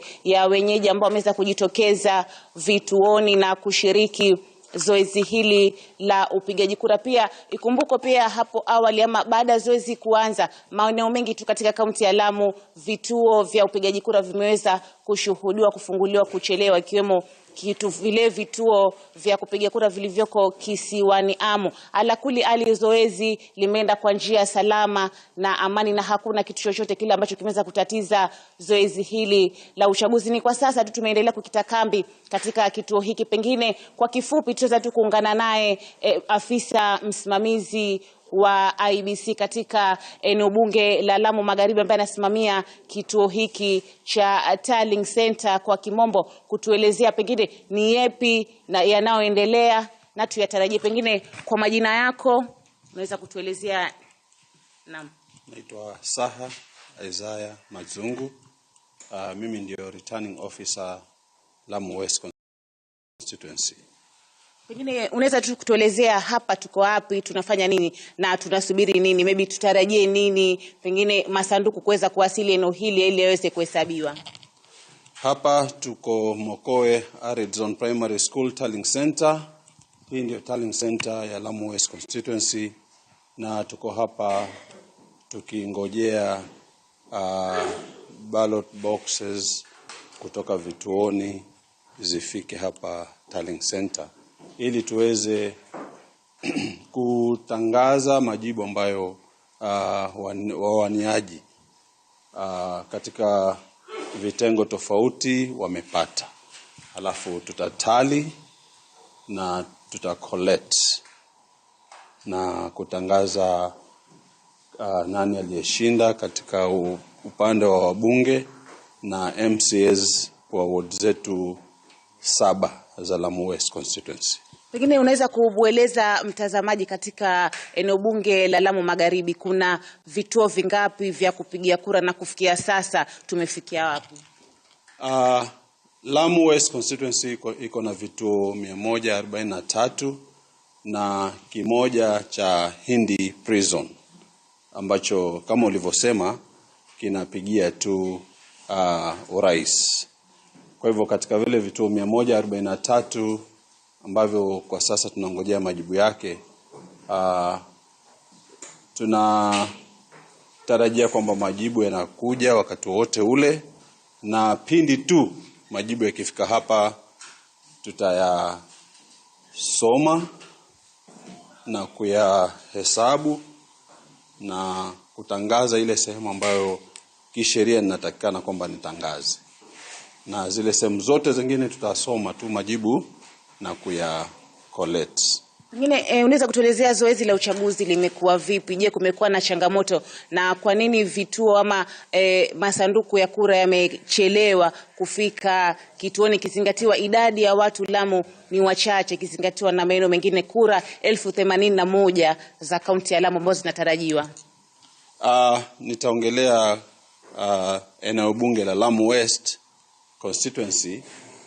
nikisema kwamba kuna vituo vimefunguliwa kuchelewa kiasi, si ile saa 12 ambayo tulitarajia kwamba vituo vifunguliwe. Changamoto zilizopo ni za kuhesabu zipo, na kuna changamoto tu nyingi ambazo zimesababisha kwamba tufike katika vituo vya kupiga kura kuchelewa kiasi.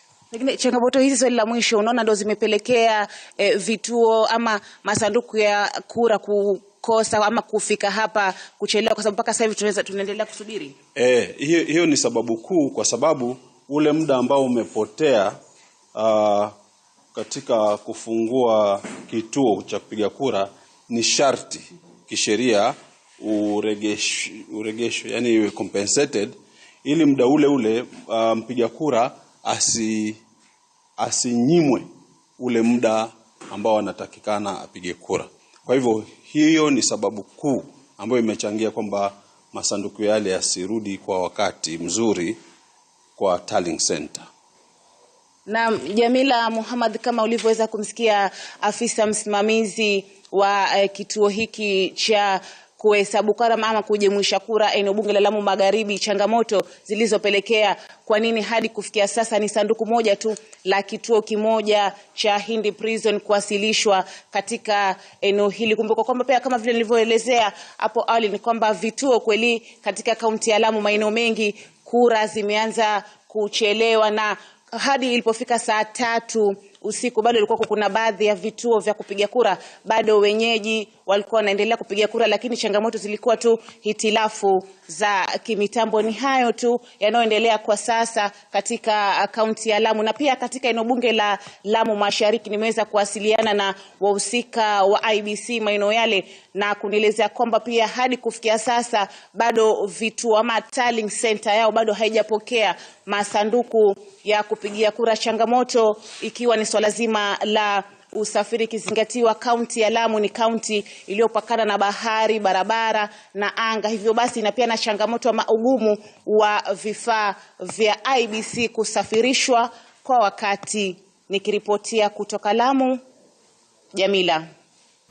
Asante sana Rahma Rashid akiwa kule Lamu, na mpiga picha wake Abdul ametueleza yanayojiri pale katika eneo bunge la Lamu Magharibi, ambapo anasema kufikia sasa ni sanduku moja tu kutoka kituo cha kupiga kura cha gereza la Hindi ambalo limepokewa hapo katika kituo hicho cha kujumlisha kura, yani tallying center, yani bunge la Lamu West. Kama alivyokueleza Rahma, ni kwamba tatizo kubwa ama changamoto kuu iliyowakumba wakazi wa eneo hilo ni vituo vya kupiga kura kuanza kufunguliwa kuchelewa, na hadi mwendo wa saa 3 usiku kama alivyosema Rahma bado watu walikuwa wakipiga kura. Ndio maana nafikiri wamechelewa kuhesabu na kuwasilisha karatasi hizo za kura katika kituo cha kujumlisha kura. Yvonne, swala hilo pia la idadi ndogo ya watu kujitokeza pia imezungumziwa pale. Eneo la Lamu, kaunti ya Lamu inawapiga kura 81,453, lakini kuna hofu kuwa hata huenda nusu ya watu hao hawakupata nafasi ya kupiga kura. Hivyo ndo taswira ya Lamu. Kweli kabisa, Jamila. And one of the things about the voter turnout I think that I found was interesting. For instance, when I went to vote earlier today, you know how the IBC was mandated to put up the list of the voters, you know, and by polling stream. I didn't find my name on that list that was pinned up on the wall outside the polling center. But I went in anyway and just said, you know, hopefully my name is on there. I wonder if there were any other people that might have done that and just sort of given up and gone home. But that aside, the issue of voter turnout, not just in this one, but in now the elections that will be held. So remember, there was the cancellation in areas like Kakamega, Mombasa and Rongai. And then, of course, the IBC has announced that those will happen in the next two weeks or so. Following, you know, everything that's happened now, Professor Menya, you know, what's the turnout to be like for these areas that have to go back once again, and this time for, you know, just one seat? And it's not your typical by-election, huh? Correct. You know, it is one, but, you know, not under the usual circumstances that we're used to. what's the turnout likely to be? How do you convince these voters to go back again? And there was quite a bit of confusion, this time around. No, definitely there's going to be quite a bit of fatigue. And it's not just for the voters, it's also for the aspirants. Yeah. These guys did the party primaries, then after that they did, they've been campaigning throughout for these elections. Some of them started campaigning 5 years ago. This bad behavior we have in the country. So they're both broke and tired and unspirited and so on. And then you tell them to continue, doing that for another 3 weeks. And then you see, like you say correctly, Yvonne, it's not like somebody has died or something unusual has happened leading to the by-election just because of errors. And already we have this totally lackluster, turnout for this particular election. So what will make these people so enthusiastic to come in and vote for one person? So definitely we are looking at even lower figures for those by-election turnouts, which basically means that a candidate can easily win by just those local distortions. It may not necessarily be a good representation of what normal universal suffrage would actually result. Yeah, or the will of the people. What could IEBC have done differently today, Alex? Maybe it's too early, but at least in terms of the management of the voting exercise that has now concluded. Now we're in the results transmission phase. I think it's the whole process, the whole preparation, the communication, a readiness plan. IEBC failed on all those counts in terms of inspiring confidence in the electorate and also in the political class about the conduct of the process. And as we always say, voters are as eager as they get confidence in the fact that their votes will count, the process will not be tedious and frustrating.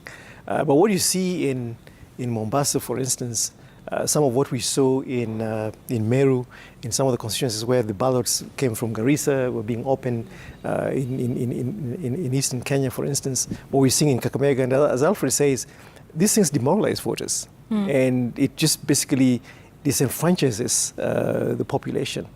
And people take time out to go and vote. And they don't want to do this every day. Because it's, today I was walking around my neighborhood, all of the kiosks and the vibandas on the streets, they were not there. They can't afford to do that for 2 days.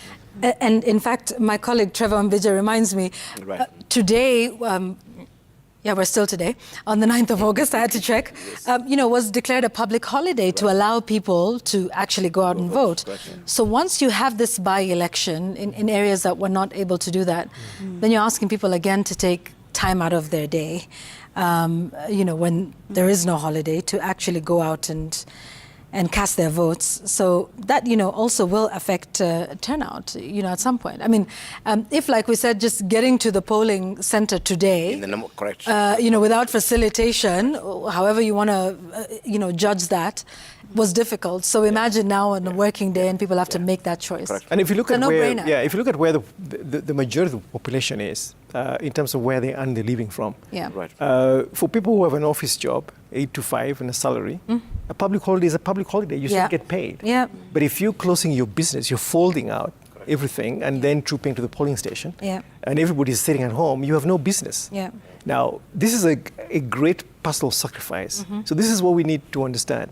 How much do a majority of Kenyans who really this election should be about, what do they sacrifice to basically show up at the polling station? They sacrifice a day's earning. That means that there's certain bills that won't be paid. Yeah. They have monthly projections, for instance. And then you have these holidays, and it's a holiday where people actually stay at home, not a holiday where people go out and have fun on the streets and are buying stuff.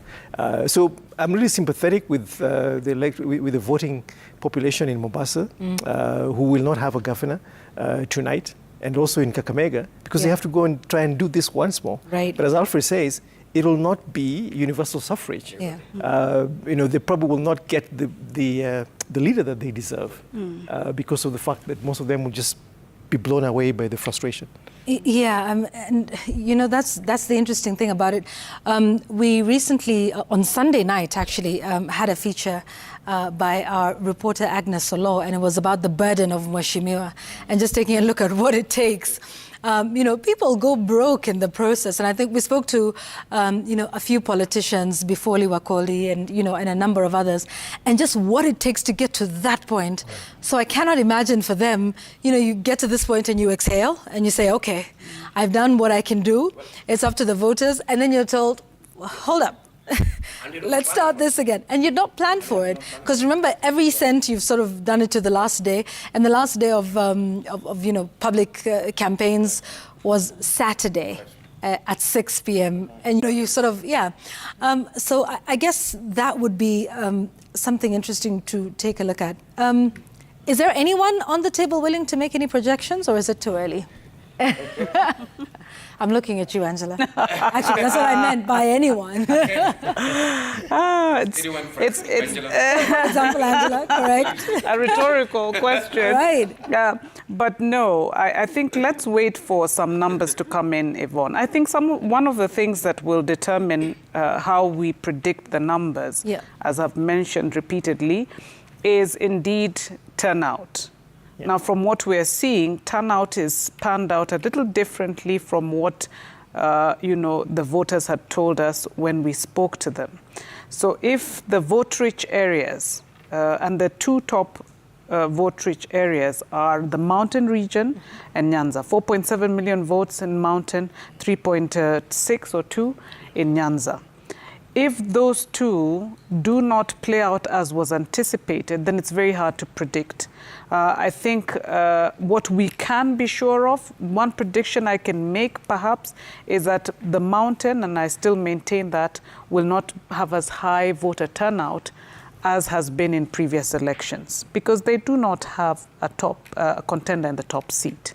Now, to what extent it will be low is something that you and I will have to now just guess.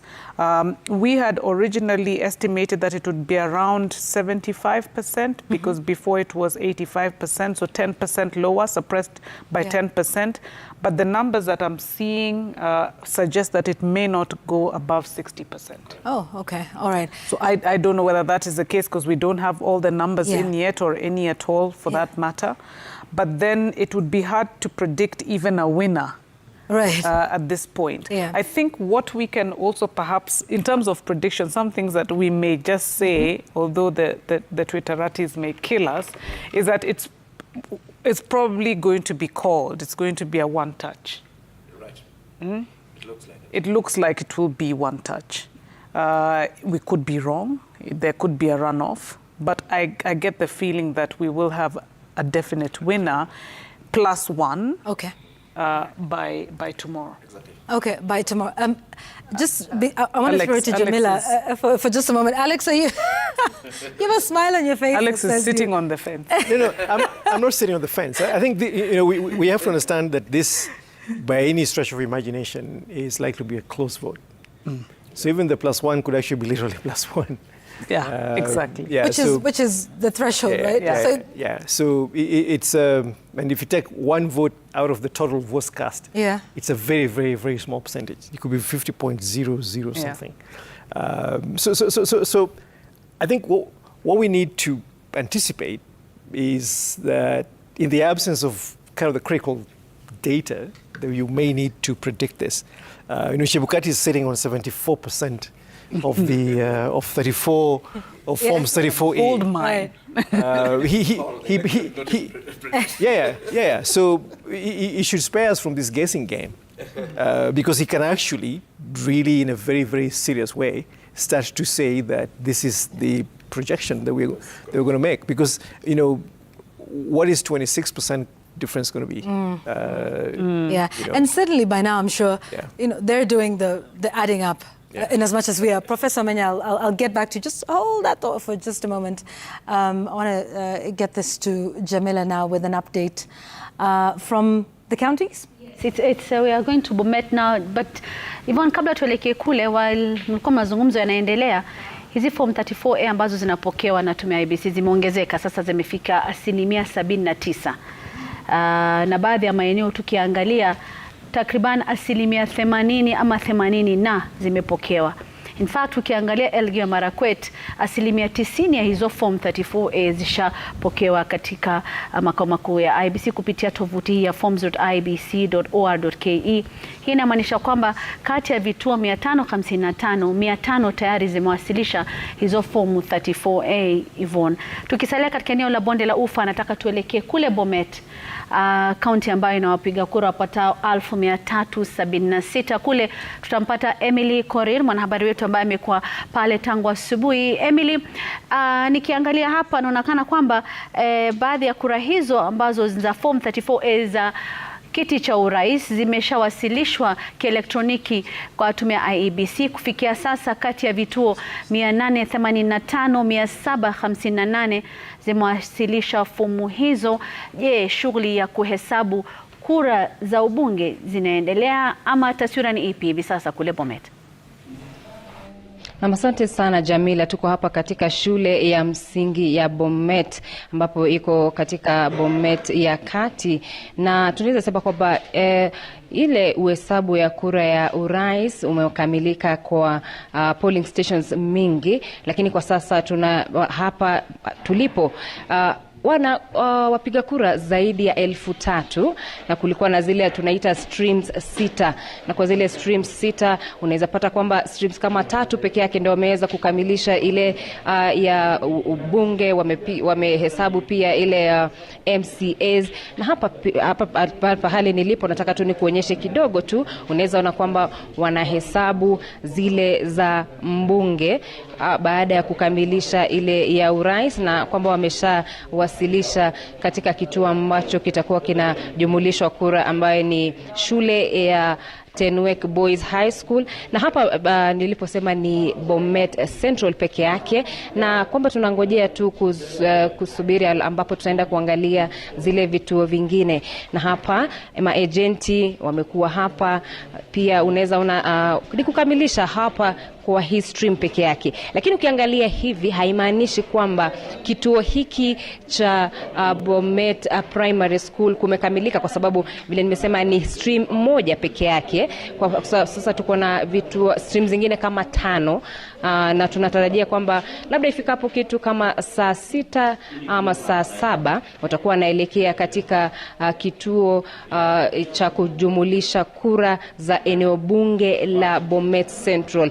Na kusema tu tumekuwa tukitembea katika maeneo bunge 5 ambazo ziko katika kaunti hii ya Bomet. Ile ya Sotika ambayo iko na wapiga kura 86,681. Tumekuwa pia katika Bomet East ambayo iko na wapiga kura 63,640. Tumekuwa pia katika Bomet Central ambapo kuna kura 71,409. Chepalungu constituency iko na kura 80,140. Konoin iko na kura 75,115. Hapo Jamila, tunaweza kuona kwamba Bomet County iko na wapiga kura 336,985. na hapa bado tuko tu tukiangalia, tunawasiliana na maafisa wa usalama ambao wanasema kwamba Bomet kumekuwa salama. Imekuwa siku mrefu vile umesema Jamila, lakini bado tuko tu hapa, tutazidi tu mpaka asubuhi ama wakati ambapo kura hizi zitaweza kujumulishwa, ili tuweze kujulisha watazamaji wetu ni nini ama ni yepi yanajiri hapa katika kaunti ya Bomet. Jamila. Asante sana Emily Korir ukiwa hapo Bomet katika eneo bunge la Bomet Central. Shughuli ya kuhesabu hizo kura za ubunge, ukiona hizo karatasi za rangi ya kijani kibichi ama ukipenda green, hizo ni za mbunge. Na wakati ambapo Emily alikuwa akizungumza, fomu hizi za 34A ambazo zinaendelea kupokewa na tume ya IEBC mtandaoni zimefikia 81.22. Kufikia sasa zimesalia chini za fomu 9,000 za 34A ambazo ni za urais zinazopokewa na tume ya IEBC kutoka maeneo tofauti hapa nchini. Na kama alivyokuwa namsikiza Yvonne, Dr. Awiti akisema, je, si watangaze tu, kwa sababu hizi 19% sasa zilizosalia, je, zina tofauti yoyote Yvonne? Naam kabisa. I will not attempt to go into percentages in Kiswahili. I assure you, I will completely mislead the country. Asilimia, yes, I know, but if we start to go into themanini, well, let me make an attempt. Surely I'm a Kenyan. I cannot be this way. So, hebu tuseme hapa ya kwamba yale forms 34A ambayo yamepokelewa ni asilimia 81.22. Yeah, 37,547. Let's just stick to what we know. Everybody has their strengths. You know, Kiswahili in statistics is certainly not mine. But yes, Jamila, you're absolutely right. Those numbers are there. Now, there's also frustration that's setting in, you know, Prof. We just have the forms. We don't have the numbers. Yeah, you know, I used to say when it is like in math and life, I'm an architect. Yeah. It's like designing for somebody a very nice house, but there's no door to get inside. And we can see it, it's beautiful, but you know, we need to get in. Yeah. Enjoy this place. Right. And I think IBC is doing that with us. I mean, they're all in here, they're like, where are they? Yep. And I think that's a question that, you know, every Kenyan is actually asking. Yeah. That, where exactly this information? And they don't understand why it's being kept. So I think IBC, we thought that maybe in the briefing they could explain to Kenyans that actually these are physical forms, and then we still have to extract information from them, and then, you know, work that. So Prof, you see that thing you've said about a beautiful house with no door? We suddenly have beautiful submissions from you, but with no sound. I'm sorry. Your mic has somehow died, but we're going to fix that. We're going to put a door on your voice so that we can get to hear you. So, you know, give us a minute. We'll fix that door. We'll come back to you. Frustration, Angela, what do we do? What do we do with everything that's there? I mean, listen, IBC have given, by the way, anybody can sit down and do all of this talent, but it is tedious work. And then, you know, the frustration is setting in, and we're like, okay, so what do we do? What do we do? This is what you deal with every day. It's not the regular citizen's job. This is why we employ an election manager. Yeah. An election manager should not leave this information halo, where we really just now are getting anxious unnecessarily. I think it would be, and maybe this could be a prediction too, that we will wake up and get one holistic figure. Yeah.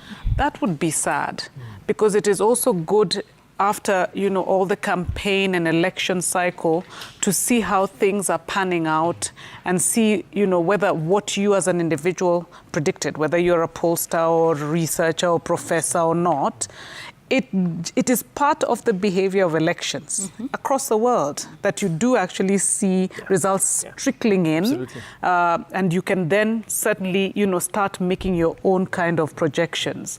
So when you tell us that there are forms, and Jamila has been very kind to tell us asilimia 70-something, it's great, but we also need to know of these, how many are for candidate A, B, C, and D. Then even if we decide to go to sleep, we can sleep knowing that that is what the situation is. And when we wake up, and I think they're trying to, maybe they're trying to protect Kenyans, I don't know, from information, but you can't protect people who I think are so mature when it comes to receiving good and bad information from news that is going to be in the public domain anyway. Yeah. You know, we don't need any protection, because anybody who went to the polling session today knew that their candidate could lose. That's true. Yeah. And we know that in an electoral process like this, there will be one winner.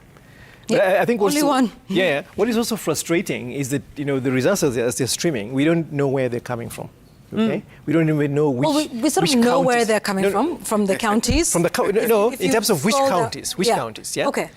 How many polling stations in which county are reporting? Okay. What proportion of those votes? Well, it is there. Yeah, but we shouldn't go and dig that out in IBC. Baringo County, our job. 834 of 1,031. Yeah, it's just way too complicated. It's too tedious. Way too complicated. Because if you look at the scale of investment, given the budget that IBC has, we should have a really sophisticated electronic tallying system that basically gives viewers a sense of what it is, and they can have so many slices of that same pie. Like if you're looking at... this problem has been created by IBC itself. They've been announcing that, in fact, the information will be coming and media houses will be tallying and all this, whatever. So they created that expectation, amongst the population that, information will be trickling in.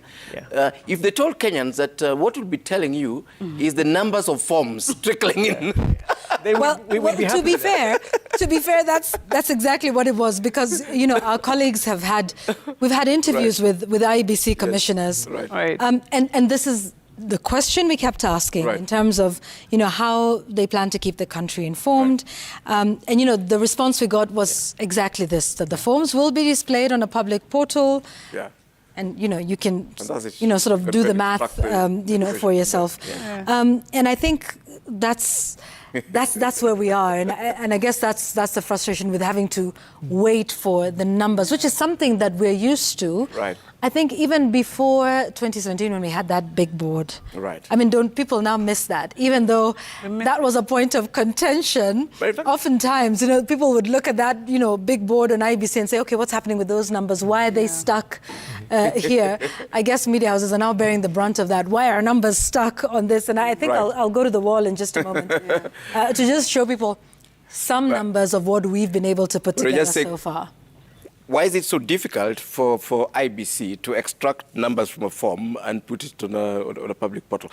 Surely it maybe burned by it is about communication to the public.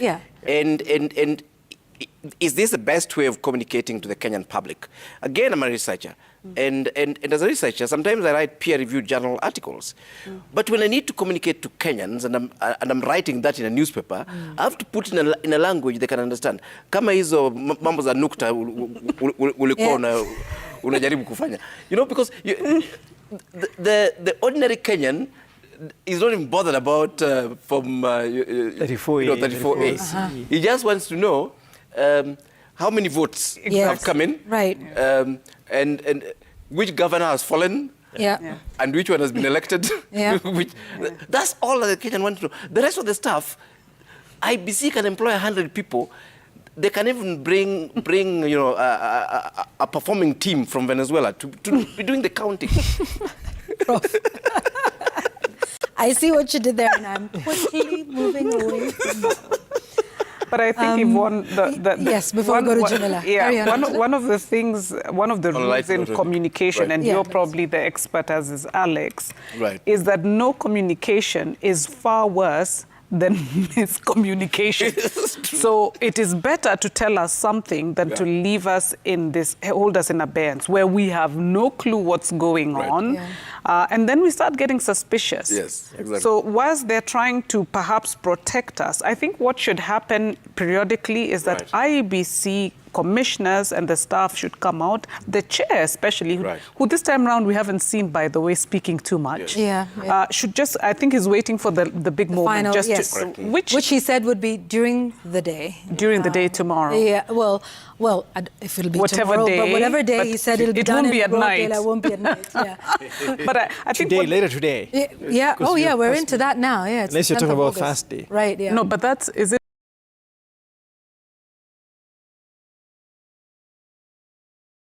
day? Well, daytime tomorrow. Daytime tomorrow. Today. What he means is we're in today. We're in tomorrow. Today is Wednesday. My point, so that I don't steal into Jamila's time, is perhaps I wish the IEBC commissioners would very quickly start speaking with us. So that they don't get themselves in the same problem, quagmire, that they were in the last two elections. Fair enough. Communication, Jamila, an important one for the IEBC. through. I think they've had 3 press briefings today. Yeah. We're expecting maybe one more tonight. Wacha tutasubiri. Oh, are we? Yes, walikuwa wamesema watazungumza tena, lakini hawakutueleza ni saa ngapi ambapo watazungumza hivyo. Kama alivyosema Angela, ni muhimu watu wapewe taarifa kuhusu yanayojiri, kwa sababu kwa sasa tunaona mengi kwenye mitandao hivyo, sijui nani ameshinda, nani ameshindwa katika maeneo tofauti, haswa viti vya ubunge, lakini bado hakuna taarifa rasmi kuhusu washindi ama wale walioshindwa, kwa sababu katika baadhi ya maeneo kama tunavyoona, kama pale Bomet bado kura zinahesabiwa, Nairobi bado kura zinahesabiwa, na tunaona taarifa ambazo haziwezi kuthibitisha kwenye mitandao kuhusu washindi na walioshindwa katika maeneo tofauti. Lakini kama tulivyokuwa tumekuarifu, tuko katika maeneo tofauti kukuonyesha taswira ya mambo. Nataka tuelekee Kisii na Narok. Nyamira na Narok, samahani. Nyamira yuko Crispin Otieno, kule Narok yuko Ben Kirui. Watatupa taswira, lakini tuanze naye Crispin ambaye amekuwa katika eneo hilo tangu asubuhi. Crispin, je, wanaendeleaje na shughuli ya kuhesabu kura? Wamemaliza za urais, wamemaliza za ubunge, wanaendeleaje? Tupe taswira kamili, Chris. Na Jamila, ulivyosema tayari sio katika kaunti ya Nyamira bali nipo katika kaunti ya Kisii. Hapa nilipo ni shule ya upili ya wavulana ya Kisii, na kama unavyotazama hapa ni eneo la kujumlishwa kwa kura katika eneo bunge la Nyaribari Chache. Shughuli ingali kuanza katika eneo hili. Kama unavyotazama hapa, hawa ni maafisa wa IEBC ambao tayari wamefika hapa kwa shughuli nzima ya kuanza kuhesabu kura ambazo zinatarajiwa kutoka maeneo ama katika vituo vya kupigia kura kote eneo hili la Nyaribari Chache. Na hapa nipo na afisa mkuu msimamizi wa shughuli hii nzima, Bwana Mark Manko. Jongea hapa mbele alafu tuambie mpaka sasa hali ikoje, shughuli imekuaje toka asubuhi? Tumeendesha shughuli vizuri, hatujakuwa na matatizo hasa, na tayari unavyoona tumeshapokea matokeo ya vituo viwili vya prisons, that is Kisii Main na the women prison. So kwa tumeendesha shughuli hii vilivyo, hatukuwa na shida yoyote. Of course labda mchana mliona kukiwa na hitches kidogo za kits, lakini tulikuwa na kits enough spare kits za kubadilisha, so hatukuwa na shida. Tumeendesha shughuli vizuri bila shida. Yes. Wale ambao labda walikuwa na changamoto za kuweza kuthibitishwa kutoka kwa ile mitambo ya KIMS, labda mliweza kupata suluhu la KIMS? Primarily kwanza tunatambulisha watu kupitia biometrics, na so lazima mtu ajaribu mara 3, lakini ikifail pia kuna ile alphanumeric na pia inakuwa validated na biometric. Lakini ikikwama kabisa, tulikuwa mtu anaweza kukaguliwa kupitia kwa nambari yake ya kipande na majina yake, lakini kuna process hapo na lazima pia aite agents waweze kuverify hiyo information. Na kwa hivyo hatukuwa na watu waliokosa kupatikana kwenye register.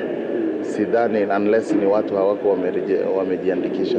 Nakumbuka pia tume ilikuwa imefungua ile ukaguzi wa register siku 30. So Wakenya walikuwa wamepewa nafasi ya kukagua.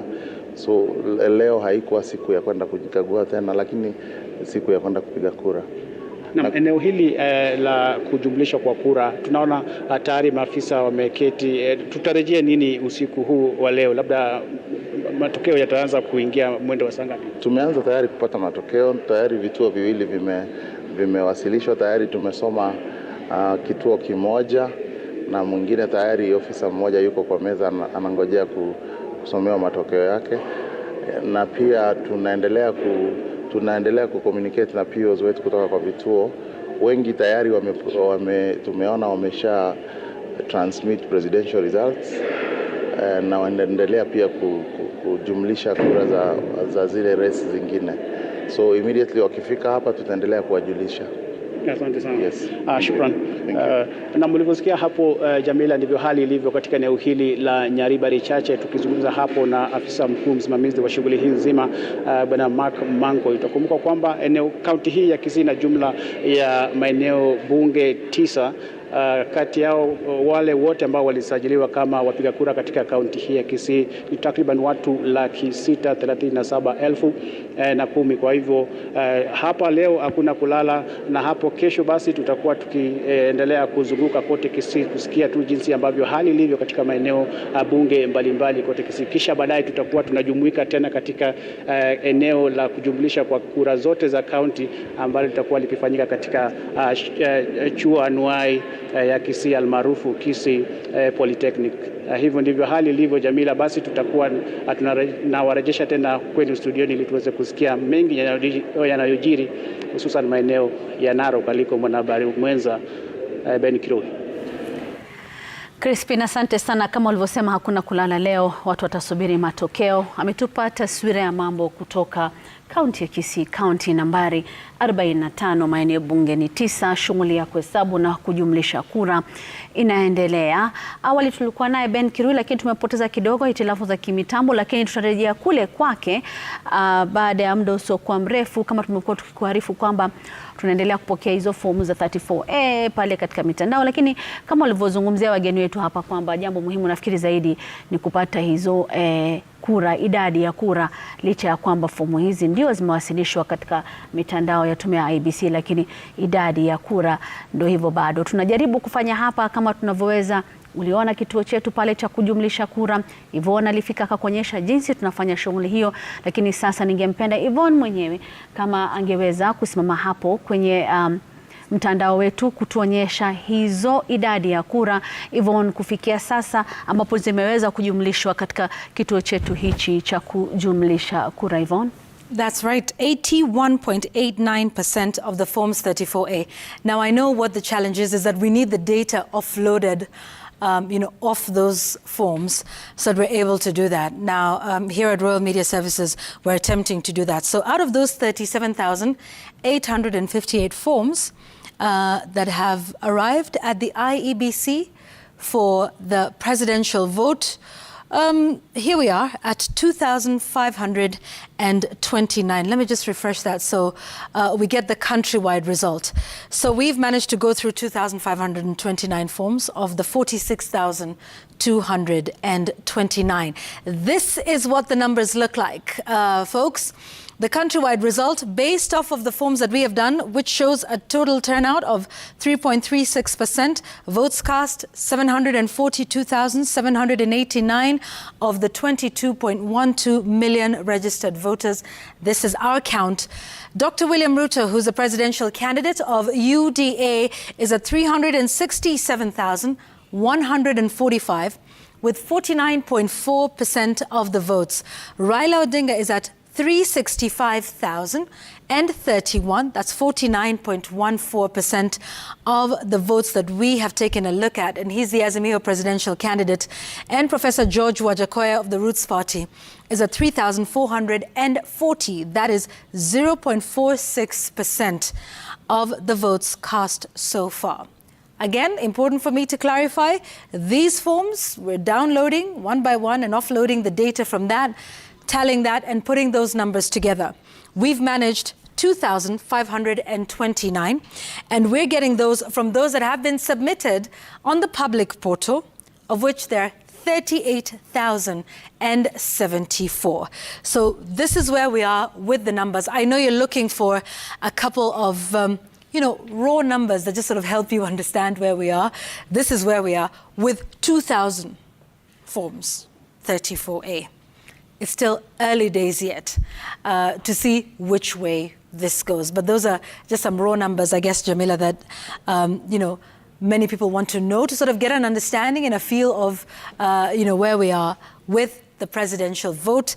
And, this is now actually the 10th of August, 16 minutes into the new day, that is the 10th of August, the day after the general election, where voting and tallying and counting and transmission continues at the various polling stations where our reporters continue to be, giving us the numbers from there.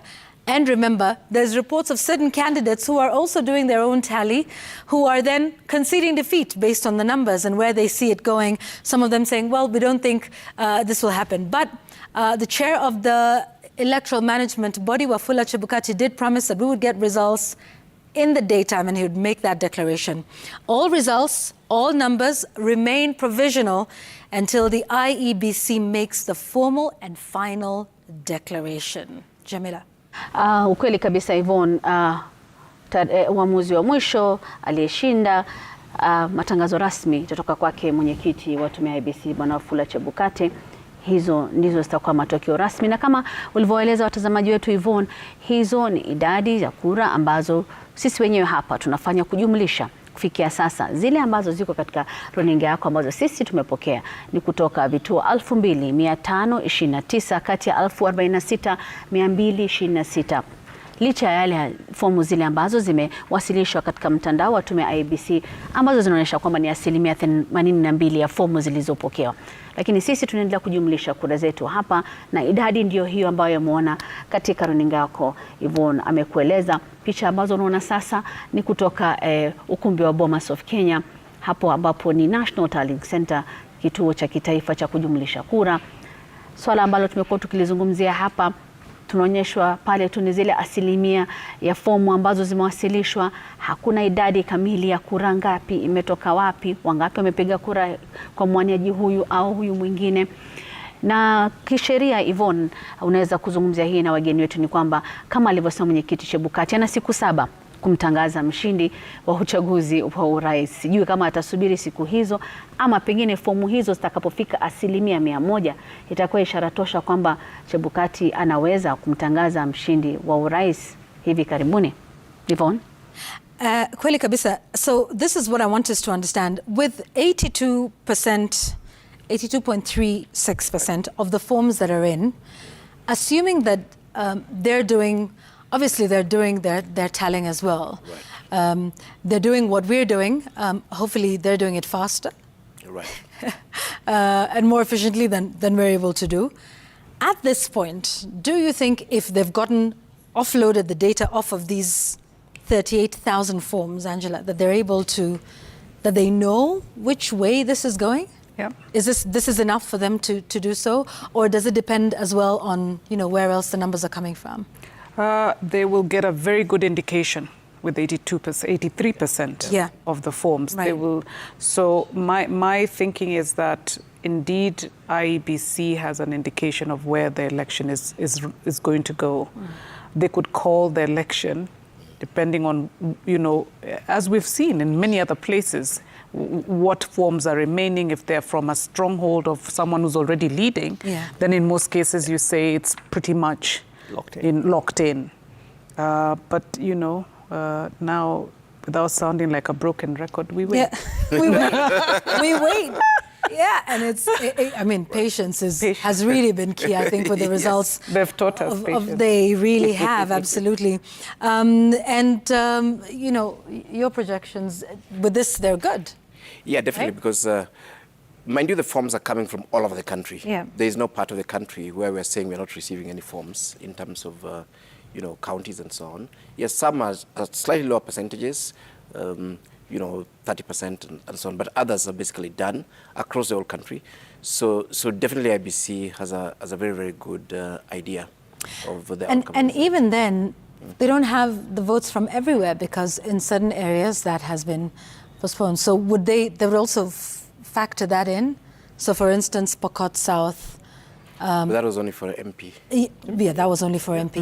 And the others were only for governor, not towards the presidential vote. Correct. Yeah. So the presidential votes they have for the whole country. Because, at least across the country, the presidential vote, was done across all of I think the only place where they may have an issue, and they did report that during one of their briefings, was a place in Wajir. Yes. Where there was that insurgency or something. That's right. But it will only be delayed. Yeah. Which they will still add to the final tally. Exactly. But they're able to make a projection and say, okay, so even if, all the votes cast here, because it's one area in Eldas, I believe. Yeah, Eldas. Yes, that's right. So this is how we treat numbers, right? This is the part of the election that is just, the voting part, the campaigning part is really easy. It's the emotional part. It's easy to deal with. Now the statistics is something else. But I think so there's two two people or two parties that know how this is going to go. So the presidential candidates and their returning officers and their poll agents. True. Because they have the same data that Chebukati has. Correct. And they have the actual numbers. So they know whether they're winning or losing at this point in time. True. And what I'm wondering is why Chebukati is being extraordinarily cautious about this. Because this could would be... you blame him though? I mean, this could be his moment to redeem burned, himself. He's been burned after declaring. After declaring and then a Supreme Court ruling that nullifies the election and was rather stinging in its... There was a nullification bit, but there's the other ruling that says that the results from the polling station is final. Yeah, the final. So why Chebukati would sit on this? So why bother it's sitting on difficult this? to understand, unless he doesn't have enough. He actually has final results. Yeah. In fact, all he's doing is declaration. Declaration is just a ceremony. It's like a dance. It doesn't change figures. Unless that's what he's waiting for, that he's going to declare this tomorrow. And to think about it, I mean, you know, if you take a look at those numbers, so we just hit 82%. 82%. At about 20 which minutes after, which is remarkable. Absolutely. At 20 minutes after midnight. So he certainly is not going to make a declaration. Because there's also something about communication that you don't do. Because compared to previous elections, I think IBC has done this one remarkably well, despite all the glitches at the very beginning. But we've never been here that in the first night, before midnight, we have more than 80% of the data in, which is sufficient for Chebukati to declare the results if he wants to. Now, unless, as I was going to say, is that he doesn't have enough tallying clerks, basically to collate the data on the 82% of the forms that have been submitted. And away from the presidential vote, of course, you know, there's the other polls whose final declaration will be made at the county, for instance, for the governor's race, senatorial, and the county woman member, and for the members of National Assembly, those will be made by the constituency returning officers. And that will happen at that point, which perhaps I suspect will start to come in, you know, in the morning and, you know, even as people concede defeat.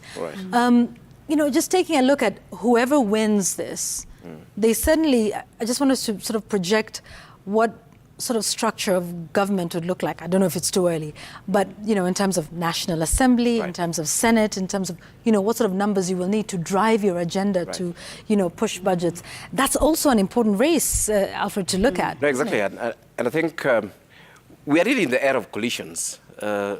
Whether we like it or not. Pre and post. Definitely. There's no single party that will be able to have the House and push through the agenda, regardless of how well they do. We have so many independent candidates. We have people from fringe parties who are actually going to win parliamentary seats. Then, of course, the major parties are also coalitions. Yes, so they're also going to have quite a bit of members from different independent parties and so on. Yes, so definitely we'll be seeing a pretty interesting future where whoever wins this particular election, aside from his own coalition, he'll need to negotiate with both coalitions and independent candidates in both houses to be able to drive the agenda effectively. While that is important, what happens at the presidential level, Angela, there's also, you know, what happens at the other levels, you know, that we're getting elections. And, you know, we've seen in certain places that turnover or attrition rate is pretty high. You know, members of National Assembly and those are also important races to look at. Exactly. I think one of the things that we know is that from the electorate is the level of disappointment, the high level of disappointment with their elected members as soon as most of them come to the city.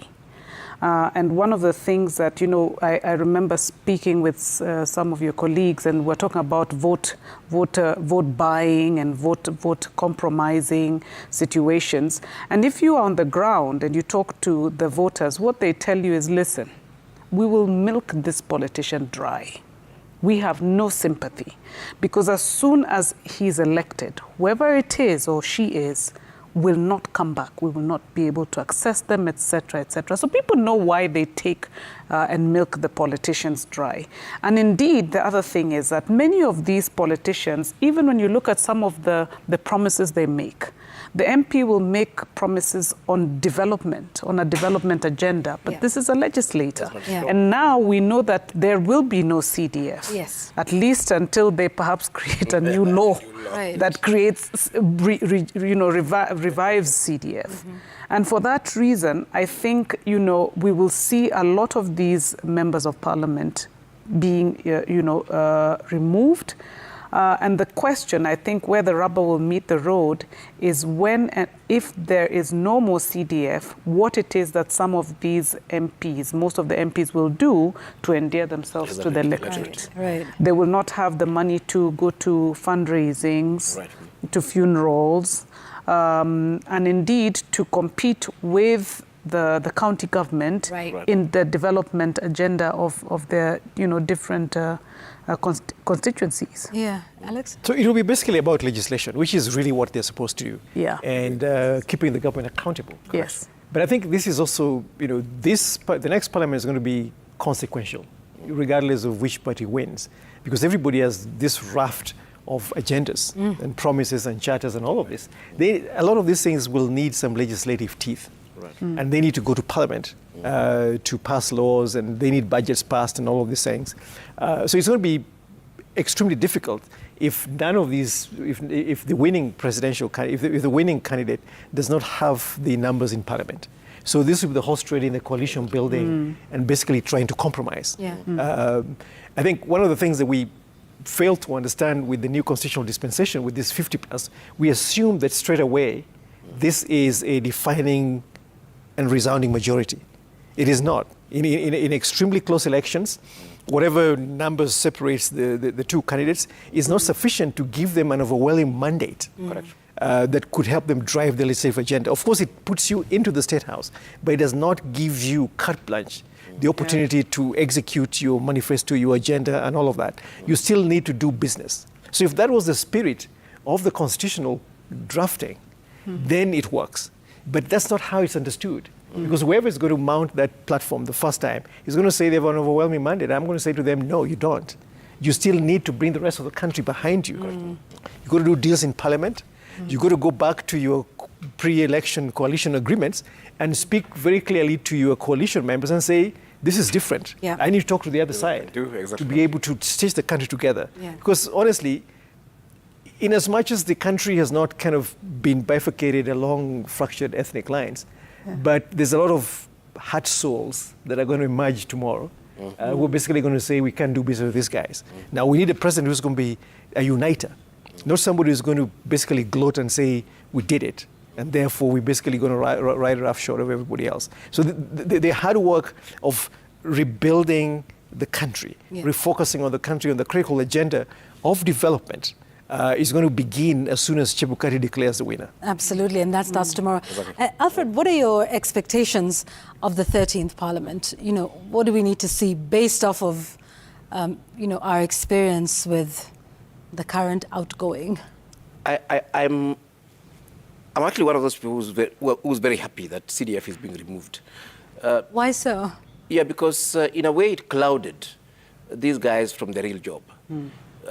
Many, as Angela was highlighting there, many were busy, clearing local roads and, attending funerals and, building classrooms and so on. That is not why we need legislators. And if you look at this parliament, the one that's going out, as far as legislation was concerned, as far as from both, government side and the opposition holding the government to account, the different committees that do oversighting, roles like budgeting that's given to Parliament, even basic things like debt and debt control that, is the Parliament that sets up those debt ceilings and so on. This Parliament did abysmally poor work, as it actually were. In fact, they kept blaming the executive of the president, and a lot of those things they were blaming the president for, Parliament actually had the powers to do them, and even to stop the president from doing a whole lot of things. And even in terms of the legislation that they just, that they passed, there's nothing transformative. It is very sad. I mean, a lot of parliamentarians are my friends. Most of the legislation that these guys passed was based on bribery, again, by largely, private sector, as it were. And it was very, very difficult to pass, legislation that was not based on bribery. I'll give you a particular case. We had the legislation on mental health that was passed by Senate. That legislation passed by a whisker, and Senate had the bare minimum, minority that needed to actually pass it. And it was being pushed by Senator Sylvia Kasanga. And, it was basically the intervention of the gods that actually made it pass. And these yet are the sort of legislation that the citizens need to be able to, to be transformed. And I think, if we are able to eventually separate the executive from legislature and say, fine, MCAs have no business doing local roads. You are legislating at that county level. Members of National Assembly and Senate have no business, doing all those things, and the focus both on the oversight role and the legislative role and so on. Then, in fact, we'll be getting our democracy working the way it was actually intended. But you see, now what we've done is that we've conflated the role of these institutions for a very simple reason, and Angela spoke to that quite eloquently, that we need money to bribe the voters. And the only way to get that money is by starting to do things, and of course that's linked directly with corruption and all those are the bad words that have been used by the fellows that whose votes we are counting now.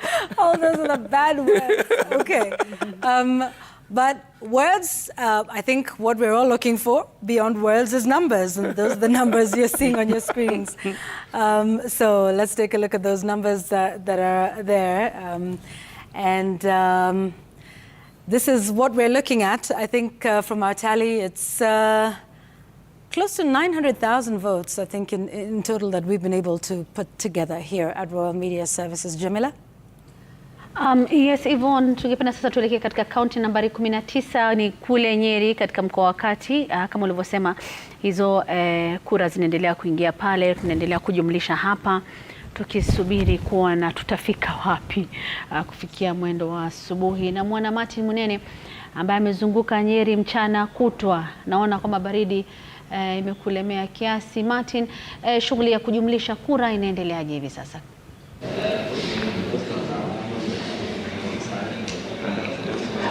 Naam, katika kaunti ya Nyeri shughuli ya kuhesabu kura inaendelea katika maeneo 6 yanayounda kaunti hii ya Nyeri: eneo bunge la Madhera, eneo bunge la Kieni, eneo bunge la Mukurweini, eneo bunge la Teto na pia eneo bunge la Nyeri mjini, ambapo tuko wakati huu. Niseme kwamba shughuli hii ikiendelea kufikia sasa, mahali ambapo tuko ni katika kituo cha kuweza kujumuisha idadi ya kura ambazo zimeweza kuhesabiwa katika maeneo tofauti katika wadi na pia katika vituo mbalimbali vya kupiga kura katika kaunti ama katika eneo bunge la Nyeri mjini. Niseme kwamba ukiangalia nyuma yangu utaweza kuona kuna mahali ambapo eneo ambalo limetengwa, na kusema kweli ni kwamba wale maafisa ambao wako katika vituo mbalimbali wataweza kufika hapa, wanaingia hapa, watakuta makarani wakiwa tayari pale, maafisa usalama, na kama wakiweza kufika hapa, idadi kianza kujumuishwa, basi baadaye tutaweza kujua hali ilivyo katika kaunti Nyeri na haswa katika eneo bunge la Nyeri mjini. Na nataka niweze kuzungumza na afisa ambaye anasimamia shughuli hii hapa, aweze kutueleza labda hali imekuwaje, ni watu ngapi ambao wameweza kufika tayari, haswa wale maafisa ambao walikuwa katika vituo mbalimbali karibu hapa. Na nataka ujitambulishe, unituambie unaitwa nani na tueleze kuanzia asubuhi shughuli katika eneo bunge lako hili imekuwaje. Jina langu ni Peter Mauta. Sasa hizi tunapokea vituo 4 vya kupiga kura na tunangojea 160 vingine vifike hapa wakati wowote. Yes. Katika vitu hivi 160 labda kumekuwa na 168, labda unieleze kumekuwa na tashwishi yote, na pia idadi ya watu ambao wamejitokeza kupiga kura kufikia sasa ama wakati mlipofunga ilikuwa vipi? So far we have not there is no incidents what the reporting at the moment. The election was very smooth. security was okay. People from the report that I've received from presiding officers, there is no incidents. And the turn up, I'm yet to know. But from the 4 polling stations that are reported, the turn up is not impressive.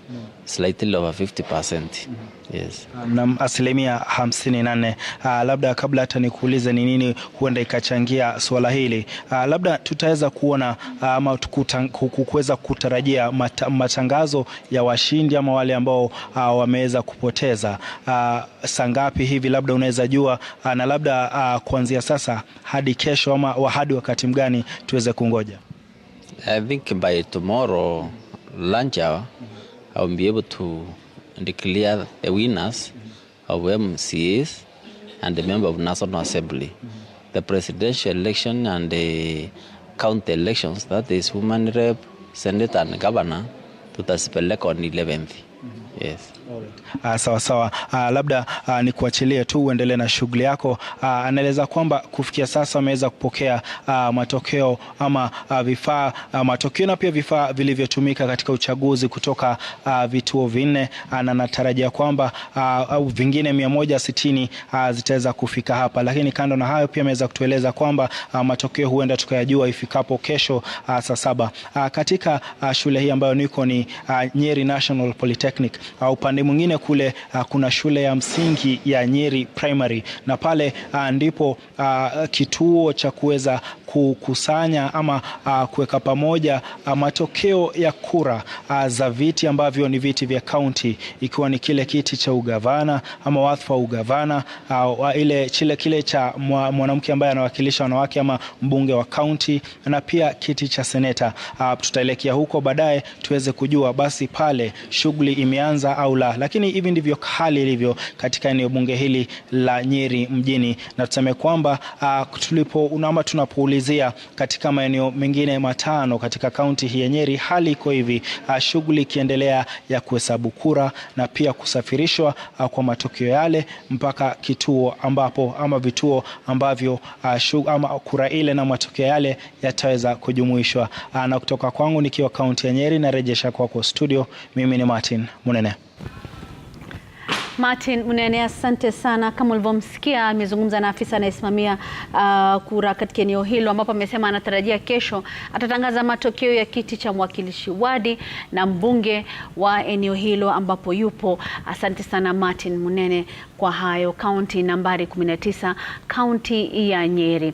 Na sasa ningependa tuelekee Meru. Usisahau hapo awali tulizungumza naye Hassan Mugambi ambaye alitueleza kwamba katika baadhi ya vituo kulikuwa na foleni ndefu ya watu kufikia mwendo wa saa 11, na hivyo shughuli ya kuhesabu kura iliendelea kwa muda mrefu, na akatuarifu kuwa katika baadhi ya maeneo, hasa katika maeneo ya Isiolo, watu walikuwa kupiga kura kufikia mwendo wa saa 1 usiku, na kulikuwa na shughuli hiyo ya kuhesabu iliyokuwa ikiendelea. Lakini sasa ningependa kwenda kwake Hassan Mugambi. Hassan, je, taswira imebadilika? Je, wameendelea kuhesabu ama sasa ni kujumlisha ndio inaendelea?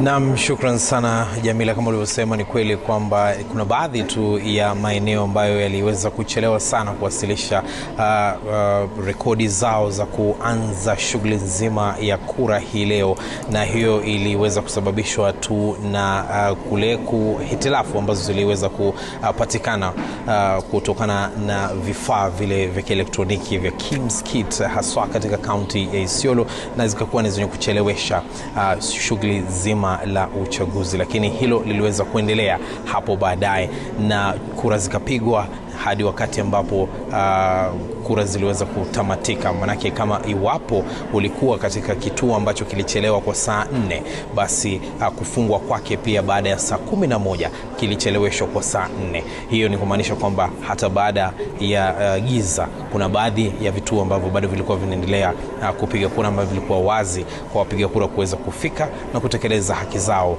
za kidemokrasia. Kwa hiyo hilo ndilo kikubwa ambacho kiliweza kuchelewesha tu shughuli ya upigaji kura haswa katika kaunti hiyo ya Isiolo, maeneo fulani tu katika kaunti ya Isiolo, sio kaunti nzima. Kwa hiyo ujumlishaji wa kura unaendelea na wanataraji kwamba katika maeneo ya bunge ama maeneo ya kuhesabia kura yatakuwa ni yenye kushughulikiwa vilivyo, ili wale wagombezi waliojitosa ulingoni na kutaka Wakenya wachague watajua hatima yao ni ipi baada ya hesabu hiyo kuweza kufanyika.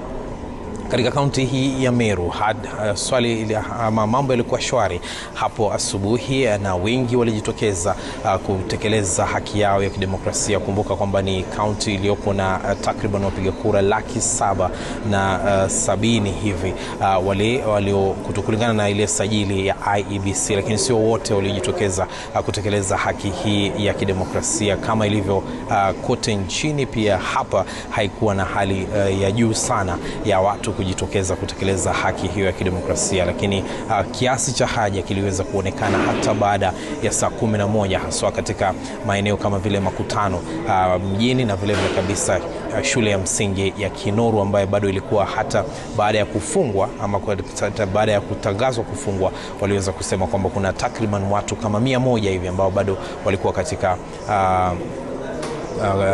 foleni za kupigia kura hata baada ya kutangazwa kufungwa kwa maeneo hayo. Lakini wote ambao walikuwa tayari katika foleni waliruhusiwa kupiga, ila wale ambao walichelewa zaidi ya saa 11 kutokuwepo katika foleni katika vituo ambavyo vilifungua mapema, basi hawakuruhusiwa kufanya hivyo, kwani maafisa wa usalama walifunga kama walivyotakikana kisheria. Hali ilikuwa hiyo, na sasa hesabu zimenyumlishwa katika maeneo mbalimbali ya kupigia kura kote katika kaunti hii, na hapa tulipo sasa ni kituo kikuu cha hesabu ya kura cha Imenti ya Kaskazini, ambapo ni eneo ambalo halitaruhusu wengi kuweza kuingia hapa, ikiwa ni eneo ambalo litatangaziwa kwa kura hizo za ubunge na vile vile kabisa kura za maeneo ya wadi ambayo yako katika eneo bunge hili. Kwa hiyo hapa panatarajiwa tu wagombezi,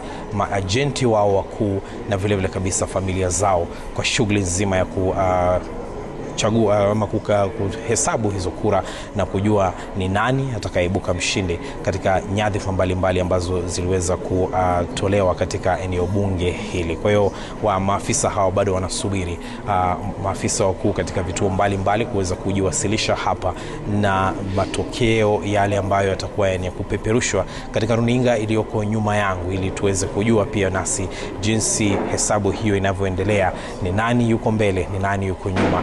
Kumbuka kwamba wanasiasa waliweza kufanya yao kwa kuzunguka katika eneo bunge hili kuweza kuomba kura, na sasa ni sauti ya mwananchi ambayo itakuwa inasikika, na sauti yenyewe inasikika kutoka kwa hesabu ya kura ambazo alipiga hii leo kuanzia saa 11 ama saa 12 asubuhi, ambapo tumekuwa tukikuangazia na kukufuatilia tu masuala hayo yalivyokuwa yakifanyika.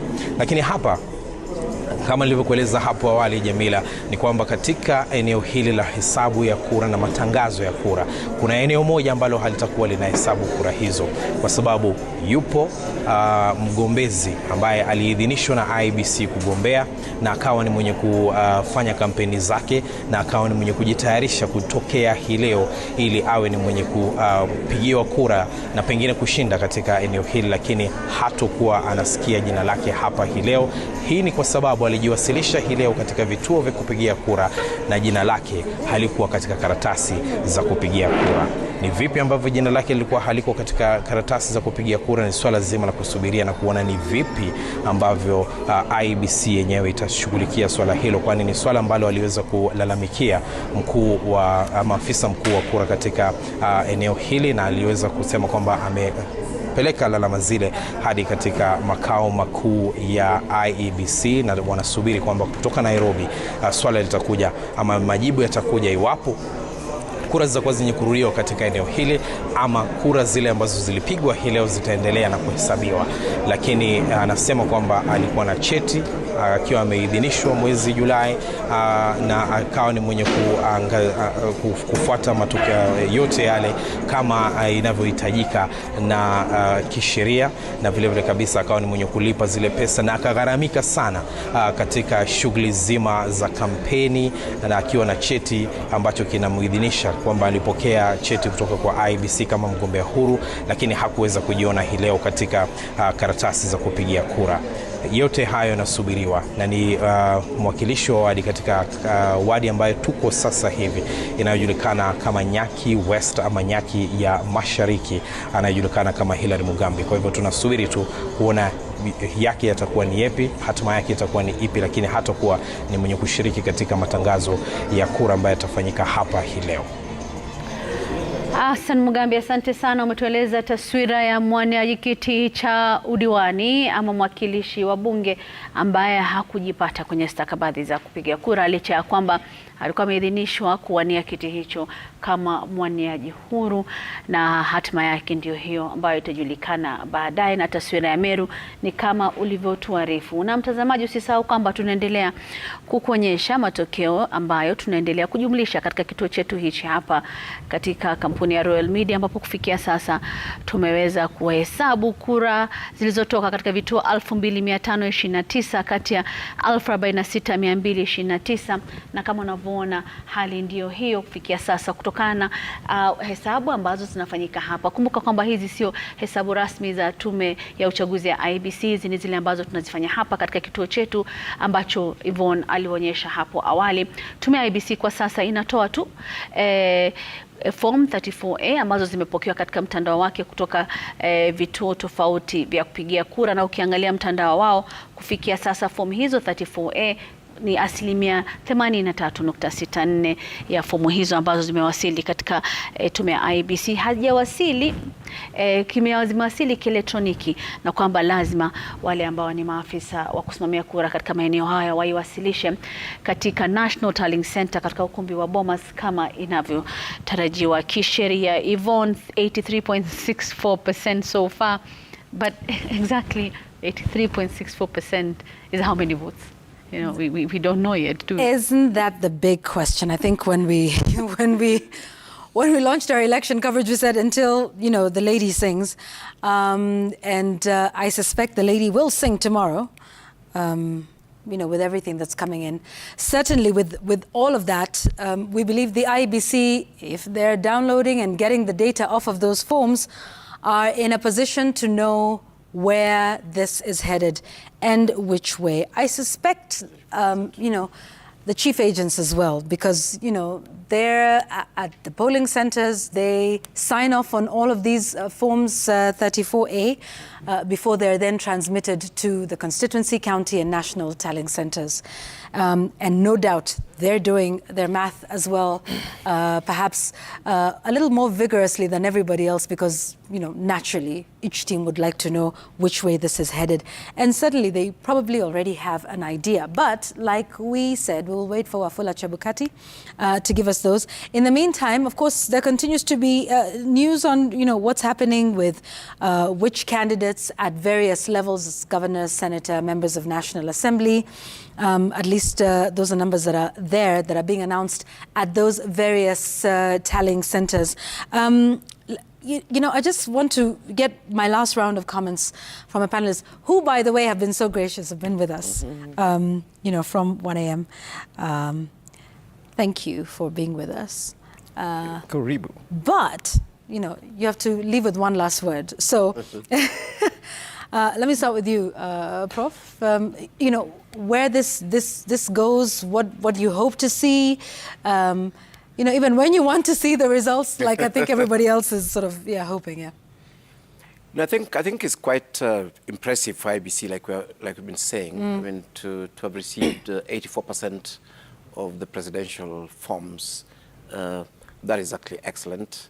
And of course, as we're saying, IEBC, of course, has now all the information it needs to, you know, to have a good feel if not to declare the election. The agents know, in fact, IBC knows because they've got 100% of the information, even for the forms that they've not received, because those have already been declared at the polling stations. The agents, as Alex was saying, for all the presidential candidates, know exactly what's happening.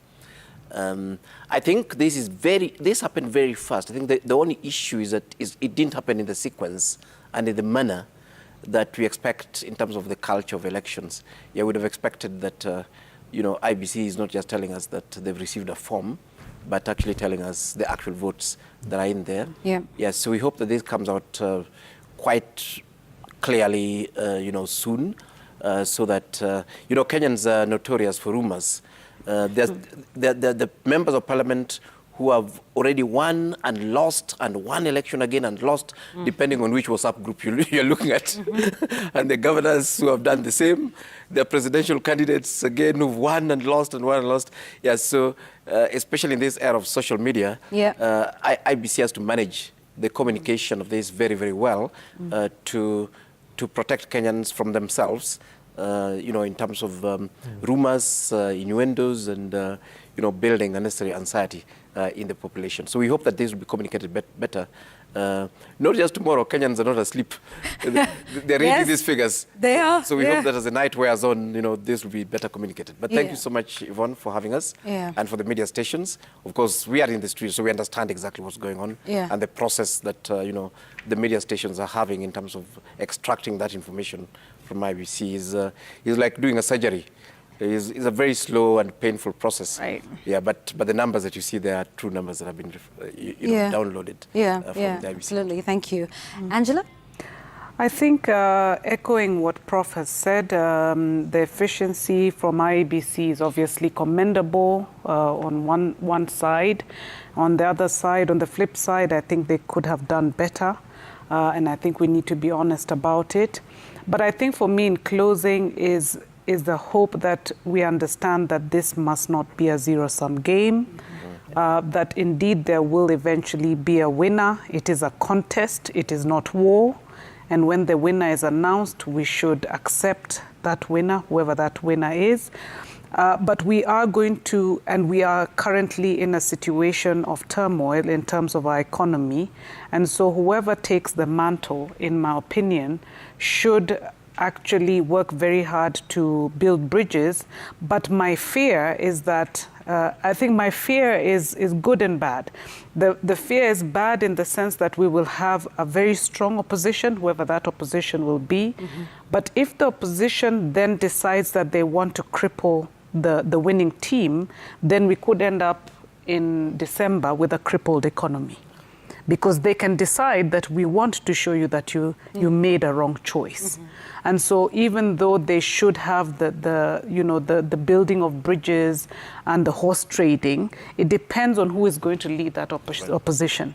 If the opposition, as we have seen in developed democracies, decides to take a hard stance, then we will be buying unga, Yvonne, at 300 shillings. So my hope then is that come tomorrow, whoever is announced as winner starts reaching out to whoever is going to be our opposition leader, who's also going to be very powerful, by the way. Right. And they start thinking about us first, as opposed to taking stances that will leave the country crippled. So, electioneering and campaigns are done in poetry, but governance must happen in the very, very plain words, unvarnished, less colorful, that is prose. So the colorful language, the vitriol, the divisive rhetoric, the abuses must end tonight. The person who will be sworn in, the person who will win this election, must bring the country back together. We have listened to very insanitary rhetoric from both sides, name calling and all of that. That must end, because the hard work of stitching this country and basically meeting the economic challenges that we face today. We have a debt overhang, we have a revenue crisis, we have an out of control cost of living, we have an education system that is migrating to CBC with not enough classes, not enough teachers. So the person who is going to occupy this hallowed house must know that they have to roll up this and citizens start getting uneasy. So whether it is William Ruto or Raila Odinga, we will congratulate whoever wins, but we'll remind them that the country needs leadership. Absolutely. Lady, gentlemen, thank you. Professor Alfred Omenya, Angela Ambitho. And, you forgot to tell us that you have full professorship now. So my apologies for referring to you otherwise. Congratulations, Professor Alex Awiti. Thank you. We are bowing. Yes, we are. We most certainly are.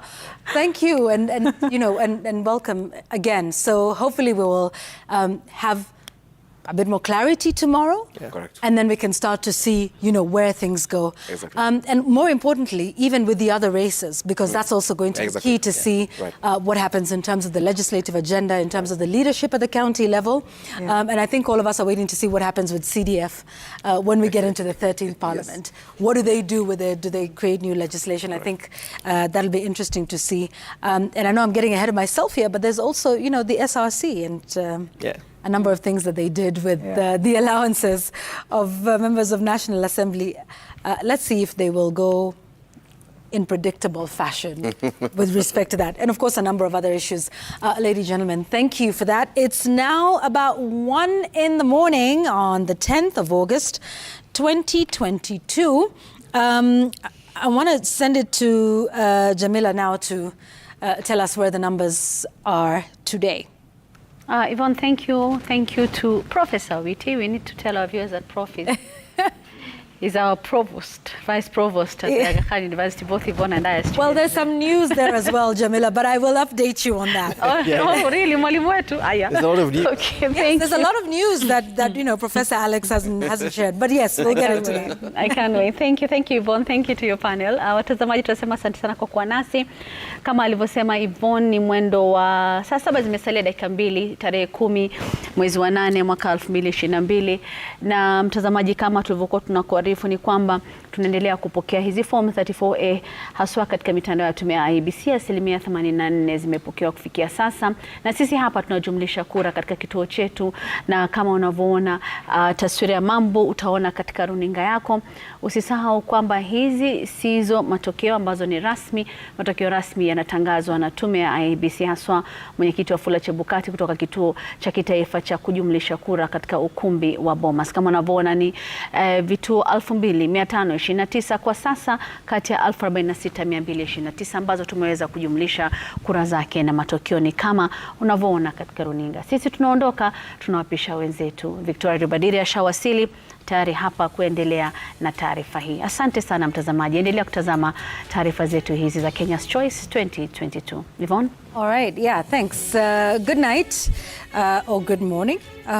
We will be back here, I think, later on in the morning for some more coverage. So Victoria Rubadiri is up next. I believe Sam Gituku will be joining her, and Wahiga Mora, who's from Bomas of Kenya, and he'll be right here. So they will be with you in just a short while. Like we said, we won't stop until the last vote is in, until the final declaration is made. Good night and good morning. Bye-bye.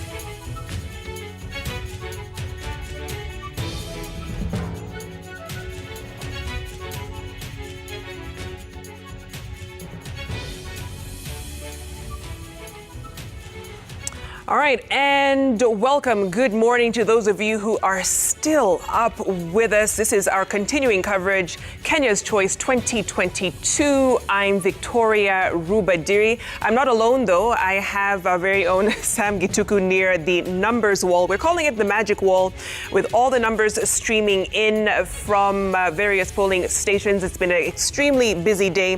We also have Mudiora Kariara, who is a former presidential running mate. He's been keeping tabs on Dagoretti North constituency throughout the day, and will give us a sense of what's been happening there voting-wise. But of course, we are at a different stage now.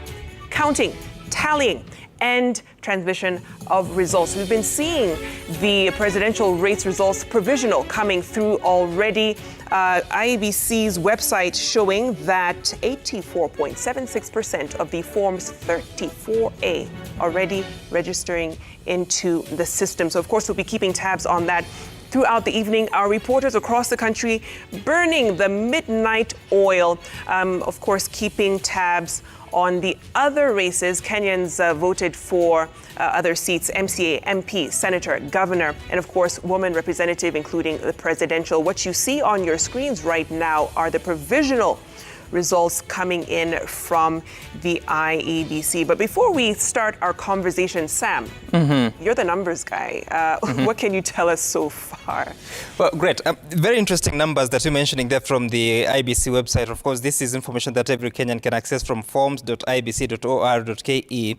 And it will show you the number of Form 34As that have so far been received. At the moment, it's 39,348. Of course, you're talking about a total of 46,229 polling stations. But you recall that there are certain polling stations in Eldas that are yet to take part in this election, whether it's presidential or any other election, and that should be being conducted today, because today is Wednesday, the 10th of August 2022. So from 6 a.m., Eldas constituency should be going to vote for the seat of the president, governor, senator, woman representative, MCA, and also the constituency member of National Assembly. But if you have to scroll through, you'll find that very many counties that have reported, Nairobi City leads with a reporting at 93.37%. Uasin Gishu follows. Actually, Uasin Gishu might be higher. It's at 95.21% in terms of reporting, 915 polling stations out of 961. But what matters now is about the numbers that you're seeing. And so far, based on your screen, but also what is here, you'll find that Raila Odinga is leading with a slight margin of 569,502 votes out of those that have been tallied so far, which is 1,158,785. William Ruto has 569,000, which is just slightly lower than Raila's, a difference of about 300 or so. So that is 49.14%. So 0.02% difference. And it keeps changing. You can see that it's updating as it goes. Then when you look at this map, it's partly blue. The other parts are yellow. That means that the blue parts is where Raila Odinga so far is leading. The yellow parts are the areas where you'll find that UDA's William Ruto is ahead according to the tally so far. So some of these counties, this is Mandera, where Raila Odinga appears to be leading. Let's just take a look at how many votes have been cast. Of course, the registered voters in Mandera County are 217,000. The votes that have been cast so far, or those that have been tallied, is 5,125. And the polling stations that have submitted their forms, based on our count as Citizen TV or Royal Media Services, are 29 out of 553 polling stations. Let's cross over to the nearby county, which is Wajir. Wajir, this is where Eldas constituency is based. Raila Odinga has 4,009, which is 56.06% of the votes that have been tallied, and William Ruto has 42.42%. So the polling stations that have so far reported are 77 out of 609. If you're to look at a county like Nairobi, which is pretty interesting, we have 2.4 million registered voters, but the polling stations are so many, 3,643, and those that have submitted is 191, and that gives Raila Odinga 55.69%.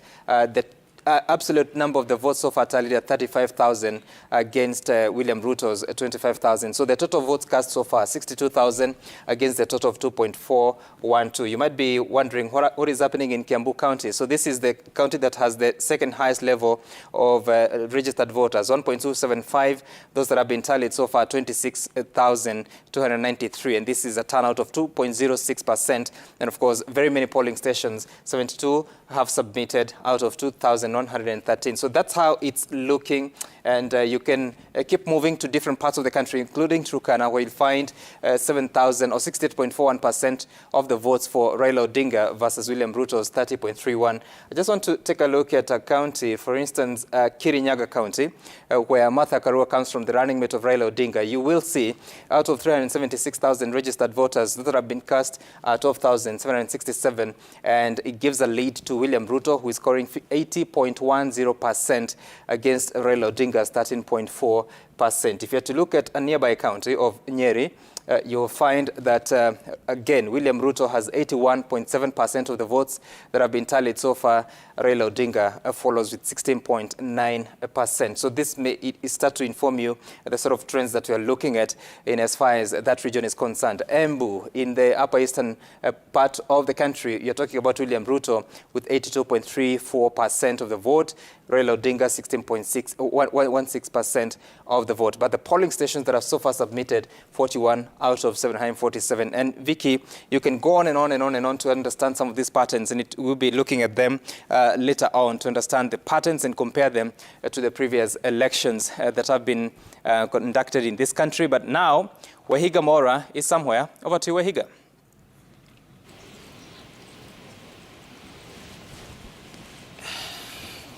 Over to Wahiga Maura, who is in the tallying center. So the numbers that are being crunched in that room are then being projected on the magic wall. And of course, Sam Gituku is so succinctly taking us through that. He has a way with that wall. But let's cross over to Ben Kirui, giving us an update from Narok County.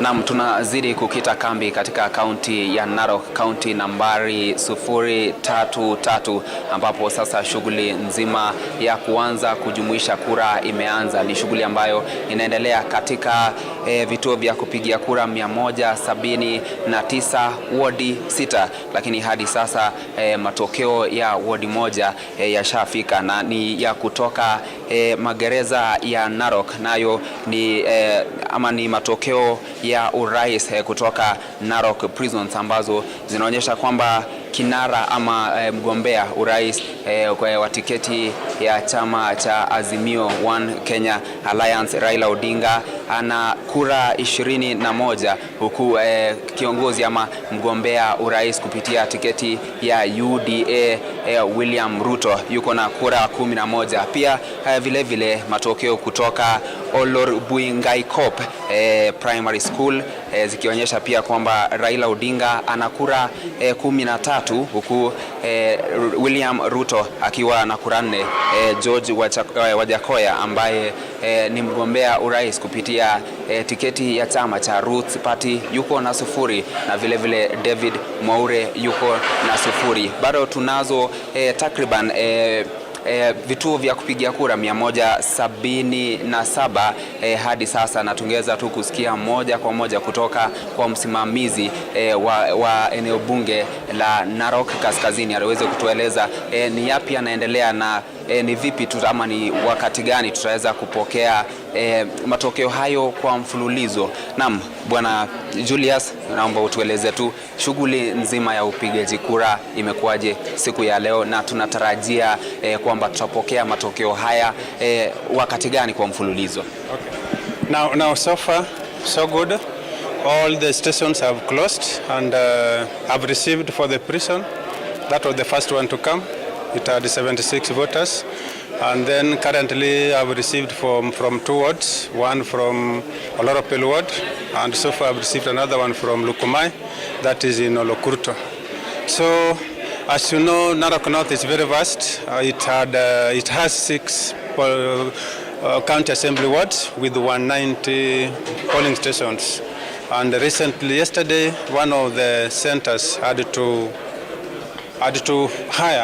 send the tractor that was on standby, and it managed to take the material at the right time. So it's raining on the side of Mau, but so far so good. We didn't have a lot of incidents in the day, and all the polling processes went on smoothly, except the 2 issues with the KIEMs that were minor. I was able to address them in time. So the election went all very smoothly. I didn't encounter any much problem because we were ready for it. as earlier trend. So if there's any issue, you can still raise and then we tackle it. Vituo vya kupigia kura viliweza kufungwa saa 11 hadi sasa ni saa 6 na zile tu matokeo ambazo tumeweza kupokea ni kutoka kwa vile vituo vya kupigia kura ambavyo vina idadi ya chini ya wapiga kura. Je, tutaweza kupokea matokeo haya kwa mfululizo labda kuanzia saa ngapi? Okay, in the next 1 hour or 30 minutes, I'm sure all the results will be here because I'm able to access them from the back end. You can see the chief agents and most of the candidates are here. They are eagerly waiting for those results. So from the back end, I'm able to access. I can see for the presidential, it's almost 70% have transmitted their image to the national returning officer. Yeah, so I'm sure in the next 1 hour it will now flow continuously, yeah, without any hitches. Labda swali la mwisho kabla sija kuruhusu urejee kwenye kiti chako uendelee na shughuli nzima. Awali tuliweza kusikia labda visa vya uongaji wa wapiga kura, kwa mfano kituo cha kupigia kura cha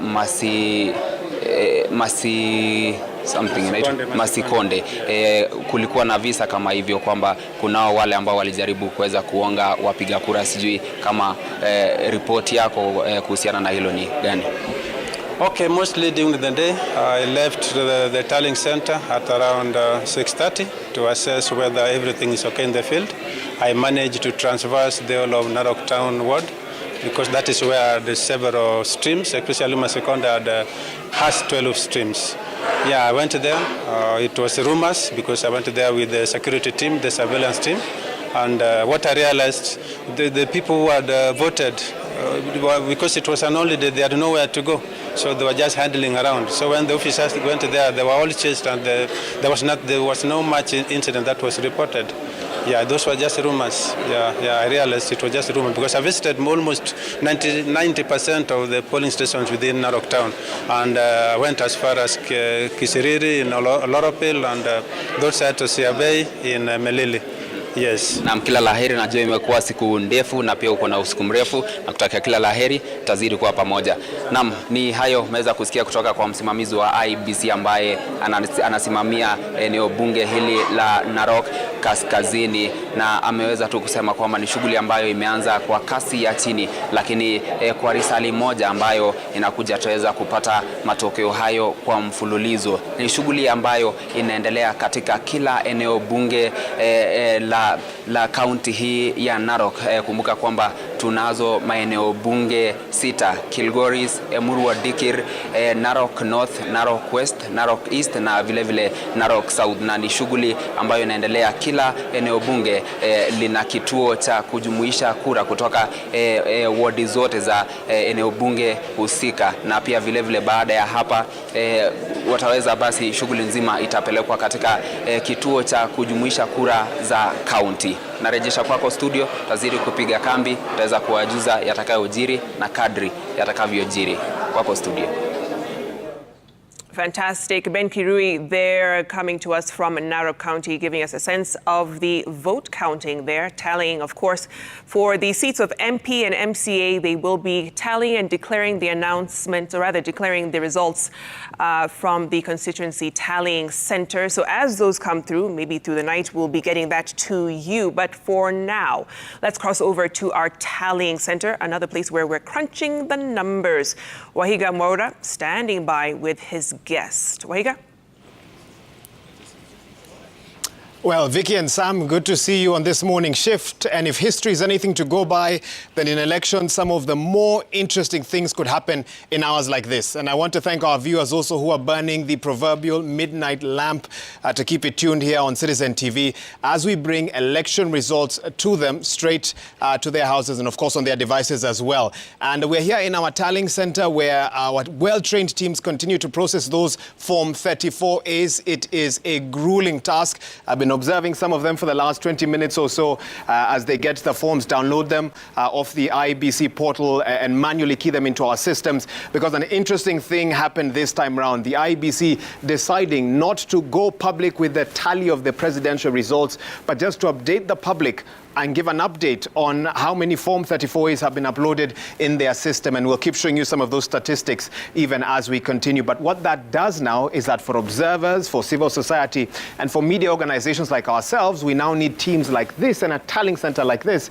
for them to manually download each one of those 46,229 Form 34As, key each of the votes of the presidential candidates into the system, and display some of the numbers that we are now showing you on our TV screen, and also on this interactive screen, which is linked to the Citizen digital app, which, by the way, I hope you've downloaded, because we have these results here as well. Let me give you a quick glance into what we have right now in terms of the latest results.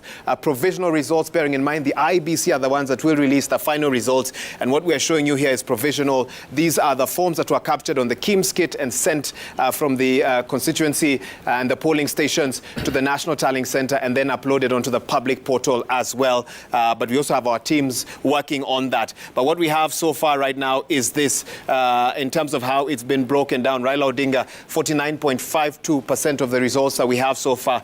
Provisional results, 604,286 votes, while William Ruto, 48.83%, 595,865. And these numbers keep changing. And I'm sure when we come back here a bit later on, they'll have changed quite a bit. In the prisons, Raila Odinga, 312 votes, 66.10% of the votes, closely followed by William Ruto, 153, 32.41% votes. In Narok, it's William Ruto in the lead there, 54.11%. That's 11,563 votes. Raila Odinga, 9,673. And if you log on to the app, the Election 2022 section, you can get more of these statistics. Look at what's happening in Baringo, in Kitui, in Laikipia. We've broken it down for you like never before, and you can follow this even if you decide that you're not going to be near your TV screen. You can follow it on your phone as well, and we'll keep updating this for you real time throughout the course of this morning and into the better part of the day as well, until a winner is declared at the Bomas of Kenya, the National Tallying Center, where the presidential returning officer Wafula Chebukati sits. But we also want to get some context into what makes this particular election different from what we saw in 2017, both the first election and the repeat election as well. And joining me for this is my guest, John Walubengo. He's an ICT lecturer. He's also a trustee at Kictanet. John, thanks for joining us at this let me not call it an ungodly hour. In an election, all hours are fair play, and we're going to keep rolling with this until we get a winner and a result from the IEBC. But thanks for finding time for us here today. And I want to immediately begin by referring to an article that you penned. This should have been sometime, and let me see, I actually had this open just here a couple of minutes ago. It's actually disappeared as, oh, there we go. There we go. August 2nd, 2022, you asked a question, will IEBC stream presidential results at Bomas? You had seen this already. Let's talk a bit about that and what you had expected to see, and is that what you're seeing right now at the Bomas of Kenya? Yes, thanks for the invite. What is happening at Bomas of Kenya is precisely what I expected to see, in terms of them not actually giving us the running tallies the way they did in the previous two elections, 2013 and 2017. And the reason they had actually told whoever was listening that they wouldn't do this is because the Supreme Court in 2017 really gave them a hard time in terms of asking them what exactly are those text results vis-a-vis the Form 34As. Because the law doesn't have provision for the text results. It only recognizes the Form 34A images, and more specifically the fact that the results on those images at the polling station is the final result. If that is the case, then the question becomes, what is the results in Bomas? Because Bomas is not a constituency. And that's a question that was asked in the Supreme Court, and IEBC lawyers, I know, were under pressure to respond to that. They struggled with that, and so I believe to avoid a repeat of the same, they decided to just say, okay, we're not going to deal with text results. We'll upload the images and perhaps bring partners like the media to do the breakdown and the tellings, pretty much like what you're doing here now. Okay. And let me first talk to a frustration that some of the guests in a previous panel before we came on air were talking about. And they were wondering, why is the IBC chairperson, Wafula Chebukati, being so guarded with information, bearing in mind if the decision at the constituency level is final, surely by now, and if I can just go to the portal, and I don't know if I need to, let me actually refresh it as we speak. But right now what we're seeing is in terms of reported Forms 34A, 84% of them have already been uploaded onto the IBC portal. That's a whopping 38,836. Yeah. And one gets the sense that the IBC could have a pretty good idea of the state of the race at the moment. And those guests, and we had Angela Mbitho from Infotrack, Professor Omenya, and Alex Awiti, were of the opinion that surely he has something to speak to, but the last press briefing he did not.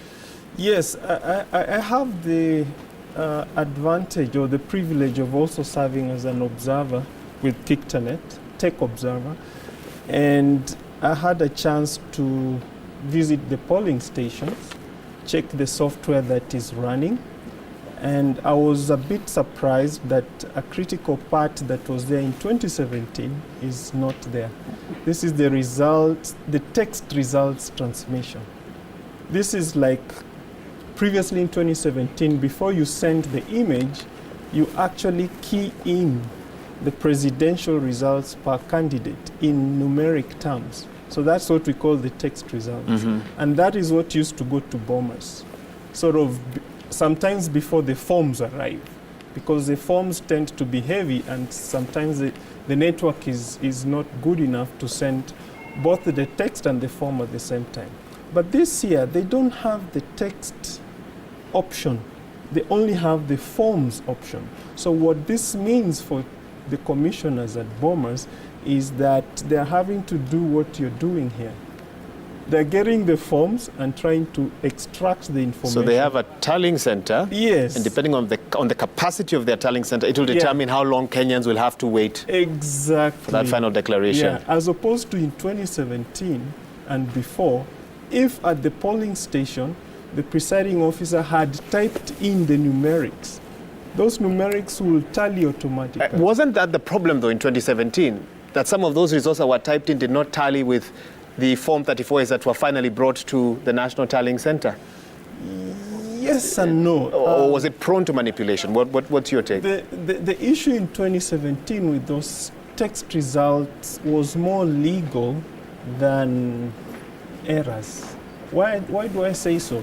Because the software had sort of preliminary checks before the presiding officer hits submit. As soon as they type in, for example, the presidential candidate tallies, the four of them, the software could be able to sort of filter out errors. It could add and say, okay, the totals for each candidate cannot, for example, exceed 700, which is the limit per polling station. Or the totals cannot exceed spoiled votes. So the numerics of the text was really not the problem in 2017. The problem in 2017 was the legal definition of what exactly is a text result. And it is not provided for in law. So in order to avoid the lacuna in law, you simply don't send the text result. And which is what IBC have done. And that's what they've done. One of the questions that you raised in that article that was uploaded actually just a couple of days ago, I made it sound like it was a long time ago, was you are worried that Kenyans would not be able, that under this new system and this format that IBC is relaying their data on, Kenyans would not be able to know which polling stations have not yet transmitted results. But I believe the portal now does kind of offer an idea of that, so I hope your fear has been allayed on that one? Because I've seen people, drilling into the system and confirming so and so voted here, and I did as well. I also drilled in, and you go to the portal, you can see the Form 34A, and you can see it's coming from a particular polling station.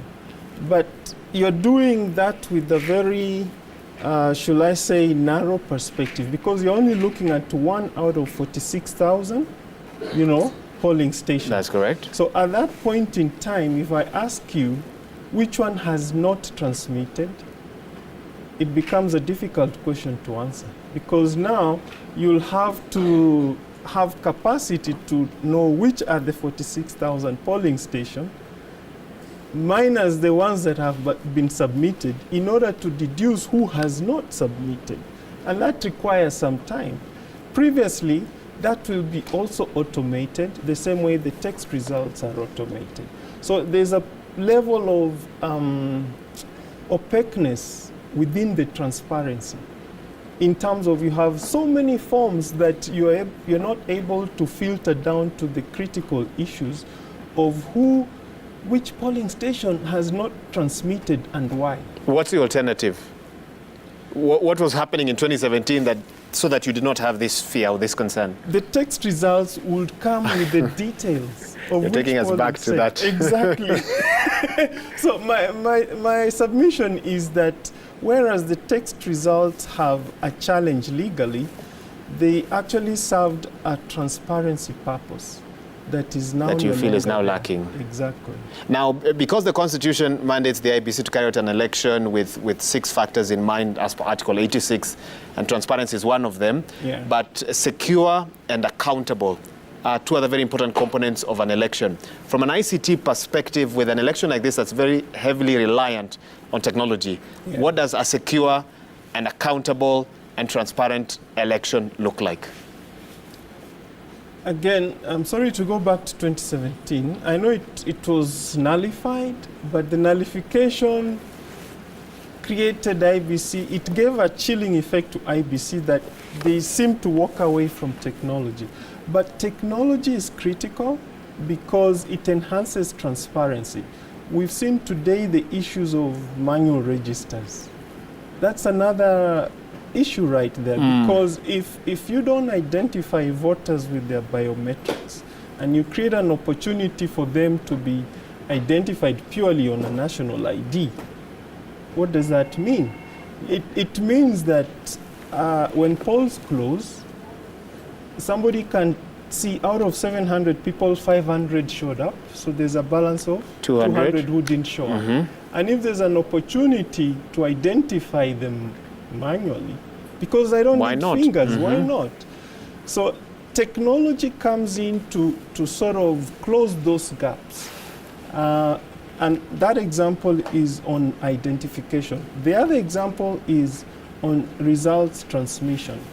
And if we are able to identify immediately which polling stations have not sent, it's now going to 2 a.m.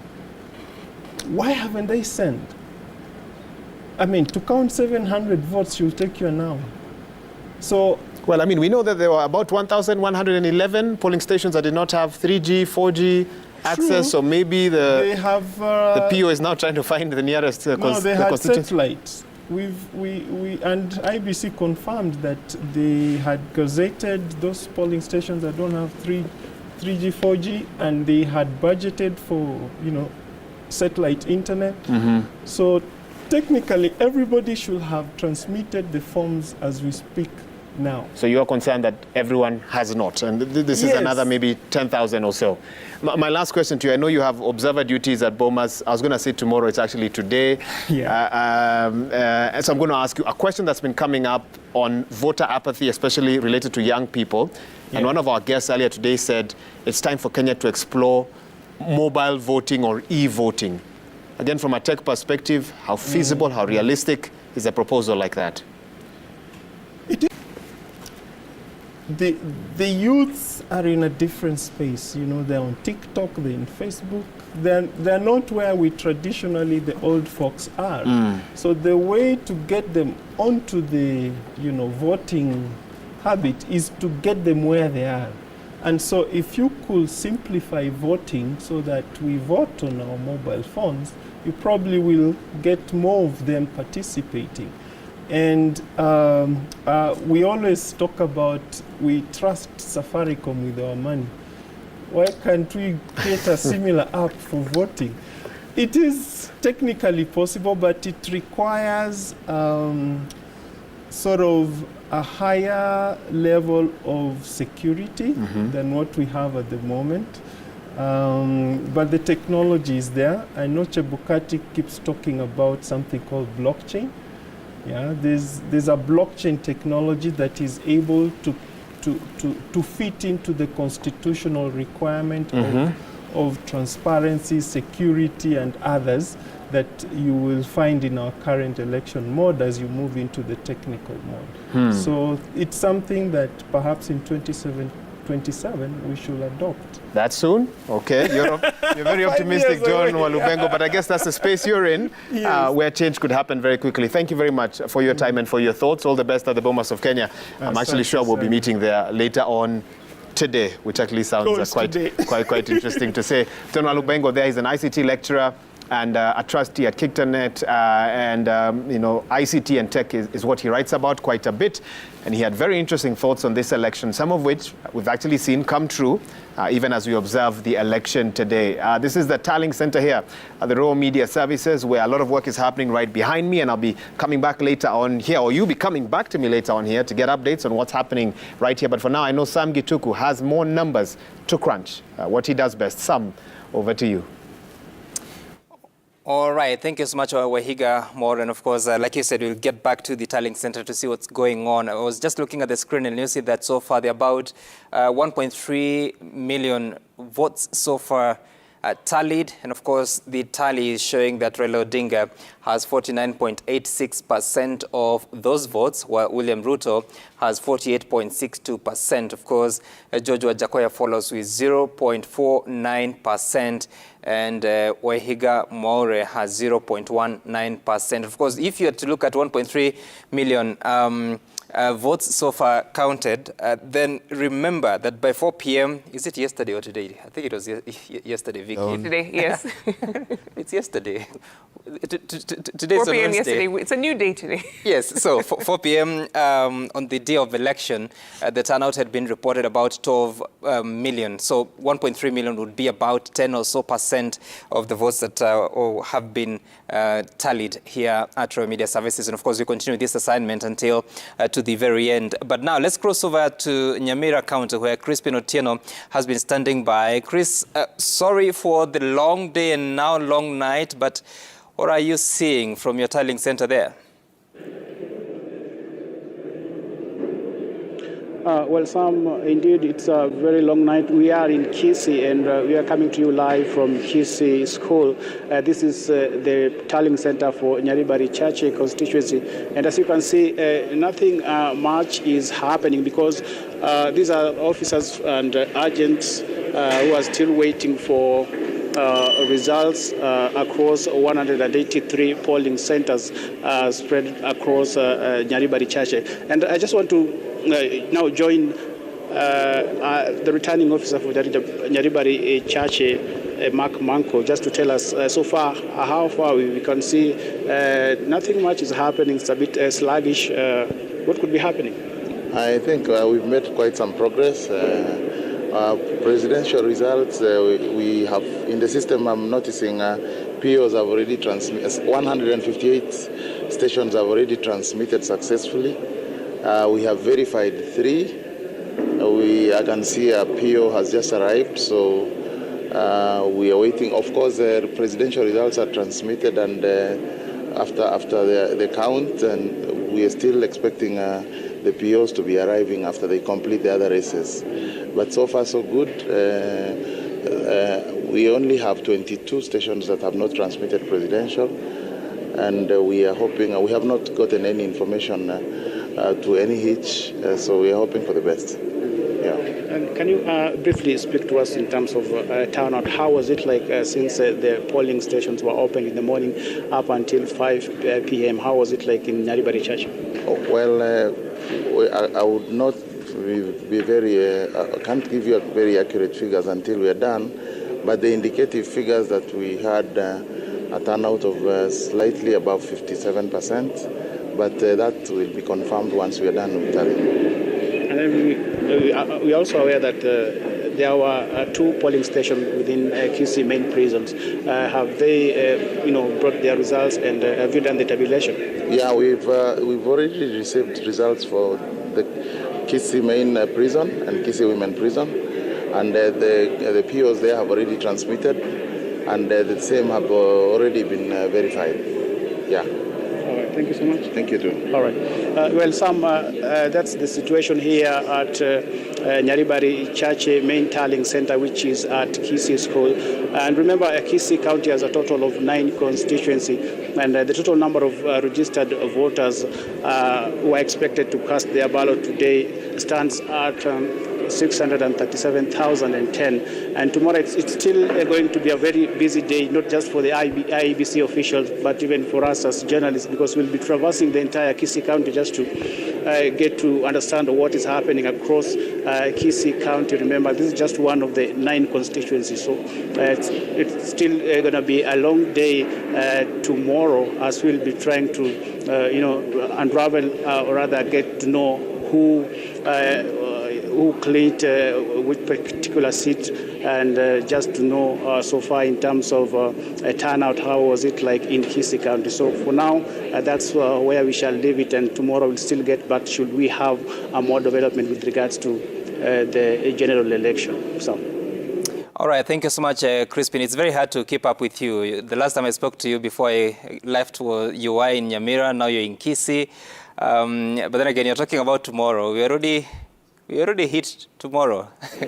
But all the same, it is fine. Of course, Crispin Otieno coming to us live from Kisii County, and we'll be getting back to the magic wall to look at how the numbers are looking for Kisii County specifically, and compare that to previous voting patterns, but also what the opinion polls have been telling us, just to see whether there's any correlation between history, research, or the surveys versus the reality that is now dawning on different leaders as well as the voters. Vicky?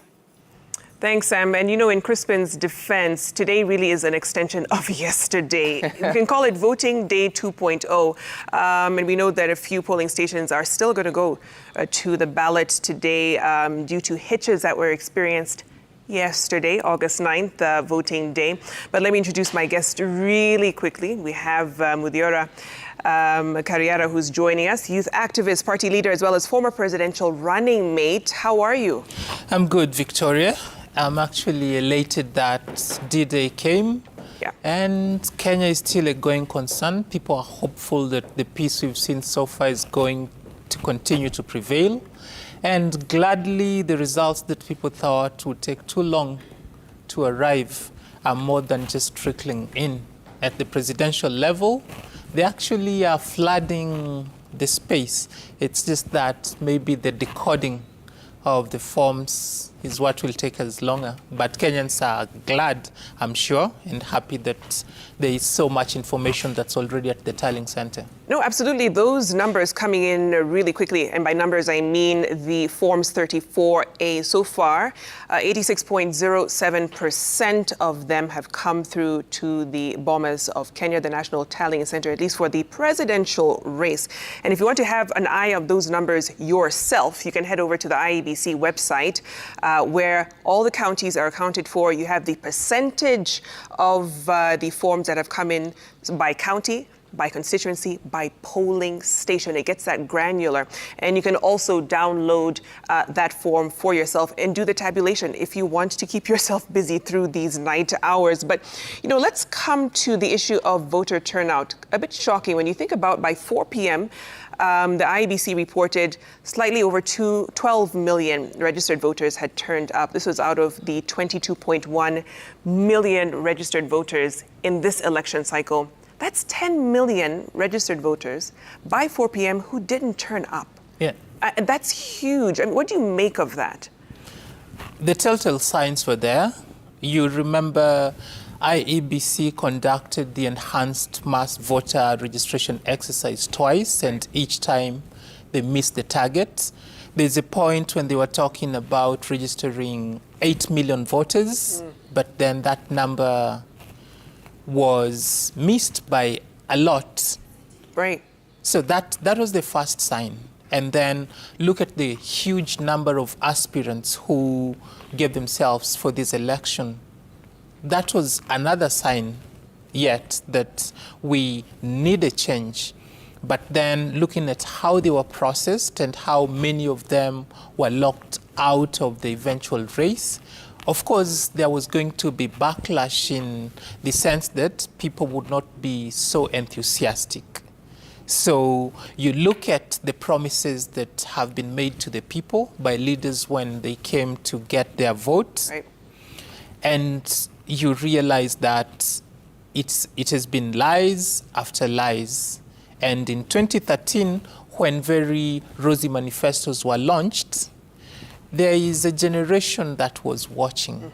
People who were promised laptops or their brothers and sisters, and they did not see those laptops as had been promised. And then they've grown up, they've obtained IDs, they've become voters, and they're seeing the same people who made those promises. So I would say there's a sense of loss of belief that elections can actually have an impact in the lives of ordinary Kenyans.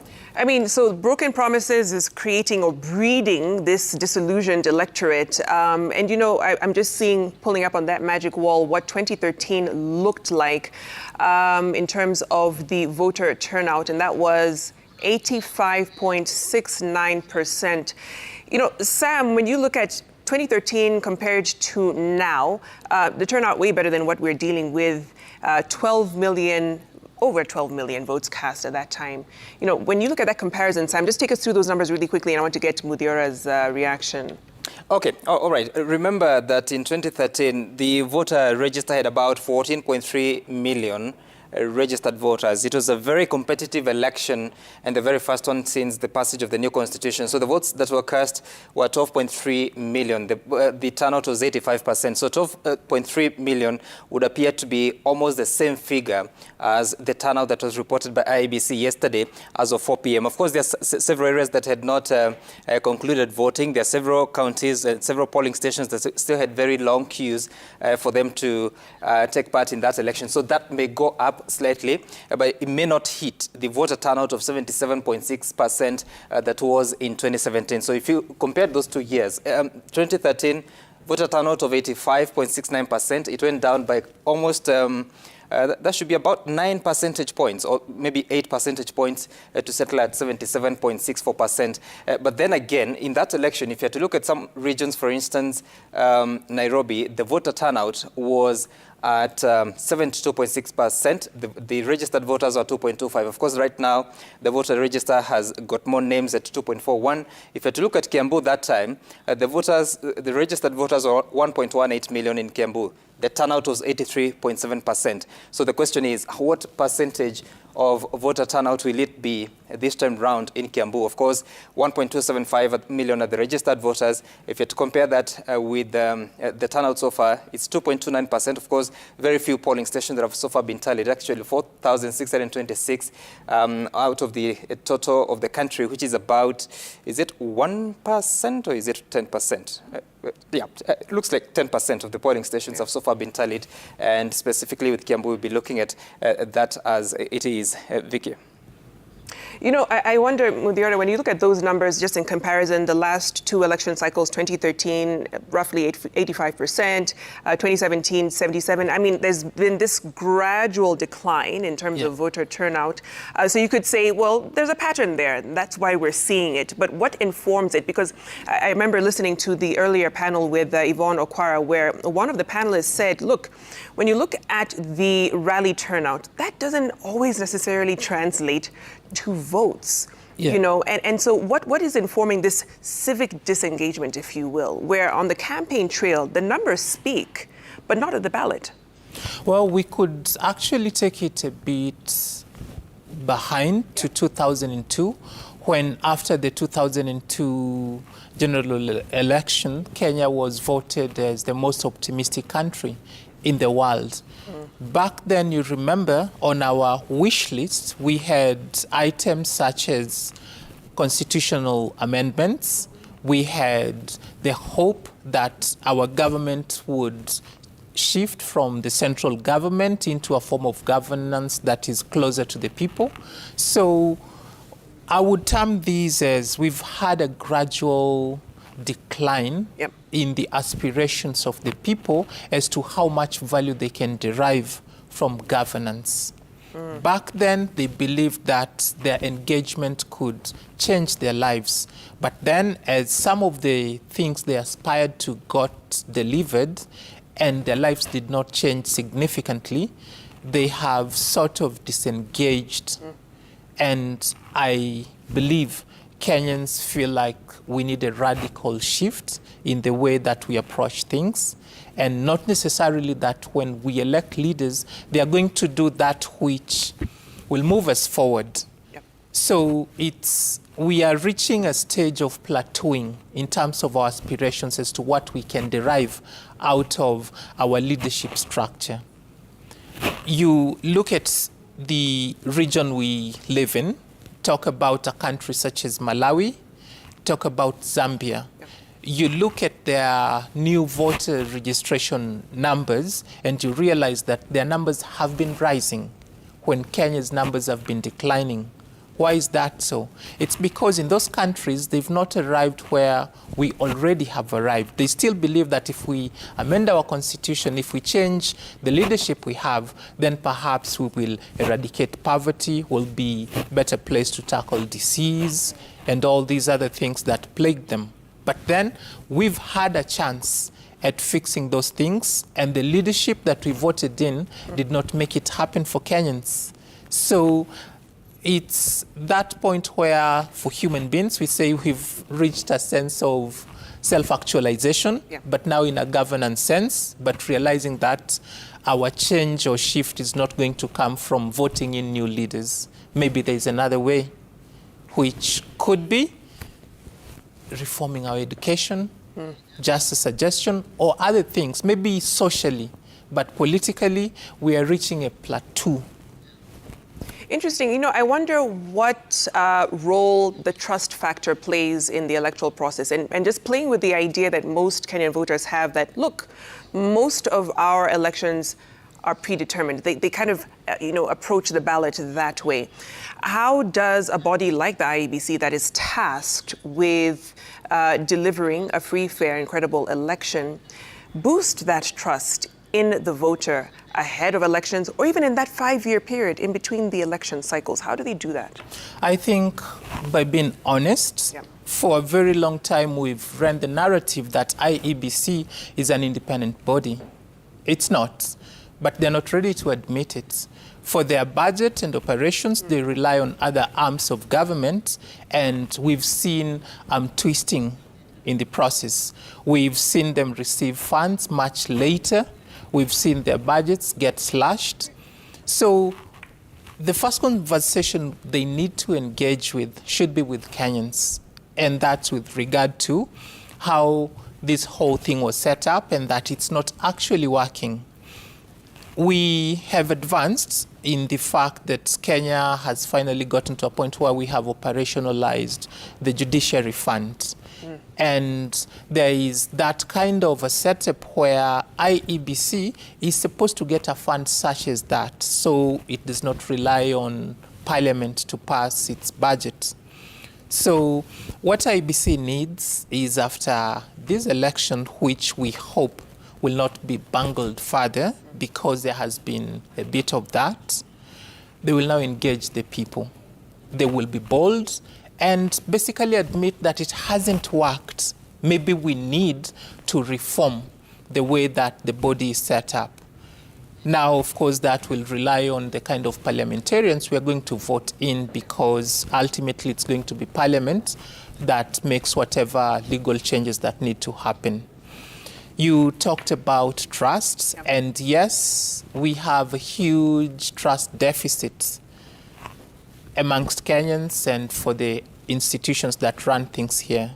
And it's been because since independence, promises were made and we had opportunities to do better, but then people chose to sacrifice common good for self-aggrandizement. That will not be cured through a magical pill. It's going to take time, but I believe focus should not be more on individuals. Our constitution has given us a chance to build strong institutions. But then the way it's been set up, you realize that for most of the institutions, ultimately it's the president that okays the appointments that matter. So after this election, it's good we had begun a conversation about amending the constitution. Perhaps we should follow the guidelines that were set, that if those who are pushing BBI would go about it following the right procedure, then it would be okay. It's time to revisit that conversation. And then we can cure these institutions so they serve the purpose for which they were set up. Okay, fantastic. We'll come back to this conversation, but let's cross over now to Wahiga Mwaura. Speaking to some of the diaspora voters, we know 12 countries voted for the presidential seat yesterday, and we want to get some of their reactions. Wahiga?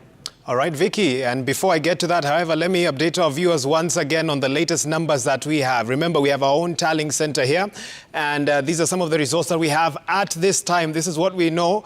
And we'll be displaying the latest ones there shortly. Raila Odinga, 687,025, I believe, or so votes. William Ruto, 672,642, changing by the minute and refreshing quite a bit. But you get the picture there.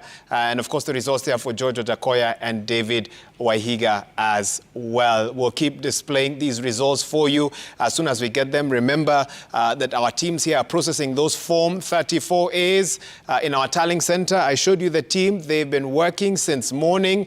It's now a couple of minutes after 2 in the morning, since yesterday morning, if I may just add. And it's going to be another long morning into the day for them as they endeavor to keep you updated on those latest results, because this time round, the IBC tossed the challenge over to media houses. You collate and tally those results. We will collect those Form 34As on our portal, verify them, and that's when the IBC will give that final result that you have been waiting for. But we'll be giving you a picture through the release of our provisional results throughout this morning, into the day, into the evening as well, as that team continues to work tirelessly on that particular role. But let's see what's happening now in the States and in the United Kingdom. Remember, the diaspora, this time around, more Kenyans in the diaspora given a chance to vote. Bearing in mind, I believe in 2017, you could vote in about 8 countries. This time, it's 12. And so we're going to be speaking with Professor David Monda. He's in the United States, in New York, I believe, is where he is at the moment.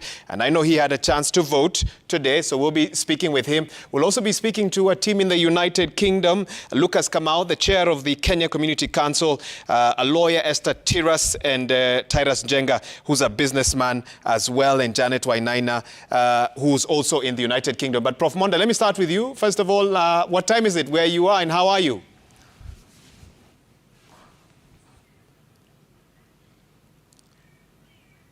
All right, I can't hear you. I think you need to unmute, and then we can take that over again. I just did. Please proceed. I just did. Can you hear? Okay, great. Can you hear me? Loud and clear. Okay, great. Yeah, so I'm actually in Nairobi, Kenya, right here with you. I flew in from New York. And the reason I did that is quintessentially because I did not want to be disenfranchised. If I stayed in New York, I could only vote for president. But I wanted to vote for my governor. I wanted to vote for my senator, for my MP, for my women's rep, and also for my MCA. So I think this is a fundamental problem that diasporans have. And this is part of the reason, among others, on visiting family and coming to the great country of Kenya, that I really wanted to be right here on the ground. In terms of my voting experience, I voted here in Ngong, and it was a very smooth process. I went to the IEBC portal, punched in my name. It dropped out verified that I was on the register, and it showed what voting stream I was in. So when I went to the voting center, it was, very easy to go to the exact polling booth. The ballots were handed to me, all color-coded. I just had to check off. So it took me about 2 minutes to get the whole process done. But I think for the diasporans, it's an ongoing challenge in terms of Not everybody has the opportunity to come back home. And more importantly, Wahiga, we have to remember about 40% of the Kenyans in the United States are undocumented. So there's also other challenges of Kenyans not necessarily wanting to come out in the open and access IEBC officials because they might be afraid they might get deported or get into other legal challenges. So I just think the more IEBC engages with diasporans, the more people are able to be encouraged to come out, the more voting centers we have, and the more we use the access of technology to broaden the enfranchisement of the diaspora. I think that will make a huge difference in terms of raising the numbers of Kenyans that are able to vote from the diaspora. Prof, first of all, I must applaud your commitment to come to Kenya to vote. And I don't know whether in 2017 you voted in the States or you voted here as well. But what are you hearing from Kenyans back in the States? I know they had limited options in terms of where they could go to vote. Obviously, they could only vote for the presidential, in the presidential race. And what are they telling you? Yes.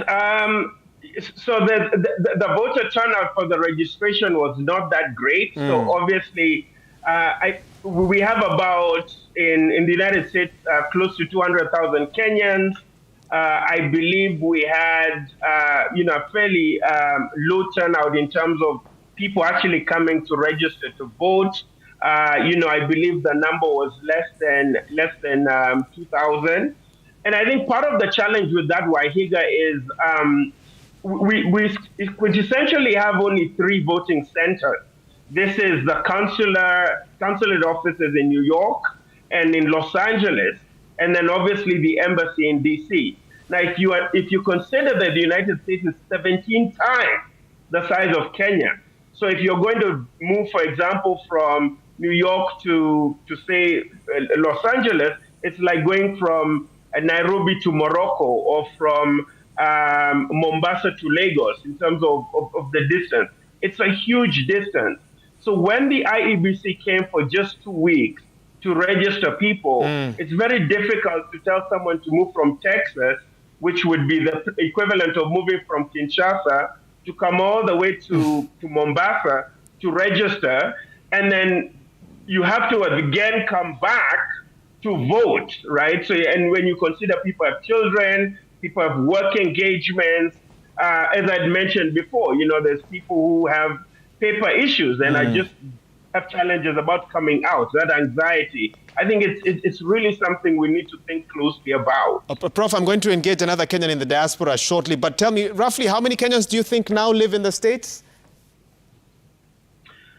So this is a good question. We don't know. Officially, there's numbers as high as 500,000 and others as low as 100,000. And we did a mapping program with the Kenyan embassy and the government some years ago about trying to figure out exactly how many Kenyans are in the state. And the numbers which we gave them, just haven't been worked on to this point. And unless you really know how many Kenyans are in the United States, it's difficult to create the infrastructure to reach these people. So I'm hoping that going forward, we're able to actually identify where these Kenyans are and how we can reach them.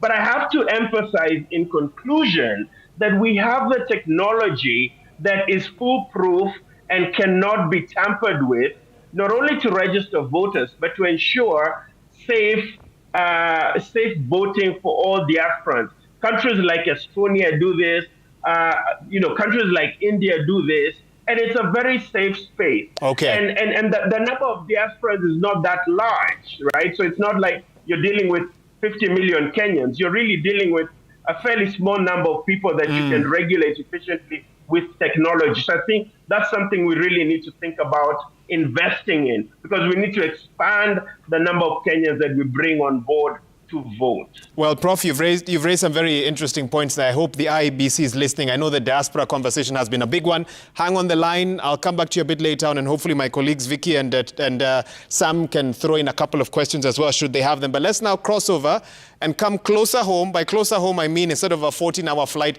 we're talking about 8 hours. Let's go over to the United Kingdom, where we have a couple of Kenyans there who also got a chance to vote today. Lucas Kamau, the chair of the Kenya Community Council, Esther Tiras, a lawyer, Tyrus Jenga, a businessman, and Janet Wainaina as well. And we should be having them up on the screen in just a bit. I hope they can hear me as well. And I know that there was quite some excitement in the UK. I saw the Kenyan Commissioner to the United Kingdom giving instructions on the same. And I don't know who I'll start with. Lucas, maybe I start with you. What was your voting experience like today?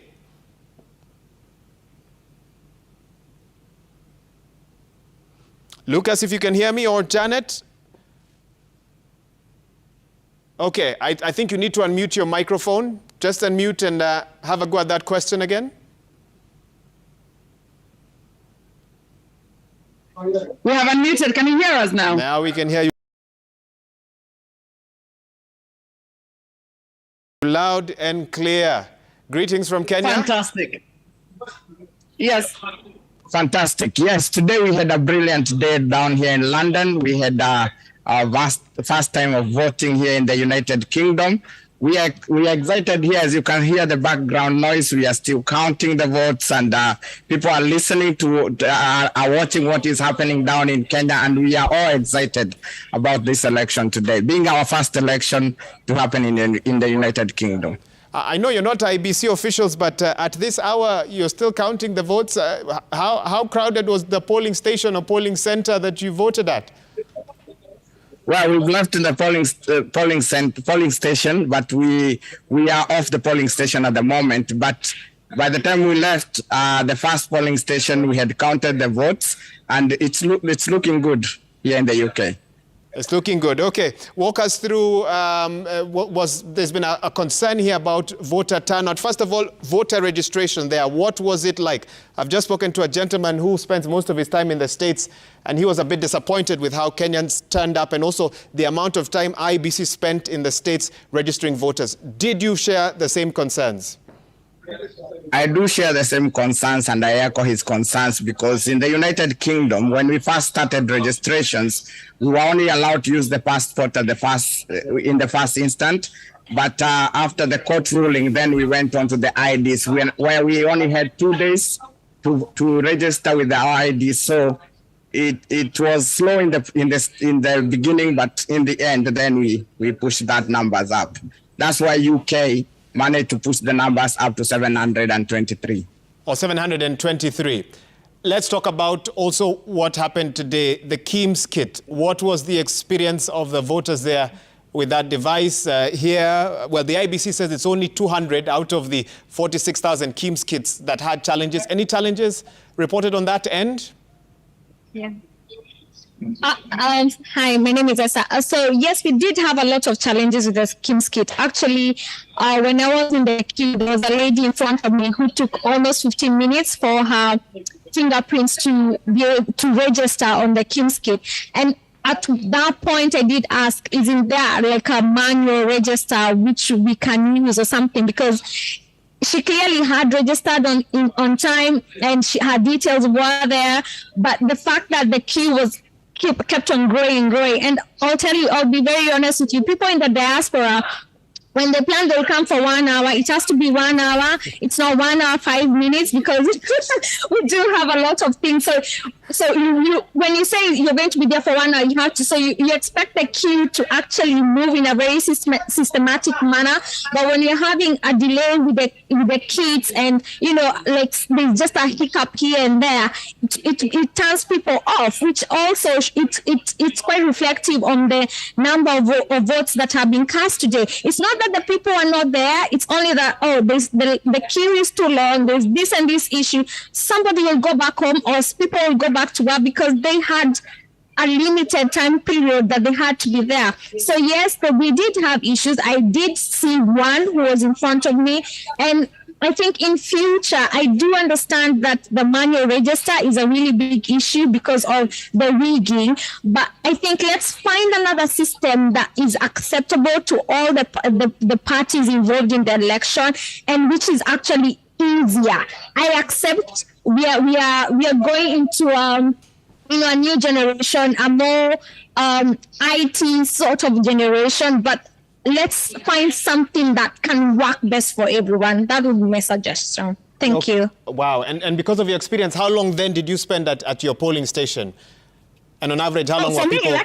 Yeah, go ahead. Luckily for me, I took 5 minutes or less. 5 minutes. When I used my fingerprints, my name came up, and I voted before. It wasn't my first time to vote, so I knew exactly what to do. I didn't need to ask the questions of how long should the X or the tick be there, what should I do. So yeah, kind of took 5 minutes or less, to be honest. Okay, wow. Before I allow my colleagues to jump in on, do you guys have the numbers, how many Kenyans live in the UK? Just for us to understand what the potential would be if a majority of them were registered. What kind of constituency would that offer in a future election?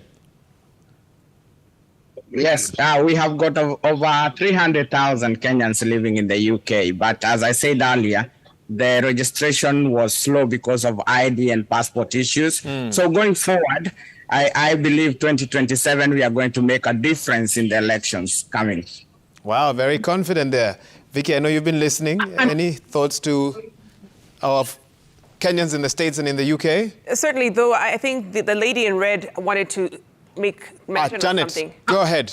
Yes, I wanted to add something and to say, like, when diaspora was told they can vote, most people did not trust that it's going to happen. So it took us a lot of time to actually convince Kenyans to get out and go and register to vote.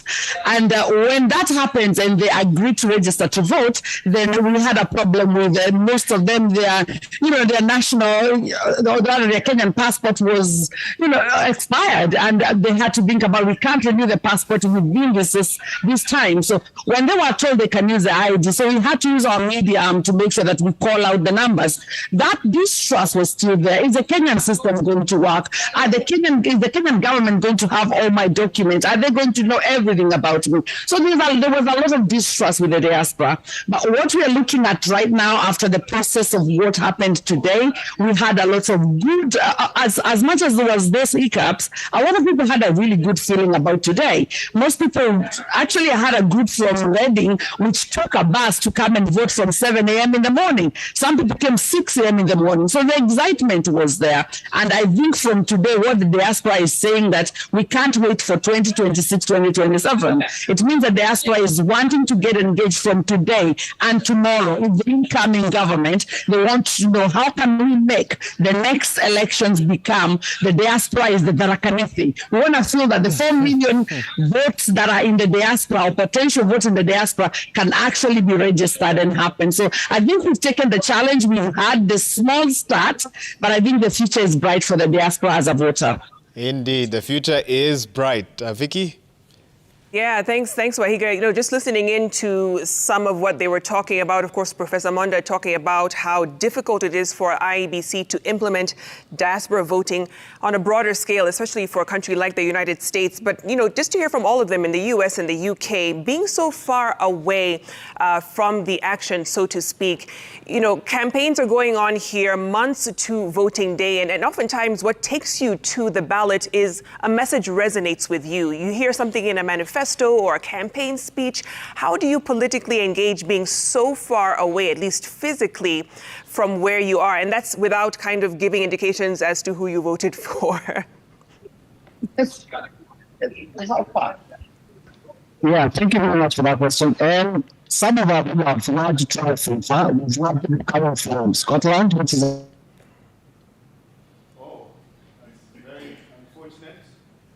Okay, the signal has dropped. Challenges of tech, but we hopefully we'll be able to get them back as well once they're back on for that. And we'll also be speaking to other Kenyans in the diaspora as well. Do we still have Prof. Monda on? Not yet. Okay. But Sam, I think, has results from the diaspora. How convenient. Sam? All right. Yes, I got some results because, of course, you know that there has been some 12 countries that have been conducting these elections in the diaspora.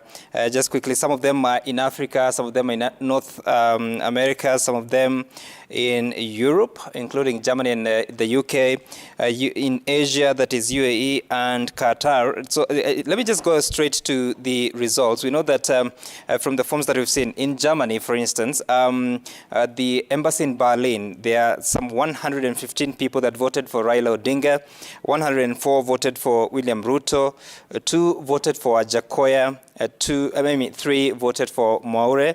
Then in Qatar, the embassy in Qatar, 135 voted for Raila. William Ruto got 169, 0 for Ajakoya, 0 for Maure. In Rwanda, there are some 2 polling stations. The first one, 170 votes for Raila Odinga, 82 for William Ruto, 3 for Ajakoya, and 0 for Maure. Then in the second polling station, 150 for Raila Odinga, 81 for William Ruto, 4 for Wajakoya, 4 for Maure.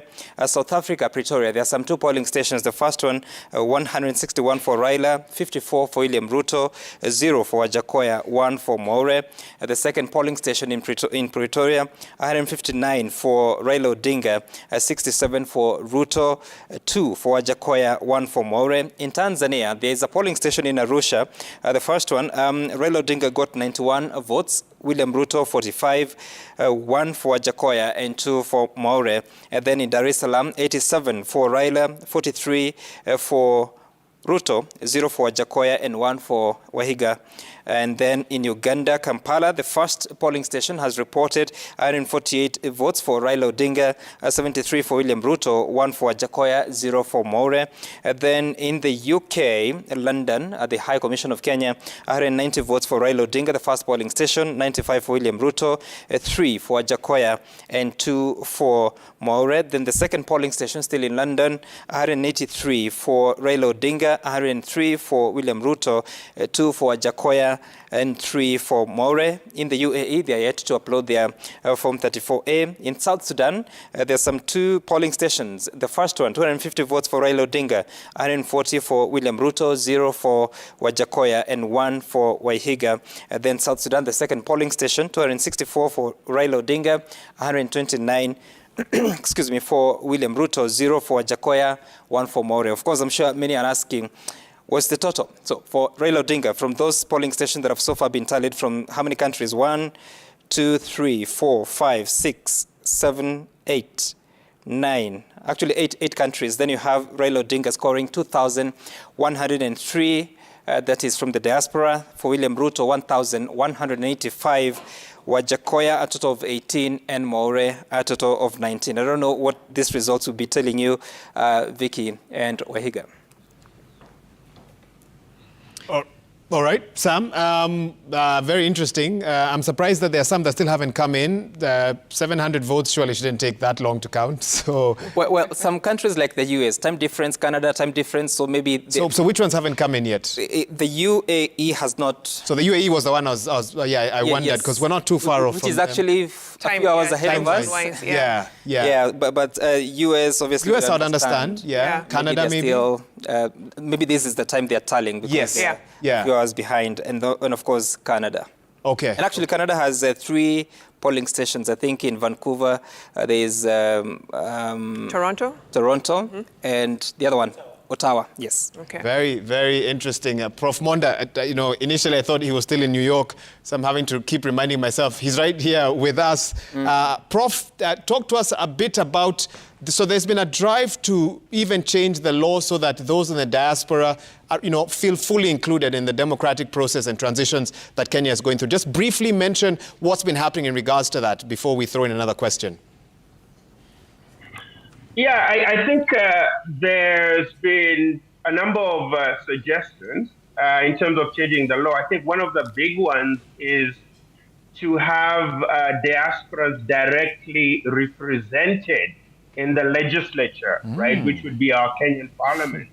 So, for example, thinking about how we could, for example, have, based obviously on, the quota of population, right, the population size of each region, where there's obviously the largest number, say, in the United States and the UK, have based on population, have diasporans have actual representatives in parliament to deal with their issues, like MPs deal with issues for their constituencies, right? Obviously based on population. So areas with larger populations might have more representatives elected by diasporans, to represent us in the parliament. All those seats could be nominated. I think there's also been suggestions around economic enfranchisement. And by this, I mean, for example, for myself, right? If you have a pension fund and you're saving for retirement, think of the number of diasporans who would be saving vast amounts of money and who be retiring in the next 5, 10, 15 to 20 years. If we could pool all these resources, these millions of dollars that are stuck in UK and US banks, and bring that money or loan that money to the government, at low interest rates, this could really enhance our national development rather than doing high interest rate loans from the IMF or from Chinese banks. So there's all these different suggestions, but I think a lot of these thoughts cannot really be concluded because diasporans feel very disenfranchised. If you allow people to vote, that's a huge step to them investing in the country, because they know then their rights will be protected if they start up businesses, if they start up factories, or if they bring their children back home, right? And then I think lastly, also in terms of using diaspora talent to advance our national ethos. So specifically, how can diasporans be state officers? There was the specific case of Mwende Mwinzi, our current ambassador to South Korea, and she had a lot of problems actually when she was nominated by the president to represent Kenya, right? Just because she had a dual nationality, which is allowed for within our constitution, right? There was a lot of resistance to her, acting as a state officer. And I think when these things kind of happen to diasporans, then diasporans who are actually born in Kenya, their children abroad actually feel left out. They feel like second-class citizens.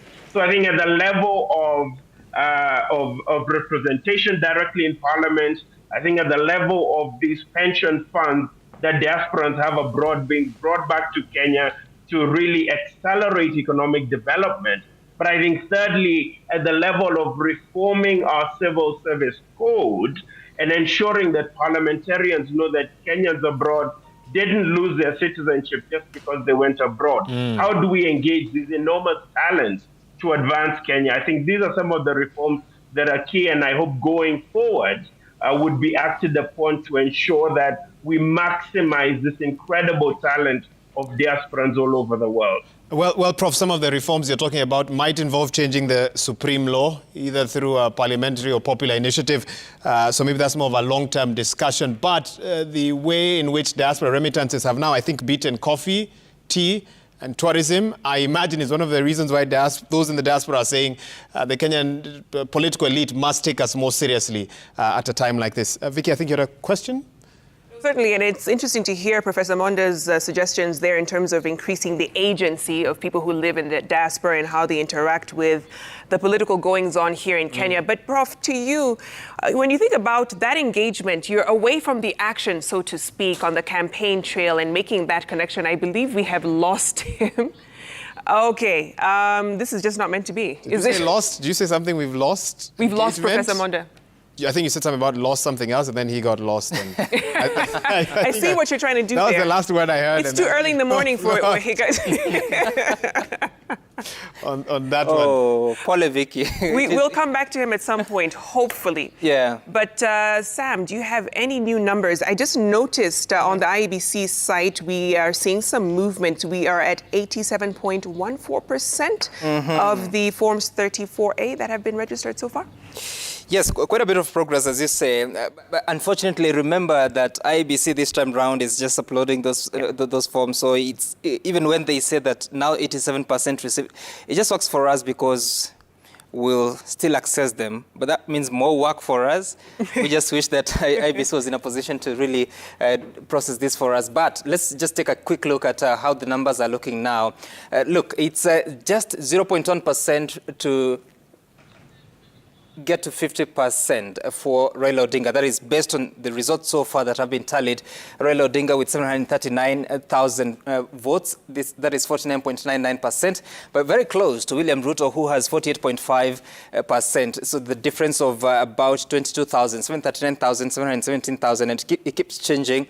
The votes that have so far been counted by our teams is 1.4 million, which could be around 10% of the total voter turnout, but we will be determining that in not so long. Then, of course, you'll see that the polling stations that have so far submitted is 4,722. Compare that against the total of 46,229, again, a percentage of about 10 or 11%. I just want to quickly look at this map, Wahiga and Vicky, because you look at it, looks with a bit of, quite a lot of blue. Let's just count with me. 1, 2, 3, 4, 5, 6, 7, 8, 9, 10, 11, 12, 13. You can actually miss Mombasa and Nairobi. They're tiny. There, yeah. That's 13. Then 14, 15, 16, 17, 18, 19, 20, 21, 22, 23, 24. So 24 counties out of 47, so the balance is 23 going yellow. Let's process this a little bit, because if you have to look at, for instance, the Mount Kenya region, which is of interest because it has very many registered voters. Central Kenya, for instance, that is Kirinyaga, Murang'a, Nyeri, Nyandarua and Kiambu. They have a total of 3.1 million registered voters. This is how it's looking like. William Ruto in Kirinyaga is polling 80.75% of the votes that have so far been counted. Raila Odinga follows with 13.36% of that vote. George Wajackoyah 0.56%, and of course More Wahiga with less than that. So these are 40 polling stations so far counted. Let's compare this to what happened in 2017 in Kirinyaga so that you see how those patterns are looking. So this was Uhuru Kenyatta. He had gotten 97.59% of the votes that were cast in that election, and Raila Odinga was polling 1.02%. That is Kirinyaga. In this election, he is polling so far 13.36%. Let's focus on Kiambu, for instance, which is yellow. 23,000 for William Ruto, 74.79% is what William Ruto has scored so far. Raila Odinga is polling 23.82%. Remember, the opinion polls are showing that Raila Odinga would get 24% in Mount Kenya. It only appears true in Kiambu. The other regions, the other counties within the region are not showing as such. But in 2017, and this is where it gets interesting, Uhuru Kenyatta was scoring 92.27% of the vote that was cast in that election, and Raila had 7%. So 7% this time around from what the tally is so far is at almost 24%. Sam, if I may interrupt you, one of our guests earlier here, Professor Omenya, raised the question of, well, some of the numbers that we saw in 2017 and 2013 put into question. Did we have an unbelievably high sort of voter turnout in certain areas that looking at the results this time round would cause some to question? That's a good question. And actually, when you look at the voting patterns, let's just focus on it a little bit in 2017, because let's look at Kirinyaga. What was the voter turnout? It was 87.15%. You might wonder, what was the voter turnout in Nyeri? It was 86.82%. Now, note that number, 86.82%. In Murang'a, it was 86.88%. So is it a coincidence? 86.8%, 86.82%? I don't know. But also, look at what Raila Odinga was just getting. Reading the numbers. Let the viewers they will deduce what that means. Conclusions they want to come. Yeah, so Raila Odinga got 1.19% in Nyeri. In Murang'a, what did he get? Did I just lose Murang'a? There it is. He got, there you have it, 1.78. In Kirinyaga, he got exactly, is it 0.99? 1.02%. In Nyandarua, do you have Nyandarua here? I think Nyandarua moved. No, it's here. It should be 0.78% for Raila Odinga. But that turnout, this time around, I don't think it will be there. My goodness. But if you remember the cues, they're considerably wrong. And I think some of the big talking points over the next couple of days will be some of the factors that led to that turnout then that may have been missing now. And that's been a big discussion in the build-up to this. And I guess those numbers are confirming that a lot has changed. Sure. For this particular election. In the last 5 years, absolutely. You wanted to make a comment, Mudira? Wahiga asked a question, and I would like to just respond. In terms of the numbers, if in 2013 we called that election free, fair, and credible, same to 2017. even this one with the numbers it's giving us, let's believe that it's going to be as free, fair, and credible as the other ones. After all... You call the 2017 election that was annulled credible?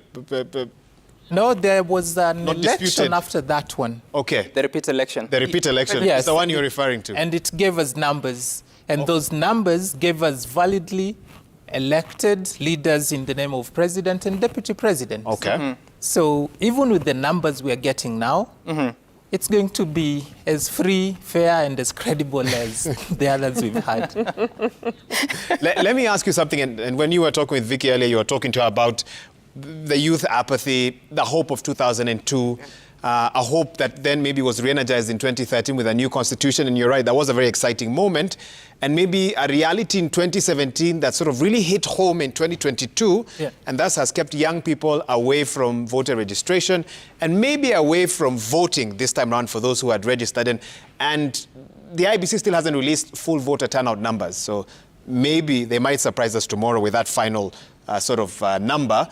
So then why do you continue to pursue elective office if you feel that it hasn't created the change? Are there other ways to create change in this country as Muthiora Kariara, apart from pursuing elective office? Because those who've done so in the past have not brought about the change that young people are looking for.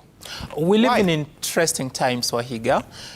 For instance, you can see the optimism by the diaspora. They now are very excited about being included and the process being inclusive when young people in Kenya and a majority of Kenyans are feeling disenfranchised and they are disengaging from the process.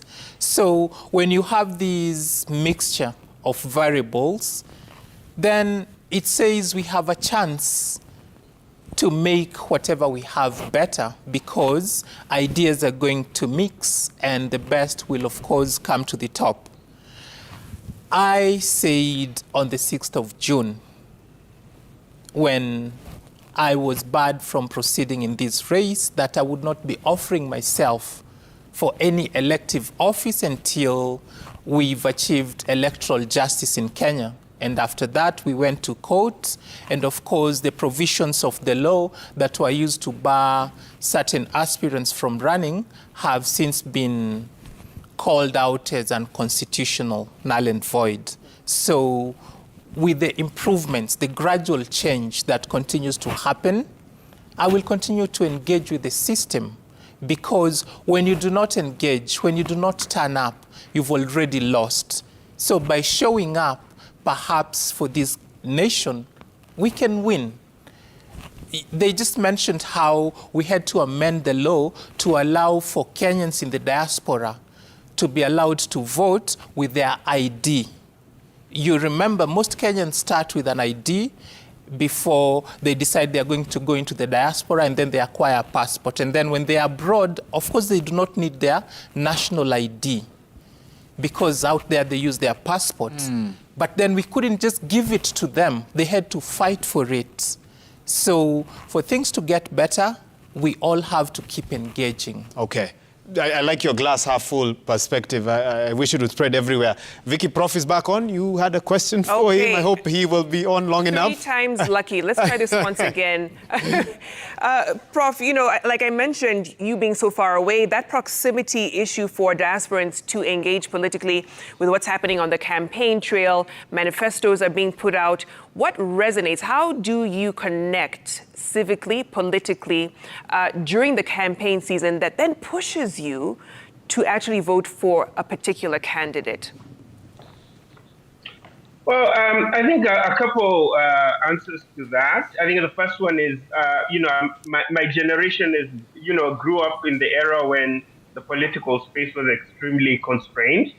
And when, we had the Mulolongo style of voting, where the person with the shortest line ended up winning, if they were in the right party. So I appreciate the steps we've made in terms of democratic progress, in the last 25 to 30 years. But I think more importantly, I think for me, engaging at the distance, I think the internet's incredible. We get news. I sometimes talk to my relatives and inform them of news in Kenya, and they're in Kenya and I'm in New York, and I get to know stuff that's happening in Kenya even before they do. right? So this incredible capacity of technology that's really made the world a lot smaller, I think is also really important. But I think thirdly, in terms of my perspective as a scholar practitioner, I teach political science. So I can't encourage my students to vote if I'm not actively engaging and voting and engaging in my civic responsibility. So I just think, having been born in Kenya, having, being so thankful to this country for, making me who I am, and for my family, my mom and my dad, encouraging me to be the best that I can be. I believe this is part of my process of giving back and encouraging future generations to also aspire, to their highest ambition. Prof, thank you so much. I don't know if Sam had anything for you. I think he's too engrossed in the numbers. No number questions for him, I guess, Sam. Not at the moment. Well, I don't have questions for numbers. I'm just wondering what time the US, the Kenyans based in the US were voting in the US. That would explain why we are yet to receive the forms. So, Prof, we're yet to receive the form. How many forms? 34 were we expecting? We're expecting from three. That is New York, Washington, D.C., and Los Angeles. So, Prof, we haven't received those Form 34 A's yet from those three locations. Any guess of when we could? So I'm not quite sure what's happening. I know the diaspora voting was essentially sequential to the particular time zone. So if you were in the US, you would actually start voting at the equivalent of the Kenyan time in the US. So it would be domiciled to where you were. So if it was 6 a.m. in Kenya until 5, you could do 6 a.m. in the US until 5 p.m. in the US. So I'm not quite sure what the delay is here because it's not that many votes to count. And I would hope they would speed up the process. But, looking at the glass half full rather than half empty, let's hope that it's part of this verification process to make sure that every vote gets counted. We should have those forms uploaded pretty soon.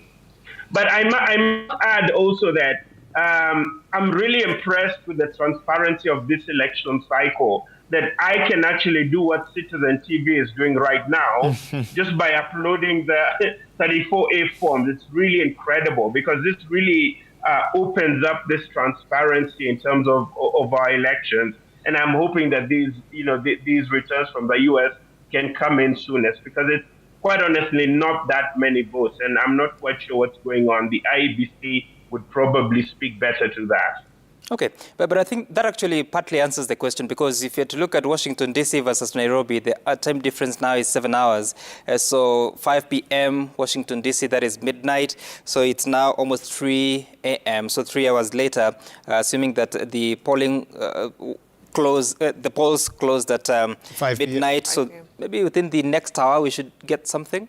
And if it's on the other side, on the West Coast, it would be even... They're 3 hours behind the East Coast. Yes. So maybe by 6 a.m., when we are done with our shift, we should be having some forms from that region. Prof, thank you so much. And if we need further insights, we will definitely give you a call. And thank you for shedding light on that. And we'll be speaking to more Kenyans in the diaspora as well. We hope to get to speak with one in Canada, in South Africa as well, just to get a sense of what today was like for them and any challenges they may have experienced as well. But in addition, we'll be checking on our teams. We have the largest contingent of reporters across the country, and they are monitoring those constituency tallying centers and county tallying centers as well. And we'll continue to get updates from them and hopefully some declarations of final results, if we are lucky, in the course of this morning. We also continue to bring you some of the results as we get them.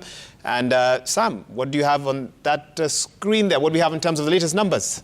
Okay, now the total. Let's just get the total for the presidential election, and it's also on your screen. So far, 1.54 million votes have been counted by our teams here, and that shows that Raila Odinga has 768,112. William Ruto follows closely with 754,164. So that's 49.72% versus 48.81%. Remember, the threshold to become president is that you have to win at least more than half of the votes cast, that is 50%. 50% plus a single vote. So say 50.00001% you become president, but also you have to get at least 25% in 24 counties. And that is why looking at the color coding of this map is very important, but also we'll be interrogating it in as far as how many votes they have scored from each of these regions. Wahiga, I want to take you through, and Vicky, remember that during the pre-election days and weeks, there used to be pollsters reporting that there are certain counties that are battlegrounds.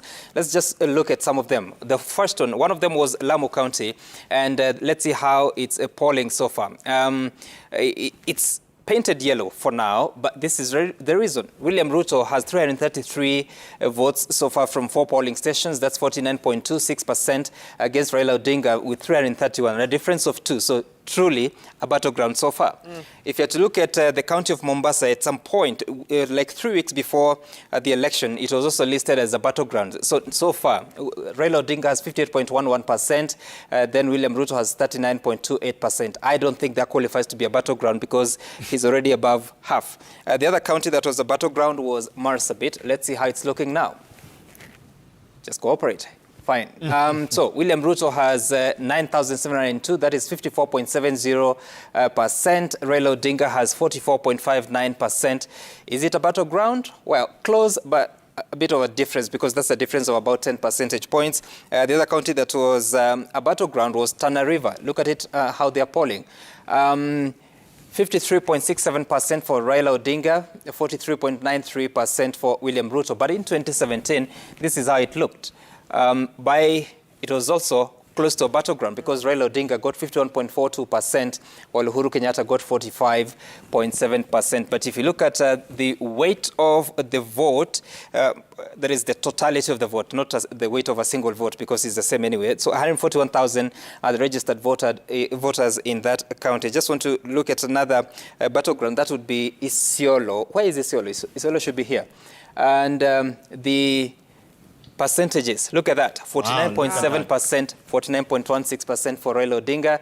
That's a true battleground. What did it look like? Statistical dead heat, yeah. Yeah. Okay, in 2017, let's see. Let's see how it looked. This is what it was, 49.19% for Uhuru Kenyatta, 34.81% for Raila Odinga, and Dida Mohammed got 14.55%. So still, you can see with no one scoring 50% and above, it is truly a battleground. But this now is very interesting, and it's very consistent with the pollsters that what they had been reporting. I'm sure Muthiora Kariara is wondering why you're displaying some of his results. He was on the ballot. Then, have I spoken truth? Wahiga, I must state that the numbers you're using are from the election that was declared invalid, null and void. If we were referring to the other one that held, then perhaps that would be representative. Because sometimes people say we scored very low numbers, and that's why they do not reflect. How many votes did you have in the repeat election? Well, in the repeat election... You walked into that question. Totally. That I could state. No, wait for the answer. Okay. That I could state. We had less than 30,000 in the repeat first election? The first election, we had 24,000. So you gained? Gained, yeah. Yes. We'll be checking on that. But Muthiora, I'll tell you why actually the first election is more representative. Because it was national participation. And remember, the Supreme Court never expressed itself on the numbers, on the veracity of the numbers. They spoke to the process. Yeah. Well, I still insist, if it was declared that it was not valid, we should go with the election that was declared as valid, because it goes down on record that the election that was upheld in 2017 was the repeat election. And so those numbers, as organic as they were, cannot be trusted in your opinion because it was considered null and void. Yes. Okay, we're not trying to change history here. We're not trying to say that the president won in 2017 because he got this. We're just using this for statistical reference. And this is data from the IBC, published. Yes, that's true. I agree. But then as someone... No, I understand your reservations. The basis, yes. Yeah, but it is what it is. So that's how it's looking at some of the battlegrounds. Wahiga. Okay. Muthiora, so tell me, so what does a candidate do on a night like this? What's going through your mind? Are you able to sleep? Are you calling your agents every minute? Give us a sense. From a media end, we are tallying, we're in studio, we're doing links. Well, now that you're talking about past figures, I will take you to the reality in every candidate's mind on D-Day, and that is when they are preparing for election, they all believe that they're going to win. Even if polling has been done and it has showed that you have almost zero chance of winning. So today, every candidate woke up believing that a miracle will happen for those that perhaps have not worked hard enough, or for those who have, that they are going to win. So there is a lot of restlessness, because in a snap of a finger like that, your status could change and you could have a chance to actualize the promises and the plans you had for the people. Now, in Kenya, if I can face it head on, most people sleep poor, but after elections are called, their status changes in that previously they may not have been able to afford a meal in a five-star hotel. But if they serve for a couple of months, they can afford to buy the hotel itself. So the stakes are really high in Kenya. So there are people who are in that surreal club or section where everything that's happening doesn't seem like it's happening. Yes, they are getting numbers, and some of these numbers are not in their favor, but they think there is something magical that's going to happen.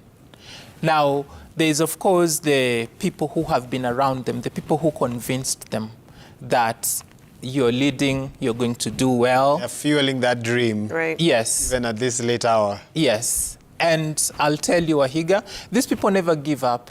They will even walk with you to the tallying center, even after they have seen what the numbers are, and still keep fueling the dream that you had. Now, unfortunately, a lot of candidates do not prepare that second speech of concession. Yeah. They do not even prepare their support system so that just in case I do not make it, I will need you to come through for me in this way. Maybe it's because of the training we have in Kenya, but I think going forward, we need to engage more with aspirants so that they embrace the reality that there are two outcomes in every battle, especially one that involves running for office. Well, and in this case, just to follow up to that, because of course there were 4 elective races that were suspended. In the case of that, where you anticipated, you campaigned, you spent money, resources, and then told, listen, we're not having it on August 9th as planned, this draws you back severally in terms of steps as a candidate. What's going through the mind of that particular candidate, for instance? And then, by law, we don't know whether they'll be allowed to campaign in that period up until August 23rd, when they said those races will be held. It's catastrophic. Yeah. It actually happened to us in 2017 when the presidential election was nullified and we had to go back. Now, of course, the first thing that hits you is you did not have sufficient funds to run the first campaign, and then now you have a longer duration and you wonder, how are you going to manage? That's the first thing that hits you. And then in this case, it's just a select part of those who are running in this election that are staying out of it. So it's a totally new experience that there'll be people who will be celebrating, others will be mourning and moving on. But then we have you who is waiting for a date to be fixed for your election. So it's going to be marred by confusion. There's going to be lots of anxiety. And then picture this, there is the electorate that has already participated in the election. And they are the same people you'd be hoping will show up to vote for you when the dates are eventually fixed. So this is a new experience now that it's happening on a bigger scale than it has happened before. It has happened in a couple of other elections, but then not to this scale. Right. And I think it's a chance to deepen our democracy, especially given that there are people who have said it would be a good idea for Kenya to stagger elections. Instead of having all 6 elections in one day, maybe if we had presidential elections and then these other elections on a different day, it would be good. So this will give us statistics about how to go forward with this matter. Sam, I can see a very cheeky smirk on your face. Like, you want to jump in? Vicky, I'm a nice person. So, Mokira, you told me that in the first election you scored 24,000 votes? Yes. And in this repeat election you scored 30? Well, that's not true. So let's just get the numbers. In the first election, that is August 2017, yourself, Japhet Kaluyu with Muthiora Karriera, you scored 11,774 versus your claim of 24,000. In the repeat election, that is, you got 30,000, you went even lower, 8,261. In total for both elections. Why are you laughing? I can see. You got 20,035 votes. So really what you're saying is not correct. We have a very strong fact-checking arm here. Yes, we do. And I just wanted to take you through because you questioned the figures of 2017. Yeah. And I'll give you the 2013 figures. For instance, for Isiolo County, this is 2017, 49.19 versus 34.81. In 2013, 55.41 versus 29.61. Not so far, 29.61 for Raila, like was in 2017. Same year, 13.28% for Dida, 2017. Pretty consistent, 14.55.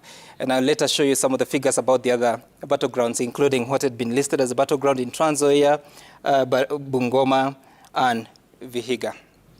Yeah. What you, Vihiga?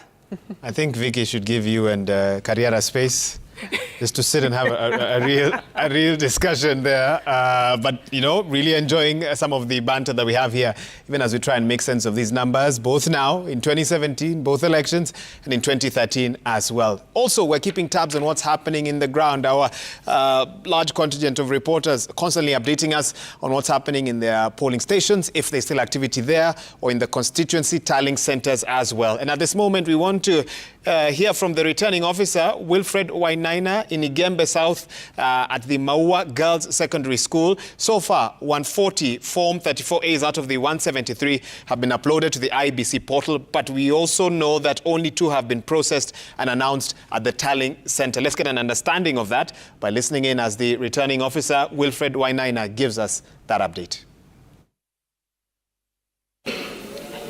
Yes, this is Maua Girls Secondary School, where the tallying center for Igembe South, the constituency that has over 77,000 voters, and today was their day. And now is the day of the returning officer in charge of this constituency to tally all the votes coming from this constituency and give out the results. And as it's happening down in front here, you can see the officers are busy going around and checking all that Form 34As that are arriving from all the tallying centers that are in this region. And I'm privileged to be joined by the returning officer from this constituency, in charge of this constituency, Bwana Wainaina. Welcome to Citizen TV, and maybe briefly you can inform us how has the process been so far by the closure of the voting process. What's the percentage of those who had arrived? Thank you, Citizen. This is Igembe South Tallying Center at Maua Girls. The voter turnout at about 9 hours was 12.8. At about 13 hours, it was at 3.75. Finally, when they came to close at 5, it was at 67.34%. Thank you. Maybe briefly you can give us a brief of how has, since the closure of voting and the start of the vote count, how has the process been from you are the polling officers at the station? Thank you so very much. When our station closed at 5 p.m., They took like 15 to 20 minutes just to rearrange the rooms into counting rooms. So the counting has been going on. They've had to fill the forms, particularly for presidential, they had to transmit electronically. When I look at my back end here, I can see like 140 out of my 173 stations have already transmitted the presidential. Thank you. Maybe briefly, after now, this the form that 4As have arrived here together with the other forms for the other contestants, the other positions. Maybe what next? What's going on at this station now? What maybe and when do we expect maybe to see the completion of the activities here? Yes, there is a procedure how we count and tally the results. We start with the presidential. Then we go to the member of National Assembly, we go to the MCA, then we go to the Senate, women rep, and finally governor. So that is what is happening in the moment. We are already in the presidential tallying. Thank you.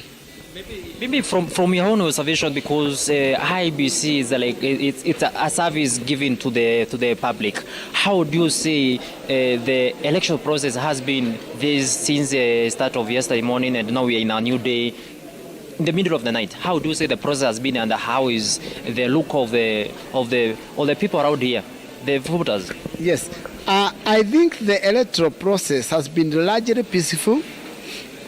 The process has been highly inclusive. We've, in each and every step, we've walked the journey with the voters, with the candidates, with the agents. So as you can see, even in this tallying center, it is very peaceful. Even now, even as I'm announcing tallying of this result, we've urged our agents to share the results form with the chief agent and the candidate. So when we come to tallying, we are actually encouraging the candidates to have mini tallying centers in their sitting room. Even the citizens, we want to be very open. We want to walk this journey together. We don't want surprises. We want them to know what will be announced here. Thank you. Thank you very much, Asante Sana. Thank you very much. That is the returning officer for Igembe South constituency. And remember, this is a constituency that has held contest for the parliamentary seat. Remembering that in 2017, it voted in the youngest member of parliament. And that say, maybe he was among maybe those who are on the low income. Remember, he was termed as a man who came to the parliament with a pullover. So the contest has been hot here, and this is the place to give the results, to give what the Mwananchi gave in their voting process. From Igembe South constituency, my name is Gregory Mureithi. Thank you so much, Gregory Mureithi, giving us that particular update, and we'll be giving you more updates like that even as we continue. I was going to say the night is young, but should I say the morning still young, and we will continue to let you know what is happening there. That returning officer, Wilfred Wainana, was speaking on the voting process so far. Not voting, rather, counting, tallying. 140 Form 34As out of 173 had been uploaded to the IBC portal, but so far only 2 had been processed and announced at the tallying center, and he was seeking a response to that. This is at the Maua Girls Secondary School in Maua Town. This is in Igembe South constituency tallying center. And of course, we continue to show you some of the numbers that you need to be aware of this morning. And remember, we're getting the Form 34As. We're manually inputting them into our systems, and that's why it's taking some time. But this is what we have so far. Raila Odinga, 788,655. Actually, 88,814. The numbers have just changed, and they might change again when this comes up. William Ruto, following closely, 774,470 votes in for him as per those Form 34As that we've received. Remember, these are provisional results, the final results, the ones that will be used to declare the winner, the ones that will be used to fill that Form 34C. And then the Form 34D, which is then handed to the winner, will come from the IEBC, specifically the returning officer for the presidential race, Wafula Chebukati. George Wajakoya there, 7,716. David Moore, 3,071. So for Raila Odinga, we're at about 49.73%. William Ruto following quite closely, and those numbers have just, let me turn to that screen there that Sam has been walking us through, 48.80%. So 49.74%, Raila Odinga, 48.80%, William Ruto, 0.48%, Wajakoya, and 0.19%, David Mwaure. And of course, one of the questions that Kenyans have been asking online is, what does the possibility of a runoff look like? And we'll be talking a bit about what that would look like, some of those IBC timelines that you need to be aware of at this time. We're not saying it will happen, you know, it's still early days, but in terms of those constitutional timelines, Vicky, some of the things that could happen here, obviously declaration of results within 7 days. And once voting started, we entered that window. The filing of a petition to challenge the presidential election would then happen within a limit of 7 days from when the results are announced. The determination of that petition within 14 days. A fresh election, if nullification occurs, would be within 60 days. Right.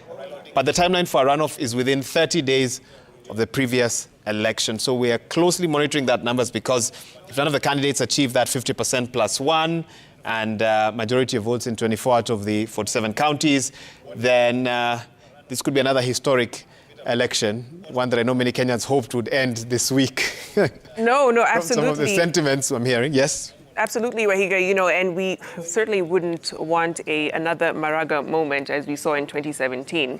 That will take us back to the ballot, at least in terms of the presidential. But again, this remains to be seen as the numbers, and these are not absolute numbers just yet. They're all provisional. But, you know, Mudhira, what do you kind of make of the results so far? Do you see that eventuality of a runoff? We saw some pollsters predicting that could be the case from how some of the polling numbers are coming in for Raila and Ruto in particular. My extrapolation indicates that we are likely to have a one-round election in 2022. I would say, judging by how the numbers look, I've told you that I spent the last 2 days in Dagoretti North monitoring results, and before I came here, we were going through results from some of the polling stations, and the number of spoiled votes as compared to previous elections seems to have gone down significantly. In 2017, for example, all the other fringe candidates put together could not match spoiled votes. So if the number of spoiled votes not as much as they were in 2017, and then the numbers that we see Wajakoya and Mwaure continue to post remain as they are, this election is going to be called within the first round. We are going to have someone that will meet the threshold of 50% plus one. So let's hope they go through the forms faster than they promised they would, and in at most the next 24 hours, call it in. And I don't think there is a problem in declaring results at night. It has been done before, it worked. Our constitution says that it's the swearing in that should be done within certain timelines. The IEC said they would not declare any, Yes, results. but if there is a chance that they could declare it earlier, there's no need keeping people waiting. Well, let's see. Constitutionally, they have 7 days to do that. So and that'll be August 16th, if it comes to that. And one gets the sense they could drag it out. They have learned lessons from 2017. Right. This is, in many ways, a different Chebukati. One of my guests earlier on talking about one who's willing to play safe and really be very cautious. Again, it's just reading into it and not anything that sort of have on record. Yeah. And even just looking at the last status update that he gave and the IBC gave earlier, I was going to say earlier today, yesterday. Yes, right. Yesterday. And, you know, Kenyans are really expecting a sort of this very serious pronouncements that gives the direction of in terms of what's happened. But in this simple two-page statement, the chairperson, you know, appreciated Kenyans for turning up in large numbers to vote, talked about voting closing in a majority of polling stations, except in Kakamega, Makueni, Isiolo, Nairobi, and Mombasa, where voting started late. And as a result, time lost was compensated. And that's the reason why our teams are still waiting for some of the Form 34As from some of those counties. But the results transmission then was also launched, and that was at about 10:30 p.m. And that's what you've been seeing on the screens, transmitted Form 34As. And right now, and I actually need to check where we are with that, the IBC public portal now has, we are at the 40,000 mark, 40,672 Form 34As of 46,229. We're at the 87.98% mark. And I like what one of our speakers earlier on said, that if you are a political party with the muscle to download those Form 34As and count them, right, you know you have 90% accuracy. No, absolutely. Of your results. And that has right helped boost at least the transparency. An ordinary Kenyan could go to the portal and download those Forms 34A. So, you know, you can literally see that journey your vote has traveled. If, of course, you know which polling station that you voted in yesterday. But do you feel that that has helped in terms of boosting that transparency? The trust factor we were talking about earlier, when you see this access the IEBC is giving, Mudiora? Yes, it has to a great extent. In past elections, it was impossible. I would say you'd have to hide to take a picture of the form. You would need express, sometimes written authority, just to take a picture of the documents that are signed by agents in past elections. So this is part of what IEBC has done, right? In order to increase transparency, they have opened themselves up to scrutiny, and that's a good thing, because the way they operated before with the opaqueness, it only served to create the trust deficit we were talking about here earlier. And I hope that the forms, as Wahiga was saying, if the parties have the muscle to get their own operatives to work on the numbers, there would be a way for them to engage, because one team will come up with numbers, IBC will declare the results, and then we are going to have a duel where they should meet in court. Now, of course, when they meet in court, the numbers they'll be talking about for the period of 14 days, it may not be possible for us to go through form by form. That's over 46,000 forms to go through. Yes. Let me cross over to Sam Gituku. Sam Gituku, do you have a step counting goal each day? I ask that because you keep going back and forth between them, and you probably have covered it by now to get fresh numbers for us. You know, I was reading something not so long ago, you may have seen it, that sitting down is almost the same as cigarette smoking. As smoking, yes, I read that article as well. Ooh, and I usually have to stand up 8 times a day. I've done 2 so far. I have 6 more times to stand up today. But you have time. You'll catch up. Plenty of hours. Yes, so I'm just from the other side of... should I just call it the Tallying Center? Yes. And I've seen there's some few more results that have come in from the diaspora, and that is from Burundi, 75 votes for Raila Odinga. This is the embassy in Bujumbura. Then 21 for William Ruto, 2 for Ajakoya, 3 for Maure. And then there are some results from Tanzania, the 3rd polling station in Dar es Salaam. Well, there are 3 in Tanzania, so 2 of them are in Dar es Salaam. So the second one in Dar es Salaam, 96 votes for Raila Odinga, 39 votes for William Ruto, 1 for Wajakoya, and 3 for Maure.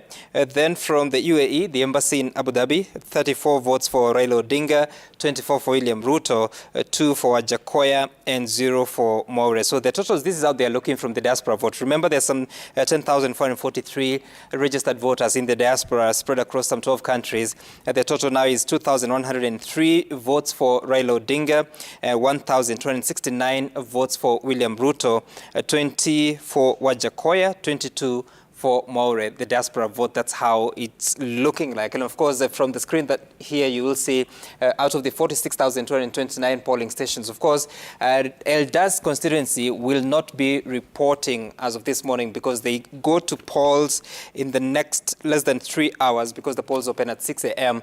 And so far, 5,408 polling stations have already been counted or tallied by our team here, but of course more have uploaded their forms to the IBC portal, and you'll see that it's at 49.69, keeps changing. That is for Raila Odinga and William Ruto, 48.84, and this is how the map is looking like. And I'm sure we will be coming back to look at some of the battlegrounds that were and how they are appearing, because you'll see that some counties like Bungoma is painted yellow. So be sure to look at that with Wahiga and Vicky here in studio. Sam Gituku, with an election with about 22.12 million registered voters. Right.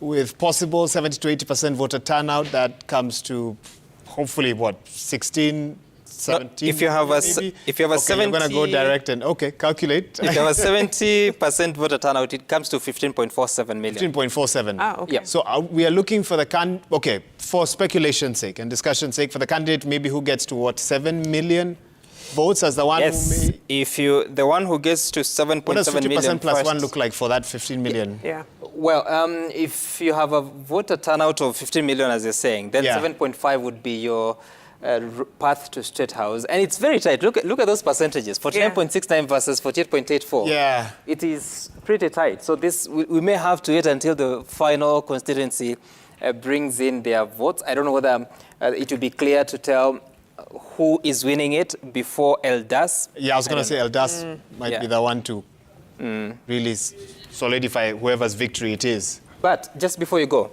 look, this is Wajir County. They have a total of 207,000 registered voters. I'll be checking out how many Eldas has, but it's not a lot. So very big in size, but not very many votes, but still very crucial, especially in the calculation of 24 counties that you must have scored at least 25%. So if you get 25% of this, should be about, this is about 42,000, and then you've already cleared that threshold, and then therefore you will need now the absolute numbers to be in a position to get to the level of 50% plus one. Wahiga. All right. Well, I think we can take a short break now, catch a breather. Thanks for staying with us. Who would have thought that there'd be so much to talk about at 3:30 a.m. This only happens in election season. So let's take a short break now, and we'll be right back. Of course, you need to keep it here. We continue bringing you the results as and when we get them. And this time round, it's not the IBC. They're just giving us those Form 34As. We've got our tallying center here, and the teams are busy there updating the results. And we'll continue to stream them your way, both on TV and on our app as we continue. We'll be right back.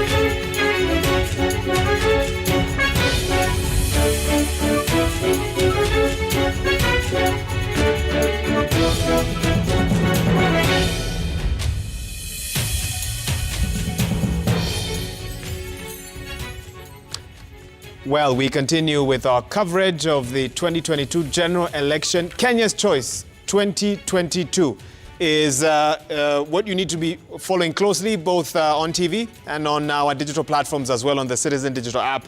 And we're still here, still trying to crunch these numbers, trying to understand what's going on. And let's tell you what we have right now at the moment.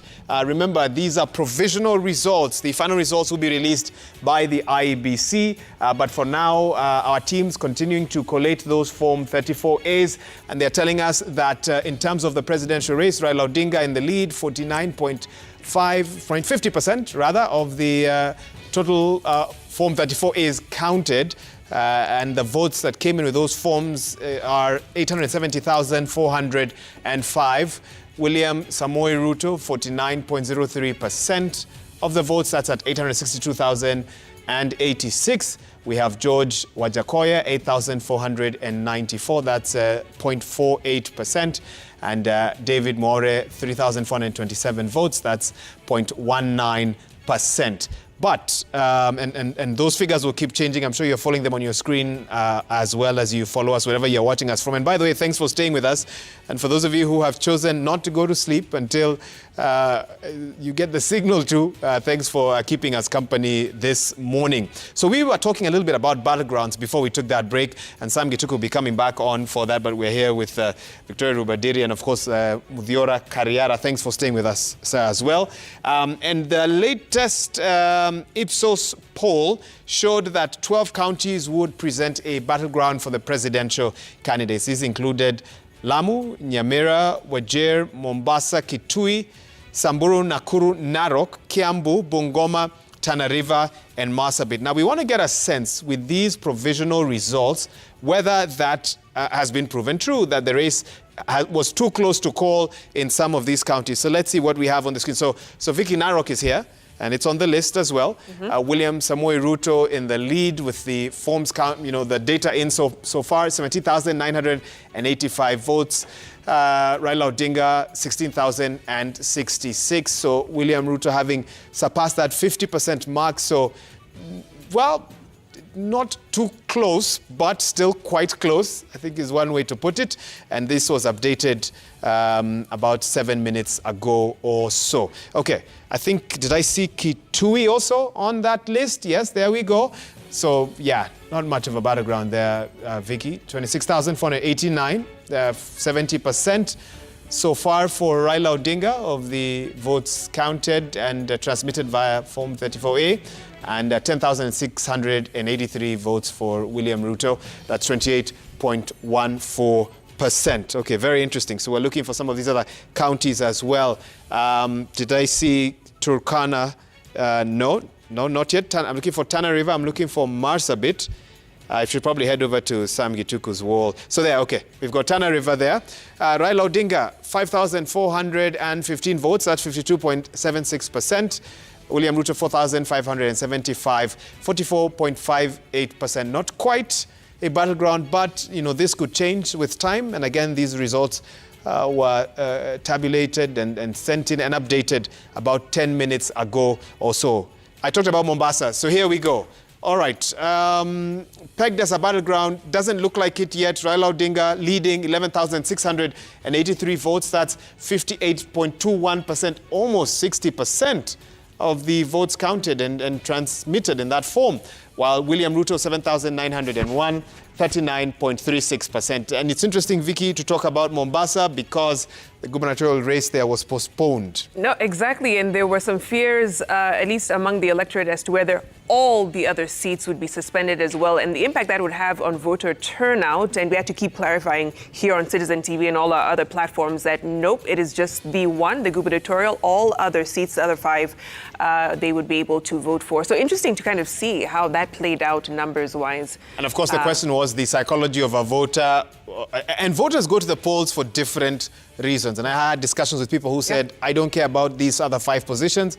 I'm just going to give this one person. And if that race then is postponed, then I have no motivation to go to the polling station, queue, maybe be harassed a little bit, maybe not find your details in the KIEMS kit. I mean, for me, it was pretty quick, but we've had all sorts of stories out there as well. And so that's something to think about. Okay, let's see. Kiambu. So, and here we have that pegged as a battleground according to that poll. It hasn't been, clearly. William Ruto leading, 26,390 votes, 75%. My goodness. Wow. While Raila Odinga, 8,275, 23.53%. So unless things change substantially there, not really a battleground as had been pegged by in that poll.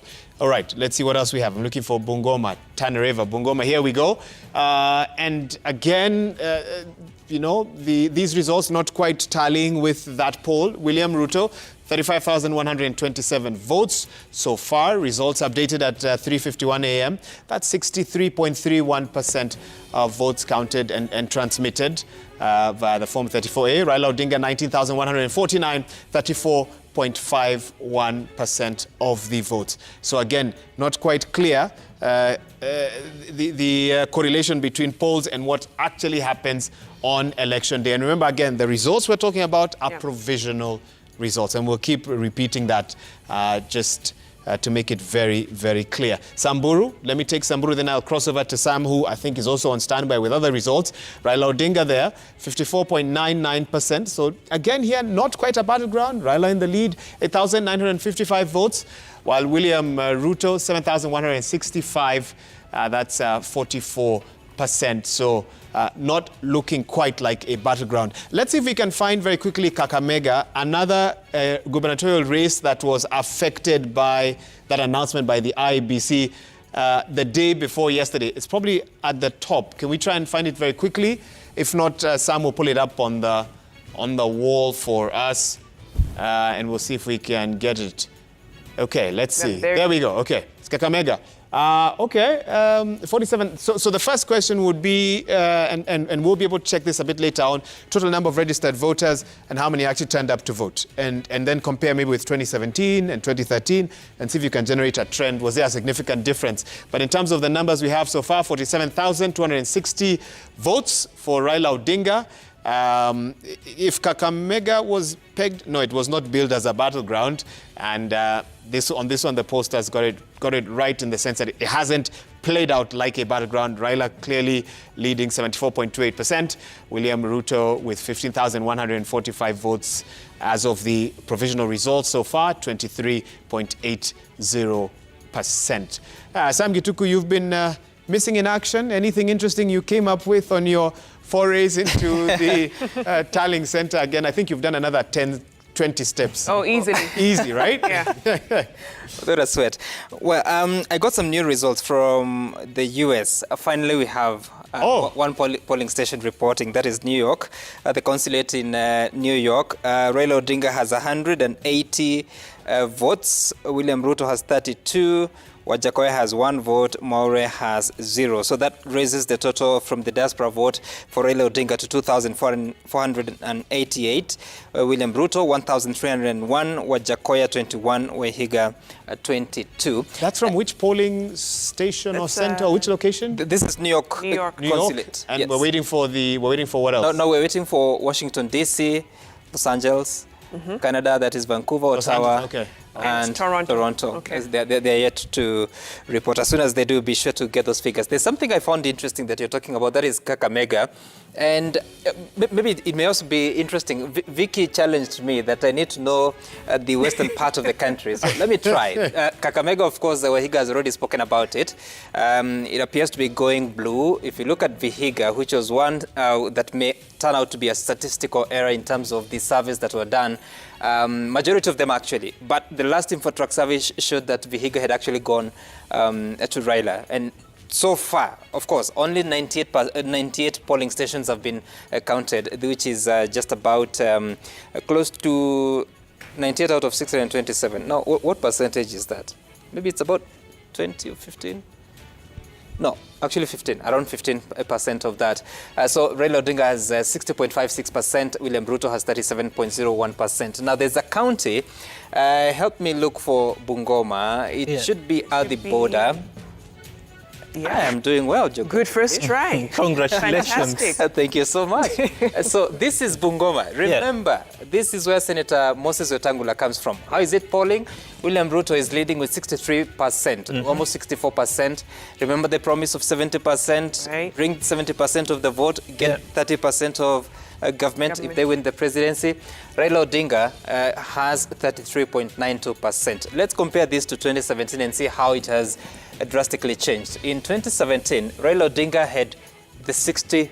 It was 67%, 67.45. Uhuru Kenyatta had 29.95. In 2013, let's look at it. It gets worse. In 2013, Raila Odinga had 52%. Musalia Mudavadi, 30%. Uhuru Kenyatta had 12%. Of course, Musalia Mudavadi was not a candidate in 2017. He was backing Raila Odinga, and that went up to 67%. Now, the tables have turned, and William Ruto appears to have taken that 63.9%. So, we're seeing a strong attempt to wrestle Bungoma. Exactly. Yeah. So still early. And because it's still early. That's why if you look at that attempt. Yeah, it's just 9% of turnout so far tallied. Now let's look at another county that was part of the game. At some point, show us a bit of Machakos later on. Yes, I will. Yeah, there were some promises made there also in that region right? as well. Yes. Yeah. Okay, let's first. I want us to look at Trans Nzoia. Now, this is... oh, I got it. Vicky, what do you think? I'm not so sure why you're so surprised that you're... No, because you challenged me. I did. I'm glad that I'm getting And you've gotten this in a matter of minutes, might I add. Okay, so well done. This is Trans Nzoia. It's a battleground, correctly predicted by the surveys, if you're to use this as a basis. Right, Muthiora? Yes. Yeah, so William Ruto leading with 50.6% and Azimio's Raila Odinga 48.01%. Let's see how it was in 2017. This almost a battleground because Raila Odinga was leading, yes, but with 53.78%. Uhuru Kenyatta had 44.24%. In 2013, when Musalia was also on the ballot, it was worse for all of them. It was a total battleground because Raila Odinga didn't even get to 50%, but he was ahead. Uhuru Kenyatta was at 37%, and Musalia Mudavadi was 12.38%. I wanted to look at another area. Which other one was it? Busia. We haven't spoken about Busia. Just Who knows where Busia is? Yes, there you go. Because Busia has Lake Victoria. Victoria, right? So the water body, not me. But yeah, go ahead. Thank you for clarifying. Raila Odinga has 56,376, so 80.89%. William Ruto has 17% so far. If you had to compare to 2017, look at that. Not so off the trend, but pretty changing because Uhuru Kenyatta had 12%, William Ruto now is posting 17%. So a difference of 5% that has gone to William Ruto and taken off from from Raila Odinga. For Kisumu County, Vicky, what do you think? Look at how it looks. 97.46% out of the votes tallied so far. William Ruto has 1.62%. In 2017, how did it look? This is such a stronghold. Look at that. He had 83.97%. I'm just wondering, because Uhuru Kenyatta had 1.68%, so where is the other percentage? We'll have to check that again to be sure that percentage is there. Okay. At least the other candidates who were factored in. Yeah, so only the top three. Yeah. So maybe they got a bit of the cake. Yes. Yes. And maybe just before you move too far away from the western part of Kenya, right? You remember there has been this talk about the impact that Musalia Mudavadi has had in Kenya Kwanza. Yep. But clearly, looking at the figures, you see that William Ruto has eaten into what used to be Raila's vote basket. Right. So it's true, numbers do not lie. Clearly, there is value that Musalia Mudavadi has sort of added to William Ruto. Especially you look at the case for Bungoma. Right. Clearly, it's been flipped in favor of William Ruto. Though I'm not sure because it's Musalia Mudavadi, Moses Wetangula. Bungoma is the backyard of Moses Wetangula. Let's look at the home county of Musalia Mudavadi, which is Vihiga. I'm looking for it. I think we touched on it, but here it is. So far, Raila Odinga still ahead with 60%. In 2017, how was it? When Musalia Mudavadi was with Raila Odinga, it was 88.7%. So that's a difference of about 28%, which is quite significant if you have to look at it like that. Yeah. We'll wait and see the total outcome. But also you will realize that Vihiga has fewer registered voters, which is at 310,000. Compare that to Bungoma, which has more at 646,000. So for William Ruto to get 60% of this, then that's significant. Yeah. But now the second level of analysis, Vihiga, is does the much that Ruto is eating, the cake from Raila, does it compensate with what Raila is eating into the cake of William Ruto? Can you look at that? And that would be primarily in Central and also Rift Valley. I haven't paid too much attention to the Rift Valley to see if there's been any impact there. Go ahead. Yes, let's start by looking at the Rift Valley. So this is Nakuru County. William Ruto, 70.54% so far. Raila Odinga has 28%. So let's see if he has eaten into that cake. Remember, Nakuru is a very big county, 1.05 million registered voters. In very 2017, cosmopolitan as yes, well. Very cosmopolitan as well. In 2017, Raila had 14.6%, Uhuru Kenyatta had 84.2%. So 14.6% for Raila Odinga in 2017. So he's doubled that now. In 2022, it's exactly double. Right? And that's a much bigger county. So 14% of 1 million, yes. If you are to use that as the base figure, then it gives you such a huge chunk. And you need to compare that against a place like Vihiga County, where Raila has lost about 28% to William Ruto. Let's look at another county. You have something to say? Well, I'm just imagining if whatever has happened in Nakuru, for instance, we go back to the campaign period when Raila was so well received in Uasin Gishu, if he's going to gain even a small percentage, right? If you could just pull that up, yes, then maybe the dots you are connecting about what Raila is losing in what used to be his stronghold. Let's look at it. Yeah. This is Uasin Gishu. So far, William Ruto is posting 88.37% of the votes tallied. Raila Odinga is posting 10.92%. In 2017, Raila Odinga had 21% in Uasin Gishu. Uhuru Kenyatta had 77%. So you can see a bit of change. Right. Yes. Raila has lost a bit of it with the results so far tallied. But remember, this is a very cosmopolitan area. I saw some results from areas of Langas where you find actually Raila Odinga was beating William Ruto, yet it is in Uasin Gishu.